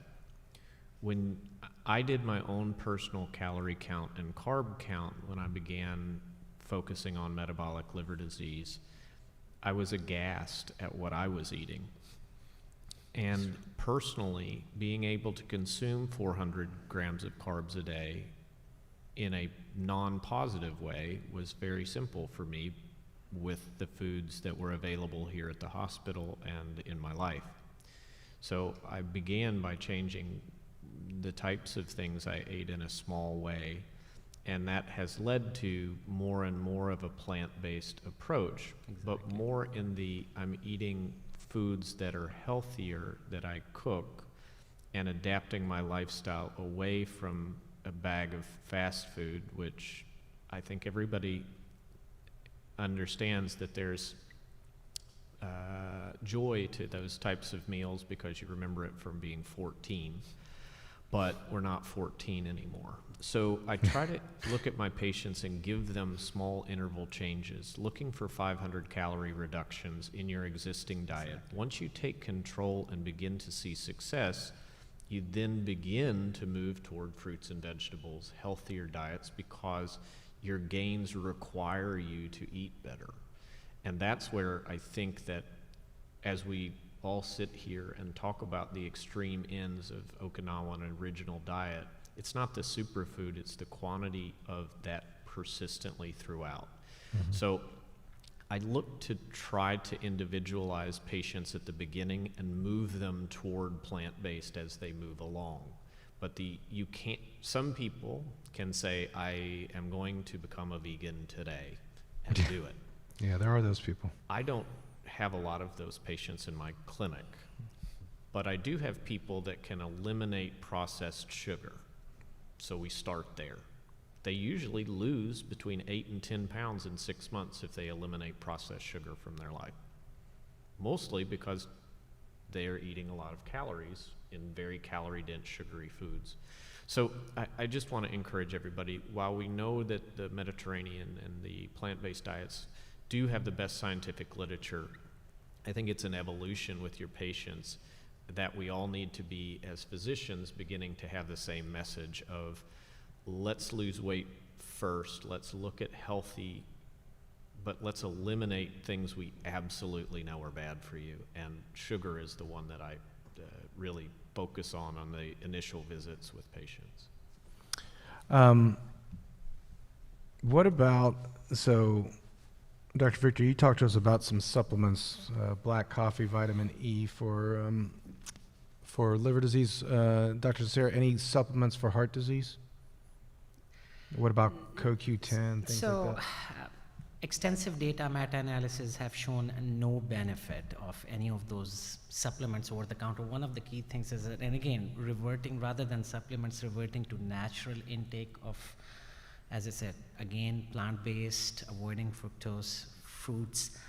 Of course, there are some nutrients that seems to help more. Aged garlic has shown consistent reduction in inflammation, even plaque progression. Beets have shown better control with hypertension.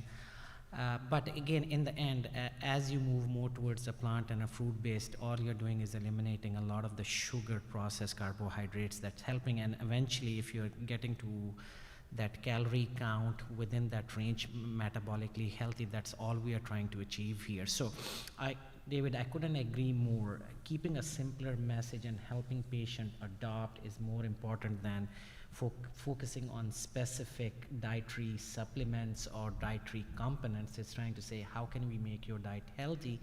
And once you are able to make that gradual change, then it's much easier to get them onto a more plant and fruit-based diet. I think everything leads, the healthier you eat, the more you eat fruits and vegetables, because they are less calorie dense and you're able to do that. We live in Texas. As you all might know, things are bigger here in Texas, which involves steak and all of these things. I recently had a personal experience where we went out to dinner, mask and all that, but it was recently. And the first time in a long time, and I forgot how big food was on a plate at a restaurant. I ordered what I thought was a reasonable amount of food, and I just was amazed at how much portion size it came. So I think that's important to tell people. And they've started putting calories on a steakhouse, on a menu, and this was at a steakhouse here locally. And I did the calories that I would have eaten had I not thought about it, and it was about a 3,700 calorie meal. Oh my God. That's a lot. Yeah. But when you put a number to it, it becomes unpalatable. But without the number, without objectifying the calories you're eating, I tell people if you eat with with emotion, you will always overeat. But if you eat with a calculator, you will always undereat. So that's kind of what I've tried to do, is to look at objectifying my foods in making it sure that I'm eating healthy things. So David, it's not too much getting up to 2,000 kilocalories, like 1,500. Or if you're going to cut back 500, that's 1,500. That's actually a pretty small size of 2 to 3 meals without snacking, I guess. Yeah. So and the snacking pieces we never talk Stacking about. pieces is a So problem. I do the math with my patients. It's actually pretty fun. If you eliminate 750 calories a day for 30 days for 3 months, it's like 67,000 calories. There's 3,500 calories in a pound. It's a little less than 20 pounds of energy you don't have to burn if you eliminate 750 calories a day. And people look at that and say, oh, I can do that. And I try these interval because we all want to get to where Garth is, but I'm not doing triathlons. You get me 30 minutes on the Peloton, I'm like doing the Rocky steps on the way to the shower. But we're all trying to make those small interval changes, and avoiding things is really eliminating sugar. For everyone out there, if you can do that, you're going to take the first step. The final iteration is sitting over here to the right, running triathlons, eating only plant-based, but I think the first step is trying Taking to the first step. eliminate those sugars. Yeah, and we're going like, so we right now we have our dietitians. I've charged our dietitians and our psychologists with no less than curing obesity. So I've given them a pretty small task, and they're sitting there, we're going through this exact kind of conversation. We know what the right answer is, but how do we meet the patient where they are and direct them to the right answer? Like, what are cognitive behavioral therapy techniques we could use to help them change habits? What dietary changes can we make that works with them? I deal a lot with people that think in the theoretic, which is, plant-based scientists who are like, what? I can't believe you don't tell everybody to be vegan. Are you crazy? Look at the research. And I'm like, it wouldn't work. It just doesn't work like that. We got to make these changes slowly. So Garth, what about one of the key challenges, and then again, I've been into trying to be in this space for almost 10 years, and I've found very frustrating at times, especially from a patient's perspective, where they're trying to do as much as possible from a diet and maybe some level of exercise from their standpoint, but not able to achieve the results that they're looking. And I think one of the key things is, have we made it a lot completely a behavioral issue, that it's all about what you eat and exercise, whereas there's tons of underlying sleep apnea, low testosterone, insulin resistance, that is a disease. So I think so we have to have a shift in that direction to where helping them with these conditions that can also allow them to lose more weight, then can eventually reap the benefits of those consistent lifestyle changes. Yeah, definitely. What's your thoughts on that? I mean, I'm trying to change it so that that's exactly what happens, that every patient is thought of in those different parameters. Because in my intake form, I ask them about their sleep, I ask them about their stress, I ask them about their movement, not just exercise, right? In fact, I'm probably more interested in NEAT, in non-exercise activity. How much are they moving? What are they eating? What are when do they eat? So there's multiple different factors rather than move more, eat less, which just doesn't work in the long. I think that one of the successes that I've had in this is that I did some work in learning how to motivationally interview patients. Yeah. To find ideas of creating connection for the patient to find a goal that they can hit. Don't set your patient up for a 10% weight loss. Set your patient up for 6 pounds in 3 months. That's a half pound a week. But 6 pounds, and the literature supports that if the patient doesn't see someone who asks them about their weight every 3 months, they will regain weight, even if they've lost it. So we try to set them up with that, whether that's with their primary care, with another member of with interest in metabolic health. But we try to set them for these small goals, and we give them small tasks to do each time so that they can succeed, and when they come in, they don't feel defeated. But I really feel like that you as a physician have to change your approach when you're talking about behavior, because everybody has a personal relationship with their diet, and everybody probably feels that they're not doing it as well as they could. Maybe not Garth, but you know, I do. Even I do. I mean, Yeah. I will tell you there are times that I just really need a gummy bear. I'm not gonna lie about it. You know, one thing that what I've realized that if we look from that lens, historically, we as a society, hyperlipidemia, hypertension, even diabetes, which can be considered in this whole spectrum, we have come to realize that, you know, apart from lifestyle, we need to treat them medically, right? So the question is that in obesity, I feel we are still kind of not crossed over where we have very effective therapies. Right. So think about it. It's kind of asking a hypertension guy with somebody with systolics of 150, Right. cut back the salt, exercise more, cut back on the alcohol, sleep well, and that would treat, waiting for that to happen. But we are not waiting for that to happen. We prescribe and get their blood pressure down. I'm thinking more that now in 2022, when we have more effective weight loss therapies, should we have that reluctance, or at least trying to ensure that we can get those patients on them sooner than later that has happened in the past? I've got no reluctance. I mean, I'm very liberal with my prescriptions because as Vadim talked about in his talk, there's so many factors controlling hunger and controlling this drive. And, you know, David's drive to eat a gummy comes from somewhere. It comes from behavioral aspects. It comes from physiologic aspects. I mean, his blood sugar could have been low at that moment that he eats. And we need to take that into account and address that, because, look, the human body was evolved thousands of years ago in times of feast or famine, and we evolved a body that ideally holds on to weight. And if you think about it, when you lose weight, you put them on a diet, they start losing weight, they're losing leptin.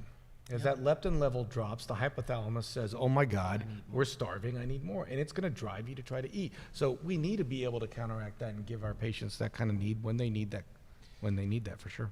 I believe that all of I want to add one more thing here, that the four of us clearly believe in what we are talking about today, and we have to serve as role models for our patients. And as part of the physician-patient relationship, we shouldn't be afraid to talk about our personal experiences with our patients and how it's impacted us, because they'll see it right in front of their eyes and be able to believe in the advice. In the past, you remember, gosh, when we were young medical students, the cardiac surgeons would be out, smoking between cases. Here they are, fixing heart disease on one hand, and then, smoking. I mean, we have to be good role models and advocates for this at all times, and practice what you preach. And I think that that lends a lot of credibility to the message. Yeah, I totally agree. Moving on real quick, we don't have much time left, but Vadim, you go in, you do a surgery, you see cirrhosis in a patient, you didn't expect it, you do a biopsy, it shows fibrosis. Do you follow that patient up? Do you send it to David? What do you do with those patients? Absolutely. Absolutely. So, first of all, David and I did a talk previously, and I talked about how nearly every patient presents with some element of fatty liver disease. Not every, but very, very many. And so that's known. When we see that it is advanced to the point where there are gross changes visible to the naked eye, yes, we will do a biopsy. Yes, we will have them follow up. Now, the question remains, what do you do afterwards? And I'm going to leave that to David, because we can impart a significant weight loss, and then what happens? So these are patients who oftentimes come to my office a little unhappy because they've been diagnosed with cirrhosis during their bariatric surgery, when they have finally made the effort to change their life for the better with weight loss surgery. So what we try to do here is, if they're able to undergo the surgery, or did undergo the surgery, even if they have cirrhosis, we really work with them to make sure they're getting adequate nutrients during their weight loss period. If they can't undergo the surgery or we have to maximize their parameters, Dr. Sherman and I get very thoughtful about the harms. And when you have cirrhosis, your liver may not be able to handle the stress of a surgery. So some patients are not candidates. But if you're in the surgery or complete it, we work with them. Now, I tell patients in my clinic that cirrhosis is a manageable medical condition. It is not good to have, but it is not like the movies. It's not a death sentence. It's just something we manage. Patients that Dr. Sherman would take to the OR and see some degree of cirrhosis, those patients on average have never had a problem with their liver before and have something like 14 to 16 years before their liver completely fails. So we have time and we work distinctly, but what I tell patients is you have to take the inflammation out of your liver to cause it to have no further damage. So their weight journey becomes even more important to stop further damage. And so we work directly with the Weight Loss Center, Dr. Sherman, and my own clinic in really focusing on trying to help these people the most. And that's, again, going back to the Fib4, that's why we're trying to identify people as early as possible so that we can make an interval change before the liver is permanently damaged. And then if it does have cirrhosis, to prevent them from becoming symptomatic from it. So we work, I think that answers the question. Yes, Dr. Sherman? Yeah. And let me, yes, absolutely. And let me add just one more thing here. We have amazing resources at Methodist with ancillary staff and other disciplines, and we're able to offer bariatric surgery to patients with end-stage organ disease, whether it's kidney, liver, heart, lung, etc. We're able to treat these high-risk patients and at least give them a chance in many situations where other places may not have those types of resources. David, one quick question for you is when you see, or at least in the literature we find improvement of fatty liver with the GLP-1 receptor agonist, is that a direct function or more related to the weight loss?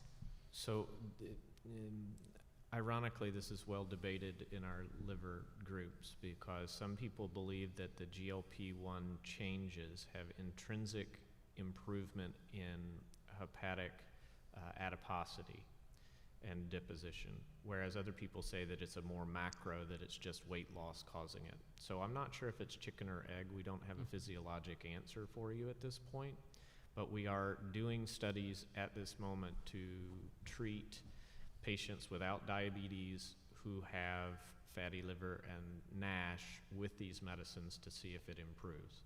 I think that the groups that will define what really works will be our lean Nash patients or non-obese fatty liver patients that are a subset that will define that. And your thoughts on the fibroblast growth factor agonist? That seems to be an interesting new phenomena suggesting having a dramatic impact on Nash. We're working on that one too. So the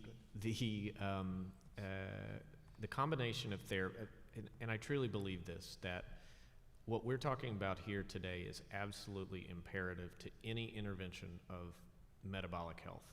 But I'm not trying to move away from medicines. I'm trying to use all available resources to make us outwork either physiology or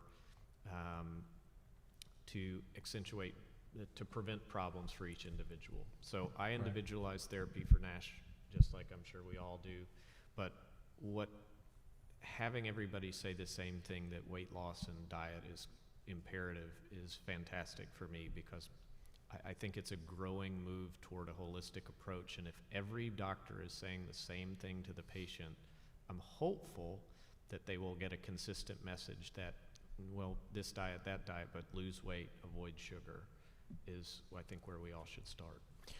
All right. Well, thank you guys so much. I really appreciate you being on here. We are going to do more of these in the future, and we'll let the public know about that. Thank you guys for joining us. I hope you learned a lot, and we will bring you more in the future. Thank you.